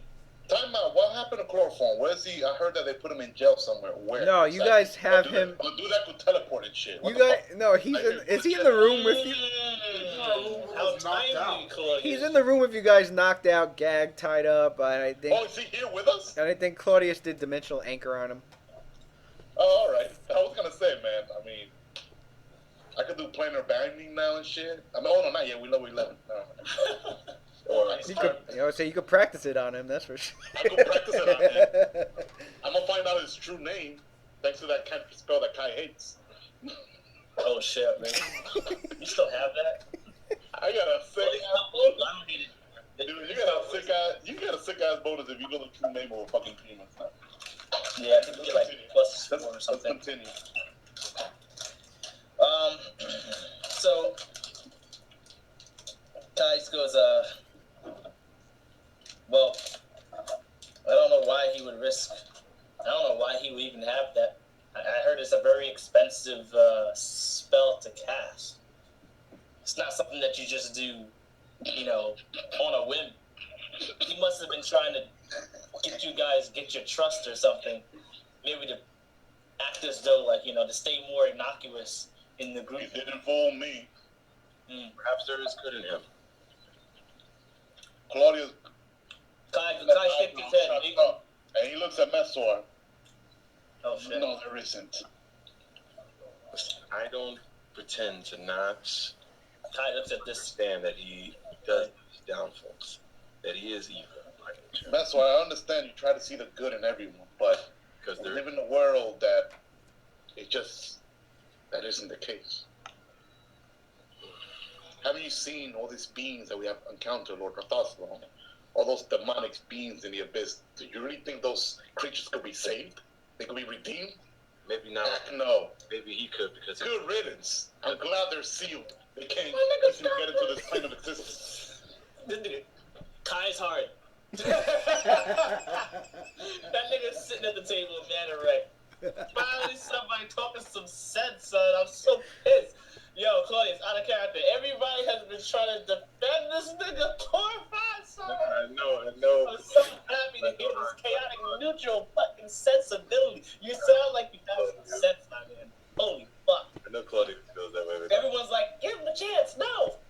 Give him justice. No, put him in front of the courts. Because he's what the fuck is wrong with you people? Because he's all demon. That nigga is evil. There's no doubt about it. That nigga is changed a lot. We have changed a lot. Me and Kai back in the days, we used to be like, yo, don't say nothing. Yo, Kai, go interrogate them and do whatever's necessary. If you have to stab them a few times, go for it. Well, we don't do that sort of shit no more, but yo, I feel like we have bumped up on each other a little bit, like as a group, entirely, because like I think like we would probably just do shit our way. Like we actually argue about it now. That's progress. We've been there before for the group. we were just we like, did okay, a lot of. I'm gonna do my shit anyway behind your back anyway. You know what I mean? But now it's not like that. Well, it's not like that no more. We used to do a lot shadier shit back then, but now like the group grew on us. You know, all this like kind of cracking people's necks and but shit. not Remember too that much. shit? Yeah, no, but not too much, man. When people get too naive, you know, we gotta like step in. No, son. Now you're being self-delusional. No offense. Like right now, this nigga fucking Messer is out of his goddamn mind. After all the experience. That's what Kai and Claudius are talking about you. And what do you feel about this? Cause like, listen, we did that. That was in character. That was in character. Me and Claudius. Might as well be. Might as well, right? Yeah. Well, my beliefs will always be as strong as a tree, strong as the earth. I will never not believe in someone. I can be good at anything. Look for it. You two have become jaded. Kai says to Mezor, have you found, you sound like you speak from experience. Is this someone close to you that could have been redeemed, but you just didn't find it soon enough? Like, what is it that makes you feel so strongly about this good that's in everyone? Well, I don't know. I just feel it. It's the way I was brought up. You feel it, like, are you I'm in. Are you in tune with the world around you in some way? Have you been spending a lot of time with the insert race here that everyone knows about? I really don't know anything. Elves are part of nature. Yeah, you can spend a lot of time with elves. I guess I could just, as time goes on and I gain more experience in life and seeing things, I just realize that everything is precious. Everything has a purpose, whether good or evil. I believe there's a yin to every yang. There are two sides to a coin. What's your alignment again? I don't care. Lawful good. I know what you're gonna say. Lawful good? That makes no sense. That sounds like lawful neutral, bro. I knew you were gonna say that. like lawful good? No, you're thinking neutral good. Neutral good. Sorry, you're right. Yeah, neutral good. At the end of the day, that's his alignment. You should be opposed to evil. Like if you see evil, it should make you sick. Like. Nah, lawful neutral sounds good. Well, no, Tusk Orbrick's lawful good, and he actually didn't you redeem a devil? Yep. He was always getting close to it. Everybody can seek redemption, but it's just he's lawful good. He's not neutral good. Lawful neutral. Anything neutral, you can probably look at something and look at it a different way. Period. But like you're not. You are far in the corner. No, I'm not. You know what I mean? You are diametrically opposed to. There's a difference in other alignments out there, like Clark Kent. Whereas it's you Clark Kent.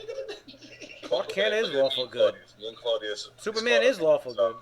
Valenum is lawful good, right? Me and Valenum go at it a lot. Valenum is not lawful good.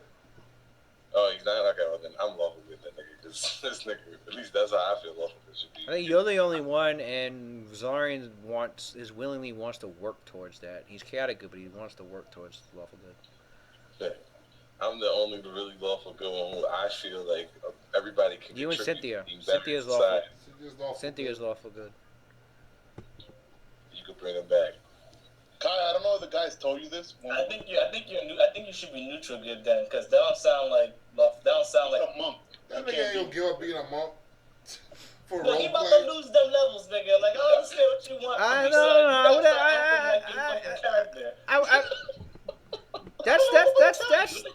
Hold on. That's a perfectly fine belief for a lawful good character to have. Like I just said, Tusk Orbrick was lawful good. He redeemed the devil. That you're saying he should have killed. But we just agreed he's lawful neutral. Who did that? No, nigga. Yeah, Tusk Orbrick? Tusk Orbrick is lawful. Tusk Orbrick is lawful good fighter, half celestial. Who I don't know, man. From what I've been reading, usually you can only redeem people that actually want to be redeemed. If someone is really, really evil, I don't care how good you are, you cannot really redeem true evil unless they want to. You take them halfway. All right, listen. If the person's like a lich or something, no, I'm not gonna keep that shit alive. That shit is unnatural. It's gotta go. Like the lich, did you hear me say, "Oh no, nigga, you got to stay"? No, nigga, you gotta go. but if you were like half devil, like lived your life in like a pit your whole life. Who has high ranks in knowledge religion? Besides Valenum does? Alright, well your characters have high enough religion to realize that there have been exceptions.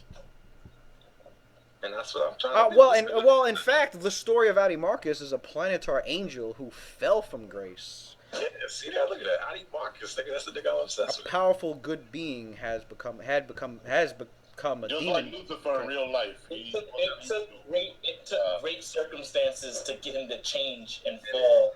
It's gonna take It's gonna take even greater circumstances to change him back. Like, understandable. And Metsuar is saying, Metsuar is saying he because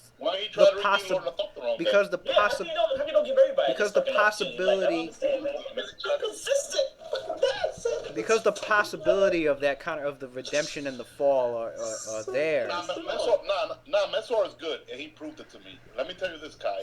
This happened when we were in the middle of the second test. Remember, Valenum? This happened when we were like in the middle, halfway through the second test. That Valenum, he was holding the lantern. Remember, Matt? Mm-hmm. Anyways, a sight encounter happened. There was this celestial creature that was stuck or pinned or some shit unconscious, and that's where you actually saw everyone's alignment right there at play. Yep. Right. Cynthia was like, "Oh, we need to save him. We need to save this creature." And Valenum's like, "Nope, duty called. If we don't keep going." Oh, the thing happened is that if you didn't keep going, for example, we didn't know this at the time. If someone who was holding the lantern didn't keep going, we will get teleported back to the beginning. In other words, we would lose 5 days because we were like really into that shit. It happened to us before. We walked 2 days, then deviated and got teleported back to the beginning. And we like, oh shit, we don't want to be taking like forever doing this. Anyways, back to the story. Mm-hmm. We saw this creature, this divine creature that was being absorbed by the abyss, and it was like unconscious or whatever. Cynthia was like, we gotta go save it. Claudius was like, Valenum was like, no, duty calls, we gotta keep going. And they went at it. She was like, wow, you really are cold. You really are like a machine. Claudius was in agreement with Valenum. He's like, listen, we're here doing a mission. He even did like a wall of stone around like Cynthia to try to prevent her. But then he just left it at that. He didn't like try to like totally like encapsulate her. So anyways, Mesor was like, Cynthia's right. We have to save this creature, and Sino as well. Mm-hmm. All three of them. Basically our party split. They went over there. Valenum and Claudius, because Claudius was like, fuck this creature. We gotta fucking do our mission. Get the fuck out of here. The abyss. So Claudius, he has his own reason for continuing with the mission. Valenum, obviously, duty comes first. Went on. Salarian, he stick with us. I don't know what was his reasoning.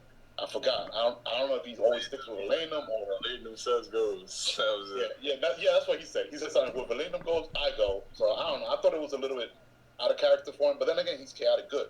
So a little bit of a chaos right there. So. Mm-hmm. And that's it. Like we basically split the party in half right there. We didn't know what was gonna happen. What Claudius thought was that the other three, like Mesor, Sino, and Cynthia, we thought that they were going to get banished, teleported back 5 days away from us, But, that's not what happened. But I didn't care the consequences. Mesor didn't care the consequences. He's like, fuck the mission.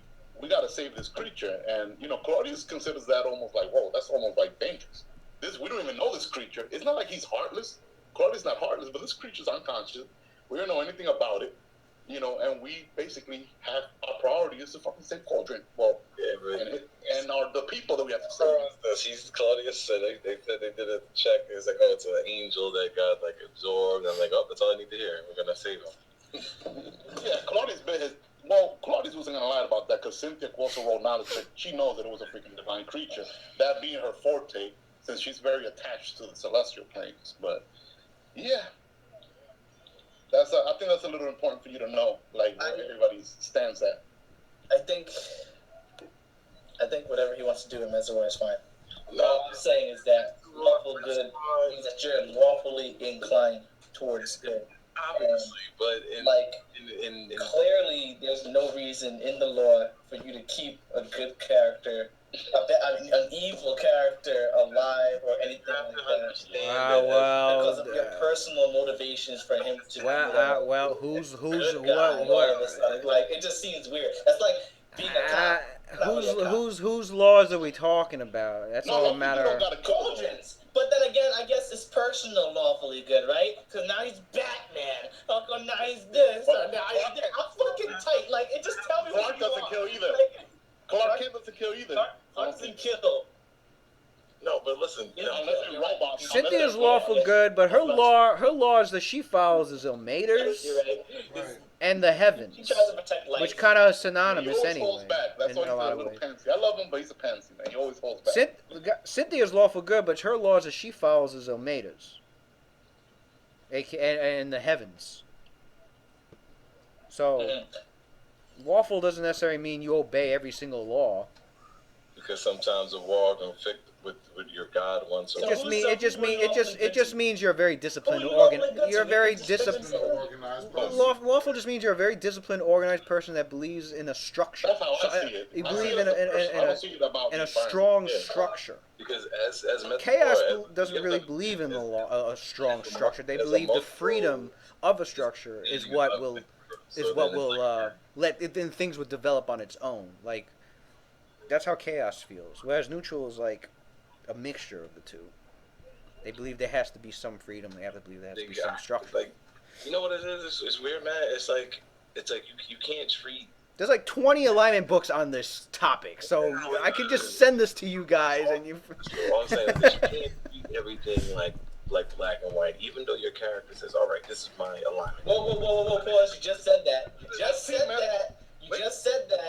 said it correctly. Baron, you just said it correctly. No, wait. You said my character can't see it as black and white, but pause, that's my character. Okay. So it's a done deal. All right, you either get mad at me or you get mad at my character. You gotta tell me what it is you're mad at right now. Because if you're mad at my character, then that's just the way my character is. I can't help that. No, what Mesor I noticed has, which is good, is that he has like that sunlight feel. Like, you know, like someone that's very wise and whatever. It's like, even though he's lawful good, you really cannot never guess what really his alignment is because it's just like too wise for us to comprehend. Like a sunlight, because he was mentioned before, the yin, the yang, balance. That sounds very monkish too. You know, monks are like that. You can't just go blindly killing people because it just doesn't work that way. At least that's how he feels like.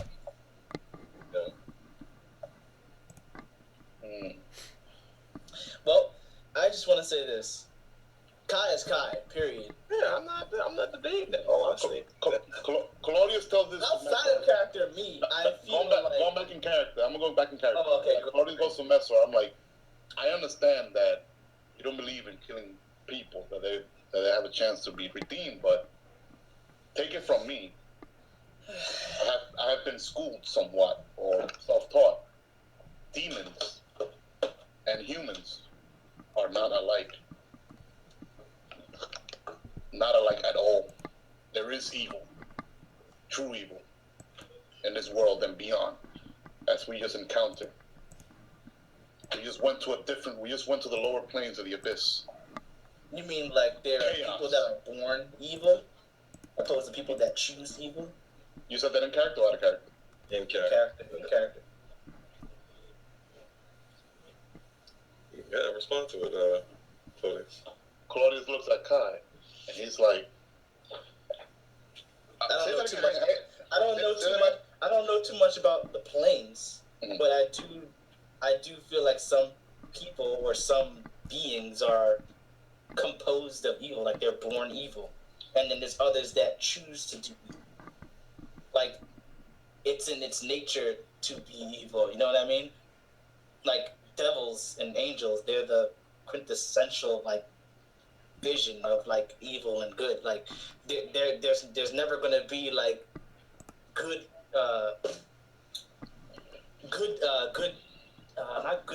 demons. There's never gonna be good demons and, like, evil, good demons and evil angels. Fuck, that sounds weird. They have them, obviously, but they're evil. You know what I mean? Like, I understand. It's a little bit more complex. It's getting that complex for no reason. I'm not supposed to know too much on the planes. It's important to note that there are always exceptions to everything And you guys, in this vast multiverse. You guys bumped into an angel. There could be demons that could be good, and vice versa, angels capable of evil. But those are just exceptions. You guys bumped into an angel. Drama got like kicked out of fucking. Drama got kicked out of heaven for helping us. For helping you guys. And she's still good. Awful good. Yeah. Right. But and don't forget. That's not what I'm saying though. Don't forget there was that angel. That's an organization. Don't forget the angel. Don't forget the angel you guys met. Don't forget the angel you guys met in Oedipus. It's not a bad thing to be kicked out. Don't forget. That's what I'm trying to say. Don't forget the angel you guys met in Oedipus, who has been stuck with Addy Marcus all his. We weren't able to free them. No. He. Oh yeah, you weren't there for that, but Matt and I know Matt and I think Darren remember. What was maybe it was just you then, Matt. You and probably Antonio. No, what? Tell me what it was. Soraya. Okay, what about it? Right before you guys went into the Skull Mountain, and he warned you about the Rakshasa that was in there. Oh yeah. And you guys, he was pinned up, and like practically dying. And you guys, somebody went over and healed him. I think it was Cynthia or somebody. Went over and healed him. I'm always the first one to be like, let's heal him. He'll be alright. And you guys found out he was been, alignment wise, he wasn't good anymore. Because the characters ended up questioning him, and his questions were like very cynical, very dry, very. That's an exception right there. Very. Yeah, but the whole thing is, my character believes he's like, all right, not to be gay, but he's like kind of like he has like a Naruto-ish kind of thing to him where he's like, listen, even though you're evil, I can bring you back. I feel like I could bring you back.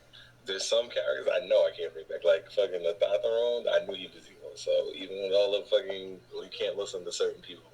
But Chloroform, he's done some good things. He brought me back to life. So obviously, I'm gonna sit here and say, all right, I understand what his true motives were, but I could still have faith and believing he wouldn't bring me back to life just for that. There has to be a piece of good in him, and then all we have to do is make that grow to overshadow the darkness out. And I said that in character.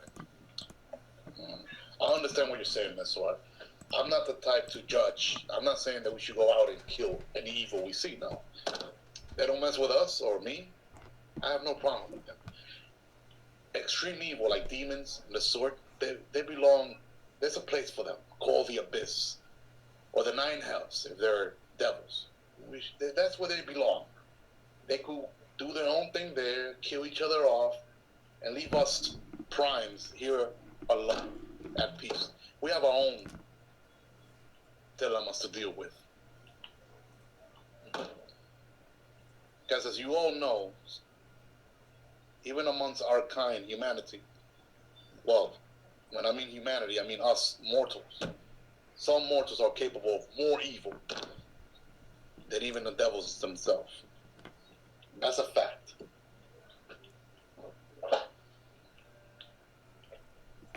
Man does have a point.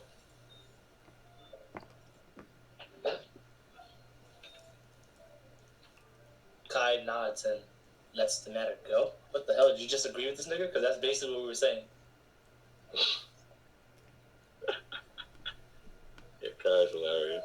I love Kai. So anyway, Kai goes, he doesn't actually do that. So we're gonna just why not? Okay.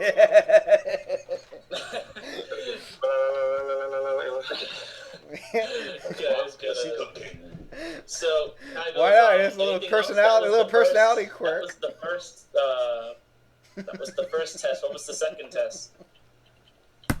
Oh wait, how did we even derail that? What were we talking about? I think we were talking about Korriban and how he kept you alive and how I was suspicious of it. Maybe we were just trying to get you guys to like him. Yeah, but I've kind of answered that with the thing of saying he brought me back to life. I don't believe you. I believe there's some good in him. Oh, because of that. Okay. Well, I'll take good care of him, Mesor. I'll give you my word.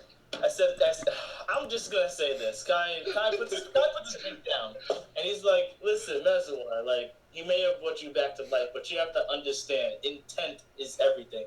why he brought you back to life, whether or not bringing, restoring life may be a good thing, to anyone that admires life, to most of the people of the living, restoring life is a good thing. We all kind of generally accept that. But why he brought you back to life was for something way more insidious than that. I think that is correct. That is an ulterior motive. But I don't know why you can't see that. Like you have to keep that in mind. The whole thing is the only person we can ask that question to is Chloroform. But since he had a magical item, so we couldn't get a gauge on his emotions of when he did it, we'll have to ask him when he wakes up eventually. We don't need to ask him anything. His actions has already proved. That's the reason why his actions is the reason why he's unconscious right now. Yeah. He just attempted to threaten one of our lives. That. You don't have to remind me how simple it's like. Trust me, I'm one who knows above all.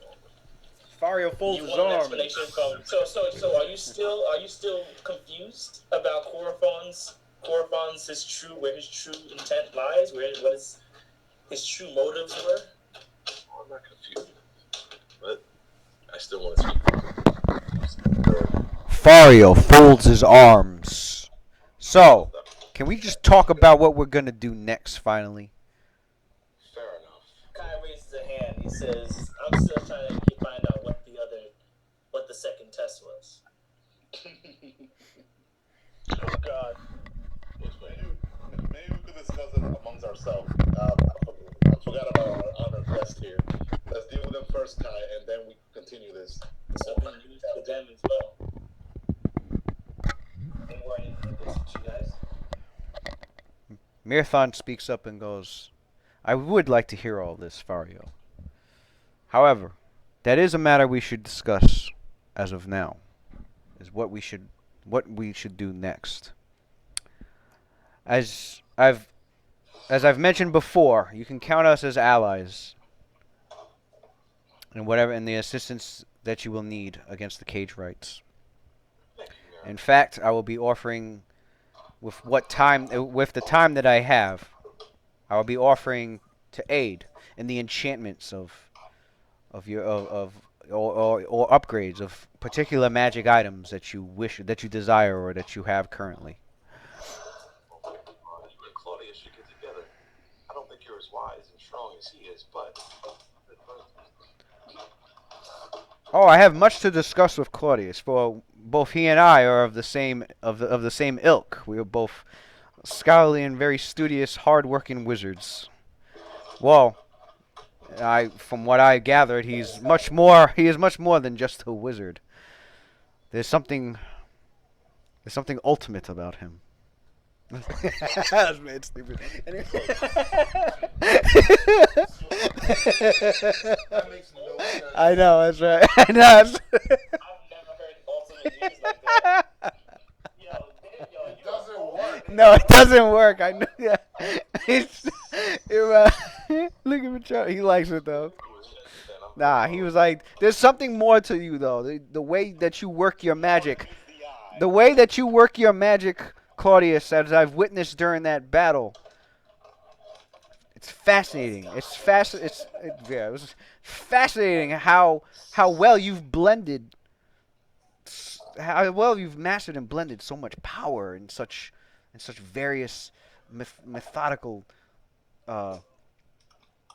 equations and methods." Look at this guy. Fuck you, son. No, I wouldn't go that far, Mesor. Oh, come on. This guy. This sounds mad nasty. So this guy. Anyway, so we should. I wish to. He's like, "Well, Claudius, Claudius, we do need to discuss arcane matters for sure. Definitely, we could learn something from one another." Arcane bond? Yeah, get this arcane dick. +5 dick. I got the magic dick. Oh shit! What Damn. astral plane, son? Like astral projection. That's not that. Astral fucking. Astral fucking. What do you guys do that? Oh, Oh, it was a mind-numbing experience. What the fuck? Mind-numbing. Nasty. Anyway,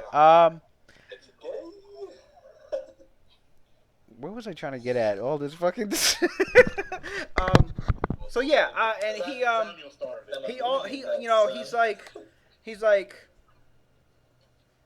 we will all need to discuss what each of us will be doing in the time that we have, and we don't even know how much time we have. That we truly have before the cage rights do something next. So it's maybe possible we can get the initiative on them and get to them before they make their next move. I will do my part with. Is there any leads to their whereabouts? Anyone here or Kai? Fortunately, where they might be headquartered at, or what region or country? Or from my end, Marathon goes from my end. What we've gathered, it's been extremely elusive for us. I will let Kai. You may, if you have anything to share, go ahead.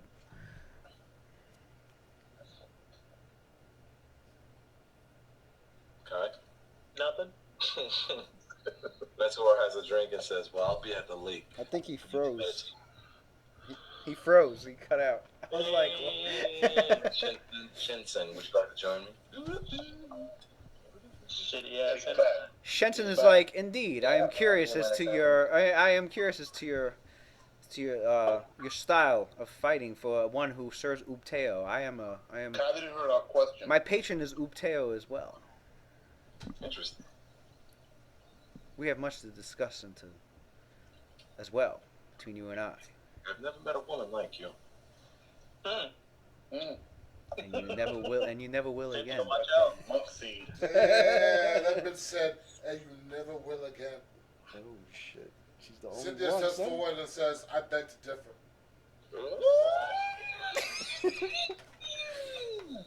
Yeah, Bob, son. Spellcasters run the planet. That nigga Get fucking freed up. Bane, whatever the hell his name is. She is a nigga who fought for. She's half that nigga who she's fought druid. for Tyrion, and he was in the jail with those 3 bitches from. Oh, I know what you're talking about. Jail cell. She was like, "Who's the prettiest bitch in the world?" Oh yeah. The sand sakes. That's what's you. up. Oh shit. Who's the prettiest bitch in the world? You are. And then he goes, She pulled out the antidote. She's like, "Here's the antidote. Now, who's the prettiest bitch?" I don't know why you brought a Game of Thrones reference, man. I've been so wanting to talk to you guys for like months now. After that finale of Game of Thrones. Eat it, Lewis. No plus shield for freaking Jon Snow. That nigga got killed, son. No, he's dead though, man. He's dead though. And hey, you know what? I stuck by my word. I like him better now.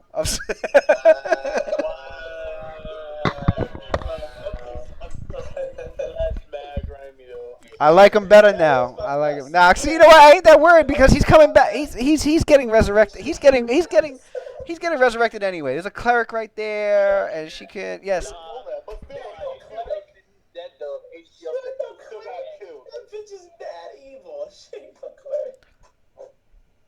Kit Harington has it in his contract that he must keep his hair the way it is. He hates it. He wants to shave it off the minute that his contract is over. He wants to shave it. He still has it on, and he was seen at the movie set. It's coming back. Plus the books. Plus the books already. White Walker. Plus the books already made it. The books already made it clear that he was coming back at the end anyway. They imply that he was coming back at the end anyway. So. Jon Snow is not dead, son. I read that. He does have a plot shield. Him, Daenerys, and even Tyrion. You know why Tyrion? Because the author, that's the author's favorite character. That means a lot. I don't like to fuck with my favorite characters. Why do you think Xedon's still around? Lewis, I don't know, man. Sometimes sometimes people do kill off their favorite character. Like, remember one of your favorite If characters? he does that, if he does that, it proves it'll. And that was that author's favorite character. If he does, no, if he does that, it proves. Off. If he does that, it'll prove that he's an unbiased author. That he could write, but I mean, he could already write, but it would make him a better writer. But anyway, enough of the Game of Thrones. I know there's much to talk about, but One up 30th Avenue, leaving the city, going to the lake where we got hit with the car. What? You going to the city? We like a day away from the city. Oh no! Where we at? Nigga, we in that. You have the sanctuary. You're at the sanctuary. Second floor. Oh, he doesn't know anything. Grand Deluxe Hotel. He doesn't even. On Ash Avenue, chilling. You can stay for free, man. It's a massive inn that's located outside of Cauldron, out closer towards the jungle. In fact, Louis, show him the picture, man. Put the freaking picture. So that place is beautiful, man. It was originally called the Lucky Monkey until Tongue Eater and his thugs ended up killing everyone in it, even the owner. And Claudius took it over pretty much. Yeah, pretty much. Tongue Eater, move out. Yeah, I'm about to go find Tongue Eater. I don't appreciate the killing niggas. Who was it that escaped? He did this inn, the people that used to own this place. Tongue Eater's dead now, actually. And killed all the owners, killed all the patrons, all the customers. It was a bloodbath, son. There's flies everywhere. Yo, this guy Tongue Eater is no joke, son. He killed over like 50 people. I'm about to go find innocent civilians, son. That's why I was surprised that we freaking put that dude in prison. I'm like, huh? This dude's a fucking cannibal, son. That dude needs to be put down. He went and killed the Medusa, got a head of stone. Oh, Were Panther, yeah. People trying to cause trouble there. Oops. I'm about to be the new security for this place. At the front door. I'm in need of a. He always needs security. Yes, so some a gang of werepanthers came in and tried to bop the place, but that was Zalarian and Zino and. Solarian was the head of security, and they fucked him up. I think a couple of them ran out. He said he grabbed one of them by the tail and he swung him out the door. I remember, yeah. Alright, well, I'm the new head of security now. Damn, you better talk to Zalarian about that. Solarian all big and mighty now, the smoke guy and shit. I don't think he's probably don't want to work as head of security no more. Where the fuck is Ricky? Is he there? He's there. He fell asleep. He fell asleep. Oh, man, I kind of wanted to hear him talk. This thing talking that militia, right? I was gonna rival up a little bit, get a little angry, but listen, as long as I get free alcohol. So your characters you'll work just for us. I don't have to pay you money. No, you don't gotta pay me. We got a deal. Yeah, Claudia. Yeah, of course, sir. We got a deal. Doesn't have to pay me. He's my friend. Hey, Shenson does it for free too. She protects the outside, like the region around. That's where she's been. Who's that? Who's Shannon? Shenson, yeah. That's why she was. Yeah, she's a druid monk, but like she's always been like this region, or the jungles and the plains, the region around the sanctuary. Like she's been kind of like a guardian of that that whole area. So she's kind of also like a guardian of. Yeah, I remember she tried to bop me and Clyde. She thought you guys because that means that. No, because she thought you guys did an illusion or you transform yourselves into. Yeah, we changed our form. Yeah, but that's good though. She's doing her job. No, yeah, she was up in the tree as a parrot and she looked down and she saw. Yeah, like who the fuck are these two? She's like, who are these two that just teleported here out of nowhere? She's like, what the fuck? She did an entanglement, all that shit on us, man. Let's not forget, Kai fucking read that bitch's mind like 8 years ago. Oh yeah, he did detect thoughts, and he was like, You're a fucking character. You're not just a fucking parrot. Where the fuck she was? She was a she got wrecked by Kai, son. Kai was like, why is a bird thinking? She was a macaw. Bird has an intelligence of 19. Something wrong with that. That ain't right. That ain't right. She was a. Noting of this. No, Kai. I forgot about that. I forgot about that with detect thoughts. I was looking at Matt. I was like, what? What does detect thoughts say? He's like, look. He's like, read the spell again. I read it. I was like, oh, it tells you the intelligence score. Holy shit. Get bopped. I was like, damn, you fucked. Yeah, she was like. This is like, fuck it. I'm not gonna let my bitch's epic entry to your body by this. Sneak attacks. I was like, what the It's a sneak attack. Yeah, I was like, I was like, Kai, no. It's okay though. I don't mind when the DM does desperate shit. It's godlike. And then you feel like I have to force your hand, son. He's like, nah, son. Yo, Messor. She got scared. You were focusing on her. You were focusing on her too hard there. She was like, she's like, why is he looking at me like that? What the fuck? I think he knows something. Fuck this shit. I don't need to look at them. You can just look forward and be sensing behind them and shit. Like, I don't know. Like, just roll your eyes around like, what's that? Are you really focusing up ahead? Like,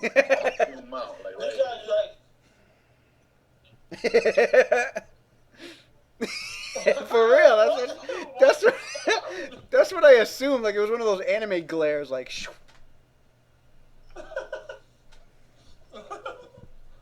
But oh, that's right. You guys gotta bounce, huh? Yeah, man. Fuck that shit. I know. So you're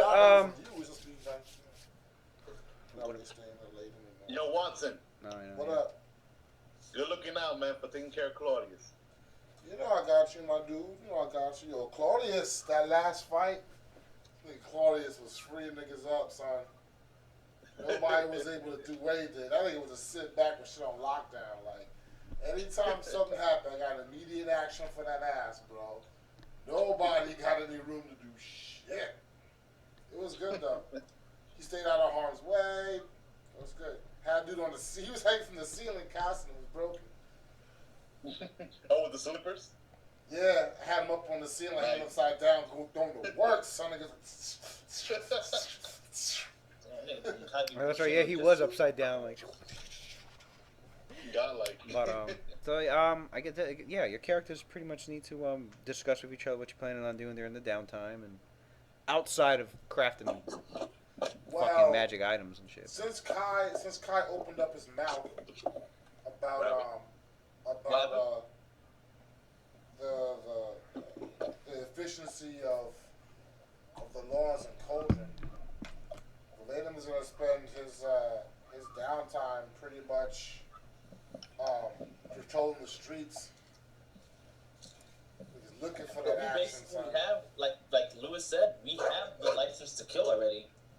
Opening up a whole. I don't know about no license to kill. Day and night, he's looking to clean up fucking issues in Cauldron. That's what he does. Day and night patrols.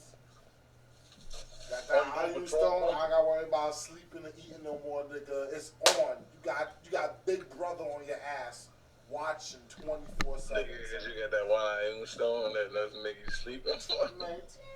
Like, cling, cling, cling, cling. Damn, nigga walking out. So here's what we'll be doing. Here's what we'll be doing after tonight. We will be handling. I got leadership too, so I'm using my whole. We are handling until next session. We are handling downtime shit on WhatsApp. That goes for everything. If the characters are talking to each other about something, if you're doing crafting, if you're doing information gathering, if you're doing research, you guys know how to say. I mean, I could roll the dice for you. You could send me the dice rolls when I require it. You can roll it for me. But we're gonna finish our downtime on here, so that by next session, everything's in order and good to go. And we'll be able to begin the next chapter. What chapter are we on? 7? Yeah.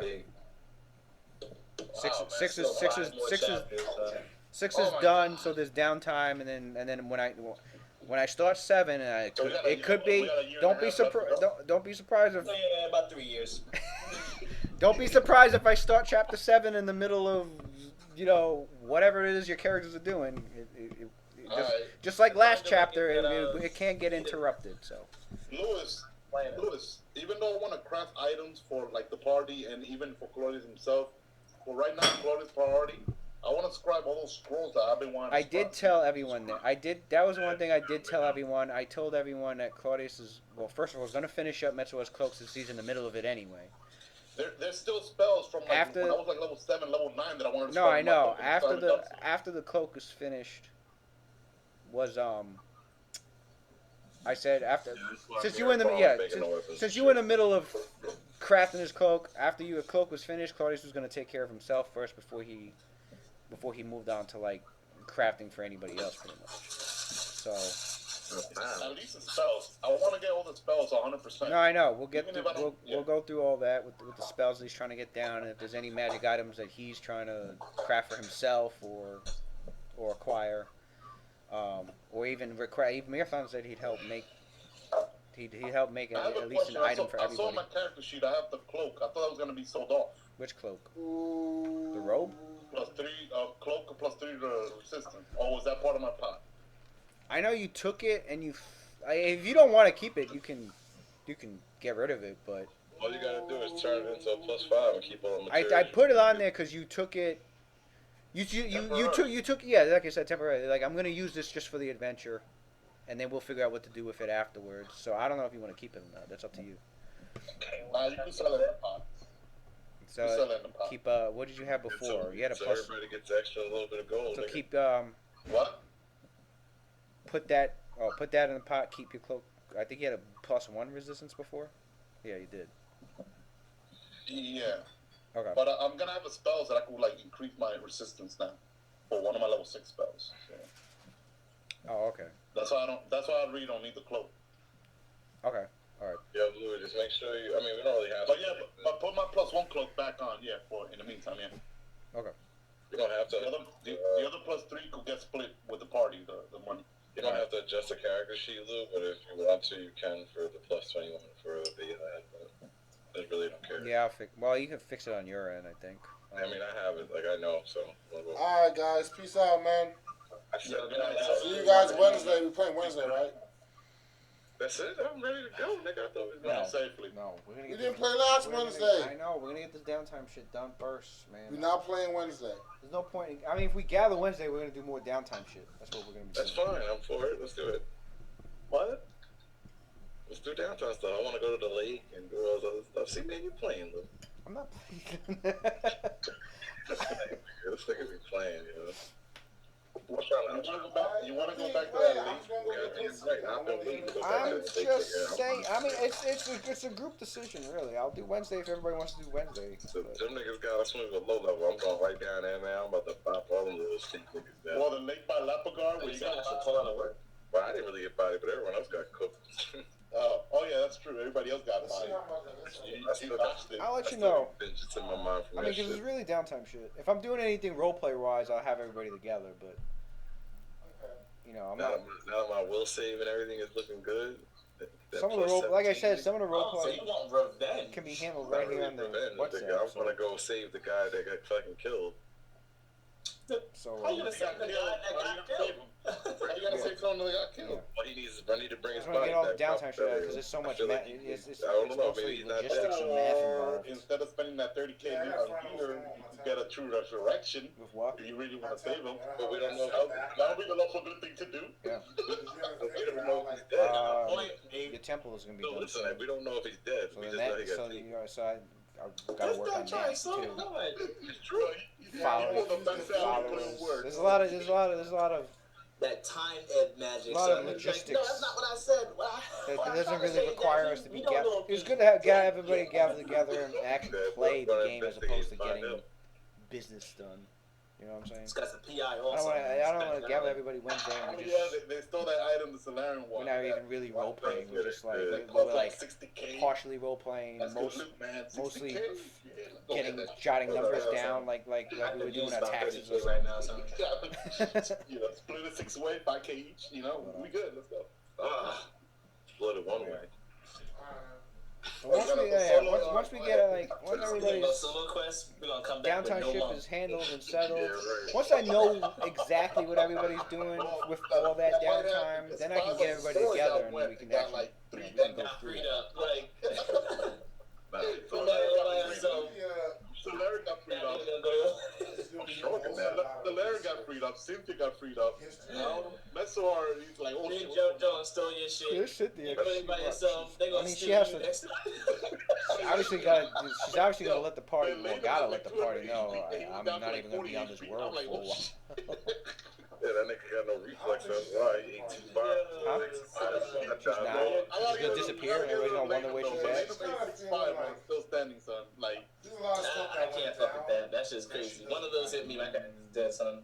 Man, I haven't She's not proved vocal them about shit's it 'cause pissed. I was like, everybody on the floor cooked. She's not worried about them freaking out and thinking she got kidnapped or something. No, she didn't even know. She didn't even know. Oh, like a no. What happened, man? So that could have been your time to shine. Like I'll be back. Don't worry about me. If I'm in trouble, I'll do ascending. Right. That's the first thing I'm going to buy. Potions of sea invisibility. Because of cheese or that bullshit. That makes sense. They also have Wall of Force. You know, Claudius to disintegrate that shit. She just took their order to do the Drink a potion of invisibility. Last one out. It's kind of where Nice seeing you guys again. Go there. There's a So after the talk and she and then people and then the characters talk to her about what she's available to do crafting wise with all the items that they gathered and they're breaking down pretty much. I can't believe I missed it, man. So just to let you guys know, That shit was Cynthia, so ass, man. Oh my god. at the conclusion of this gathering of the Vindicators, Cynthia she gets the orders for the magical items that she's making for people, and then the following day you guys get a letter, and like basically it's just Cynthia saying that she's leaving and that she'll come back with the items that you guys need. She's just going to do some research, but she's going to be off world. I guess in the meantime, Claudius is gonna be responsible for chloroform because he has the best means to keep him restrained and. Well, what you call it? Marathon had already volunteered to do that, and basically, I guess from what I was hearing from Marathon, the Harpers and Cauldron themselves are gonna decide most likely to kill Corophon after they've extracted the information. They're gonna do what? Kill him? They're probably gonna execute him after they extract the information, depending on how useful. Marathon pretty much says he's just gonna cast some enchantments and charm him into telling him and everything that. Right. So. Compulsion magic. So he's pretty much taken care of already. Yeah, Lou, I don't feel that it's the right. Man, I have better plans for chloroform. Alright, well, I guess that'll be something that you do with your downtime. Take that up with them niggas. Downtime then. He's like, I have better plans for chloroform. This might require an alignment shit. No, it's not. No, not even. No, I don't even know. Yeah. Good. Yeah, listen, Alright, guys. Alright, guys. What, Darren? Metzlaw looks to find a Medusa to cut her head off and put it in a bag. The stone niggas like. I'll holler at you guys later. This guy. Alright, man. Evil alignments, but that doesn't mean that. Said Medusa. That shit don't work, Darren. You need a feat for that. There's actually a feat for that. You know that? Where you chop the Medusas. I think it's either Medusa or any creature with a gaze attack. You chop the head off, and then you can use their head to continue doing gaze attacks. Now you know where they got those feet from. You know where the feet came from? From the movie. They were doing an article. On God of War, the video game. They got it from Clash of the Titans. Huh? Clash of the Titans did it first. Oh, yeah, no, I go. God of War got it from Clash of the Titans, but the article in Dragon Magazine was discussing God of War. That's why the weapons he has, the stats for those, the Anarch Razors. There's actually weapon stats for those. I think Rick gave that weapon to that little silver dragon he made that he was gonna have join Gabriel and Cain. Of course, the nigga was fucking giving him. How can you always give these niggas epic level weapons? +10, swinging, vorpal, death. Anyway, it was that. There was 3 feats in there that was inspired by the video game, and one of them was that one, chopping the head off and using it to do more gaze attacks. I was like, what the fuck? They don't really fight Medusas, though. Are they in D&D? They gotta be. Yeah, they're in D&D. So why the fuck ain't I seen a Medusa in my whole 10-year career? There's no Medusas in here. There's no Medusas. There's a shit ton of monsters. I can't put them all in the same area. I need to see some Beholders, some Medusas, some fucking... You'll see a Beholder. These guys saw the Beholder These guys saw the Beholder 3 fucking times already. But where the fuck is the Medusa, nigga? I need to see that. No. He said the Medusa. Good, yeah. The last Medusa I used was when I was DMing Claudius. I was not Claudius. I was DMing Pichardo and Matt Samuel. They What's the DC for the gaze attack? It's actually not that. It's actually pretty weak. It's like 15, right? Some low shit. It's half their hit dice. It's 10 plus half their hit dice plus I think charisma. So I want DC 25. DC 25. That's a high hit dice. That's a high charisma Medusa. Nigga, so what's that? What's the DC 25? That's a rough save right there, my nigga. That's like death. She needs defeat ability focus and a cloak of charisma plus fucking 12 or something. God damn. She can't. I don't think Medusas can get their high. They can't get their hit dice high enough. It's not based on their character level. It's based on. Okay. It's based on their. It's based on their monster hit dice, and their monster hit dice is like 5. But then I need to fight a psionic lifted right now. Level 15 psion lifted. But the gaze. I mean, despite the DC, the gaze is continuous. So every round you'll be rolling, and the minute you roll that 1, you're dead. That's all it takes.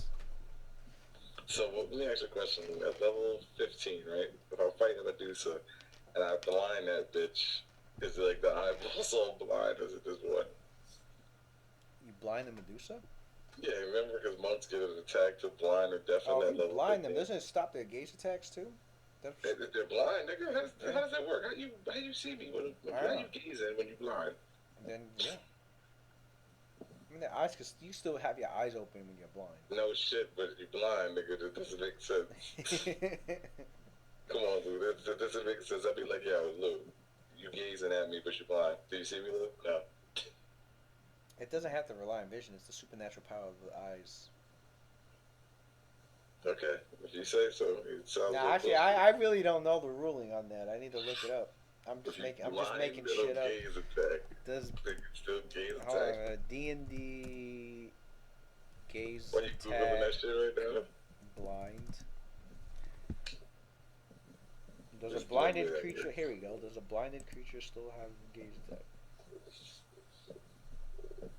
In my game, no. Well, I don't want your opinion. I want facts. In my game, no. For real. That was one of the responses. In my game, no. So thanks, bro.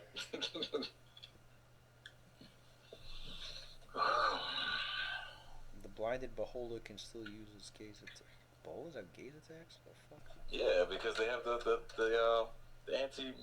anti-magic eye, right? Isn't the gaze?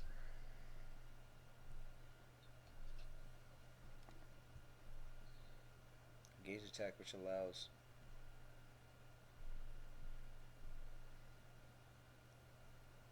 Man, nobody really knows. See, I be asking all the tough questions, Lou. So why don't these people are going in. These people are going in on this. What are they saying? Why don't monks have artifacts? That's one. There's a lot of shit that's fucked up with D&D. I don't understand. Monks get treated like shit.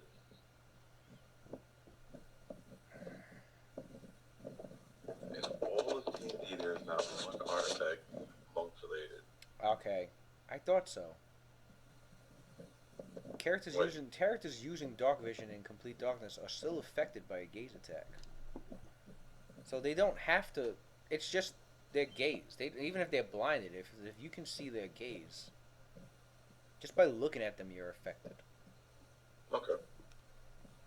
That's what I thought. That's why it's called a gaze. Like, they're looking at you. That's all they need to do is you just need to be looking at their face, pretty much. So they're just that ugly that if you're looking at their face, it's just the face. But she's not the only one with a gaze attack. Basilisks have a gaze attack that turns you to stone.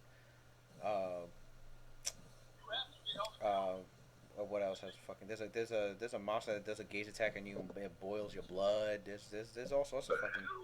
There's all sorts of different gaze attacks. There's the Umber Hulks. Their gaze attack. Their gaze attack causes confusion. Gives you a confusion effect. That means Kyle failed. Actually, he did. They were fighting three fiendish Umber Hulks, and I think he did fail one of the gaze attacks, and they had to He had the confusion on him.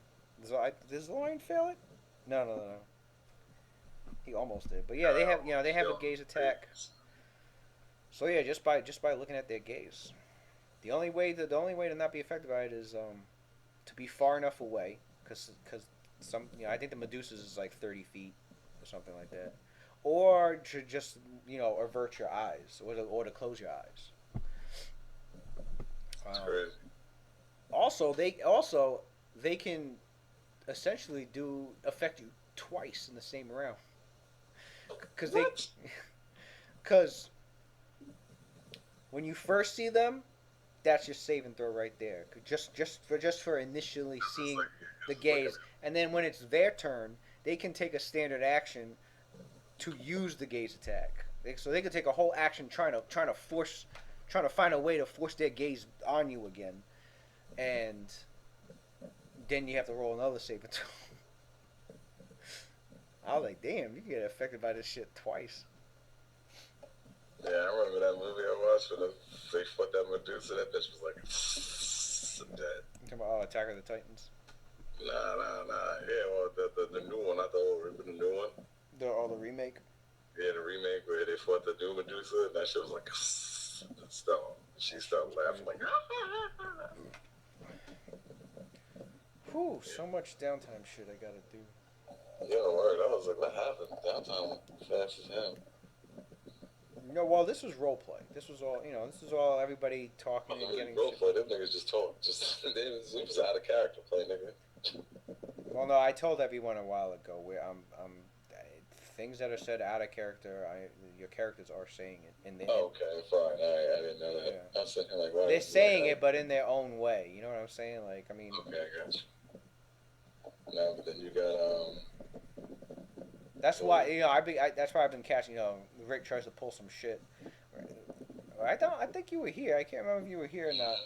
You were here when it was. Yeah, you were here because it was with the it was with the bracers, I think, or something like that he was trying to get. And he said something, and I was like, "Well, your character said it in character, Kai."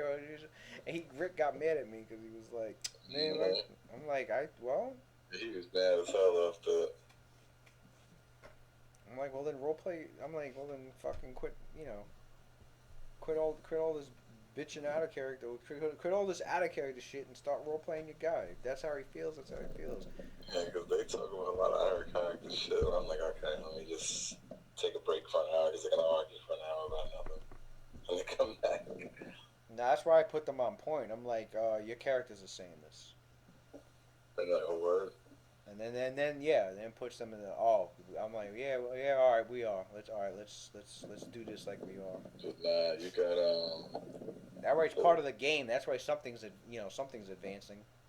Damn, so that's a while. That plus 2 one headbutt, nigga. You staggered.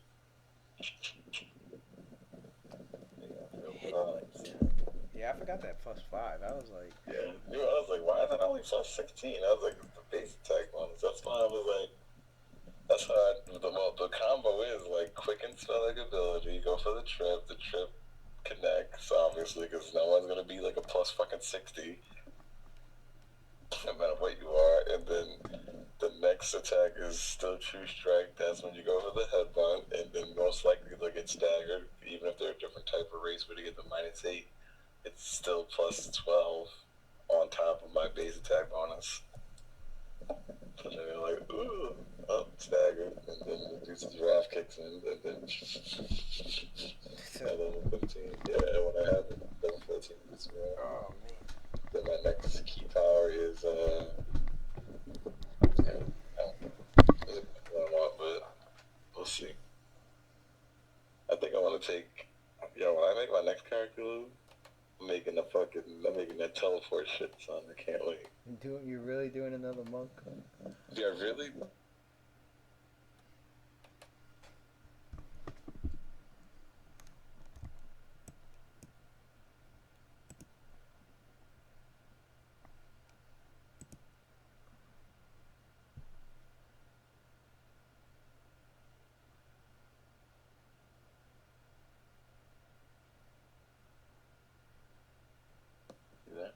Yeah, I'm back. I don't know why it does that. My freaking when I exit on the when I said the yellow flash. I haven't made a barbarian yet. I was gonna say there's so many classes. I'm sure there's. Nah, I gotta make a barb. I gotta mix it up. Even though I want to make a teleport monk to just beat the shit out of people. Yeah, because we got Rick playing a war priest. I might drop fucking spring attack now that I think about it and get pummel style. Yeah, we got Rick playing a war priest of Kalembor. Samuel's playing an inquisitor of Kalembor. Yeah, fucking inquisitors are broken as shit. That's like one of the most powerful classes in D&D. Inquisitor's the most powerful. What the fuck? One of, yeah, they're like in the top 3, nigga. You've been looking up shit on them, huh? Yeah, I Google shit all the time because I have nothing to do because I'd be bored. So it's like, you're thinking about it. You'd be like, what class is this? And you're like, oh, what the Inquisitor. Go look it up. That's why I probably met Sam and probably Google some shit. I know he does. Yeah, that's why he like. I know he does does. things like that. There's like 20. There's so many. I know he does because there was this build he was doing with his gnome, and I was I think I was trying to look for something. I was trying to look something up that was related to it, and I went to this one message board, and I'm reading what they're typing about the build, and I'm like, why does this build look like almost exactly the way he? I'm like, oh my god. Yeah, I'm telling you. It can't even be original. Yeah, look, if you build an Inquisitor like the right way, look, they're on par. Like the fucking sorcerers, they're like, I mean, they're like the top 2 classes in D&D. Apparently, that's what I've read. I saw that. No, I've seen one build that would involve 2-weapon fighting, and it was like. It was something ridiculous. They were doing like over 1,000 damage. That's fucking stupid. I was like, what the fuck? Like, how do you make a monster to fight And then that? somebody made an Inquisitor build that was into archery. That was like it was using bows, and the damage was like fucking insane. So it was like 700 damage every fucking. Yeah, but that's my whole thing. I'm Like, how do you combat stuff like that? Like, no, seriously, like, what do you do when you have a character doing 1,000 damage? Like, you don't, man. Like, that's not even like. The game wasn't meant to be run with like people trying to do shit like that. That's why people have been going back to like old D&D. Some people have been going back to like 2nd edition, 1st edition, or they've been playing the new 5th edition because that 5th edition don't let you do shit like that. because it's like it's like stupid. It's like all right. 4th edition doesn't even let you do shit like that. Like people have. It's fucking stupid. It is. People have tried with 4th edition, but the way they balanced that game out, they made sure you couldn't do something. I think when 4th edition first came out, they went and they fixed one of the ranger powers because somebody made a level 30 ranger that could solo Orcus and solo the demon prince Orcus. So what they did was the power that the guy was basing the build on, they nerfed it. Like a month after the book came out, they nerfed it. It was like a level 30 ranger. Was it level 30 ranger power? It was level 30 ranger power called like Blade Storm or some shit like that, and that shit was funny. Somebody I knew told me. Somebody was like, yeah, somebody made a ranger build that could solo Orcus. So I was like, what? I'm like. I thought 4th edition was supposed to be balanced out, and I read the build, and I was like, wow, okay. But they nerfed it like a month later. Yeah, people have been doing that. But when it comes to 3.5 D&D and Pathfinder, like, shit, people fucking. Well, they're making a vulnerable ranger. People find some cheeses. People find some builds that are just nasty. I saw a 2-weapon barbarian build with Pathfinder. It was Pathfinder rules only. This wasn't even like mixing any D&D shit with it. It was just Pathfinder only. They made a 2-weapon fighting barbarian that was dealing like 1,200 something damage. What? I shit you not. Hold on. What was it? Hold on. That's ridiculous. I think it was on Reddit.com. Best 2-weapon fighting Pathfinder. There it is. Min-max. They call this shit Min-max Monday. Min-max what? Min-max Monday. Look, this is the link. I guess every Monday they try to make a cheesy ass build. This one was the best 2-weapon fighting damage. Let me check this shit. It's because it's when the magic. The first one's the Inquisitor. A level 20. That's Matt Samuels. I'm sure he'll be using that. Level 20 human Inquisitor. Gold 880K. That's a lot of gold. That's what you have by level 20. Total gold used 327K. Just for boots of speed, a +1 agile, vicious, keen, holy short sword. 2 of those. A manual, and I guess the manual is for the dex. Does it say? Yeah, the manual. The manual is for the dex, and the belt. What's the belt for? Oh, the belt is for the dex. So the dex ends up coming out to be plus 36, 32. 36, 36, 31, 31, plus 26, 26. Hit damage that's 26, 2d6 vicious, 4d6 greater bane, plus 34, 11 Panther Strike enhancement, sacred judgment. Piranha Strike. Luck of Oh the my divine god. favor, 2d6 if evil. That's bad damage, bro. 1 extra attack because of the boots of speed for haste. So your final attacks is 36, 36, 36, 31, 31, 26, 26. About to add haste to my boots, I get an extra attack. So then what does he do? For side benefits, I get the animal domain to gain an animal companion. They use the animal companion for the teamwork feats because Inquisitors get free teamwork feats.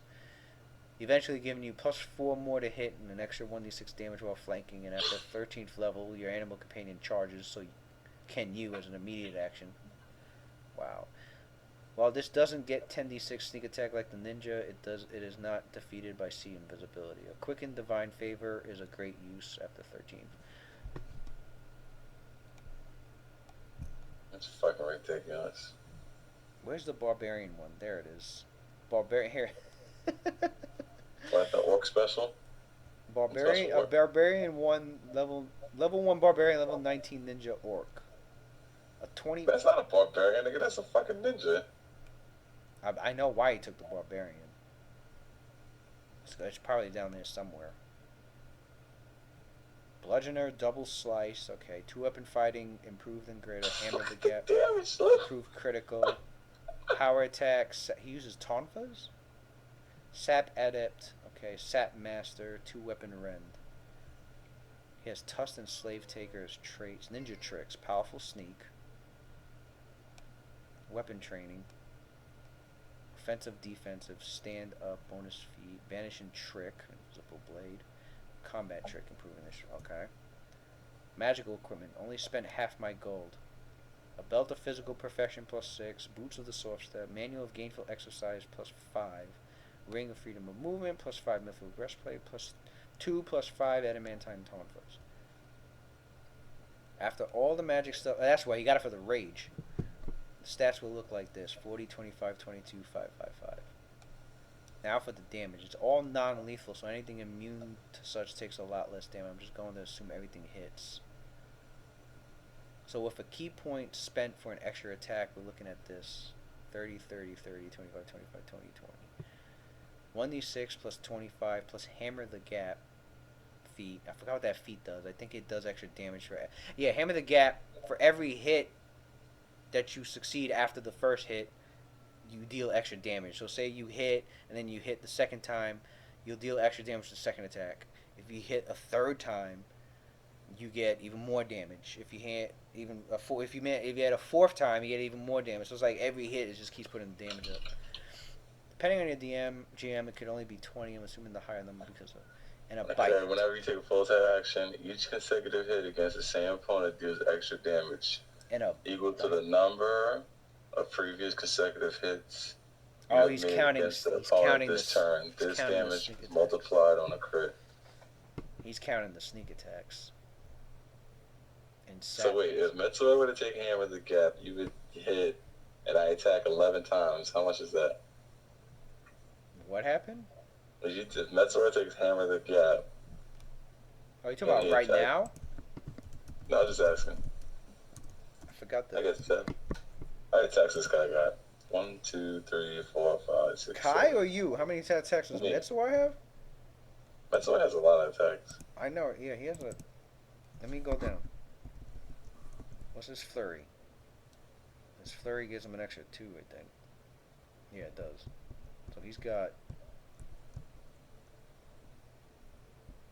And then if you use a key point and haste. So we got what the fuck is your attack bonus? We'll have 1, 2, 3, 4, 5, 6, 7 attacks with with haste and using a key point for an extra attack. And that's not counting the trip extra attack, the vicious stomp either. So that's really not even 9. Counting. No, it's not even counting the attack of opportunities. Yeah. So it's 9. So when you take a full attack, each consecutive hit deals extra damage equal to the number of previous consecutive hits you made against that opponent this turn. So you hit once, boom, hit him, deal damage. You hit him the second time. So whatever it is, whatever damage you deal, you add an extra +1 to damage because you hit him once before. I mean, that doesn't really do it. That's not that much. If you hit a third time, that third attack will deal an extra 2 damage because you hit him twice. I should take improved critical. If you hit him 4 times, the extra damage and the damage is multiplied on a crit. It's not a bad feat if you the feat is good if you've got like a lot of attacks, like if you're a 2-weapon fighter. Like eventually, Metzor at level 15, he's gotta have. And you have good crits. If you have a good crit weapon, like a kukri or something like this feat would be really useful. Like 11 attacks, and all I gotta do is get.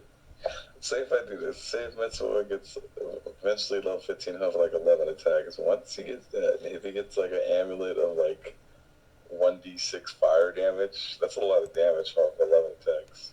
If he hits with them all.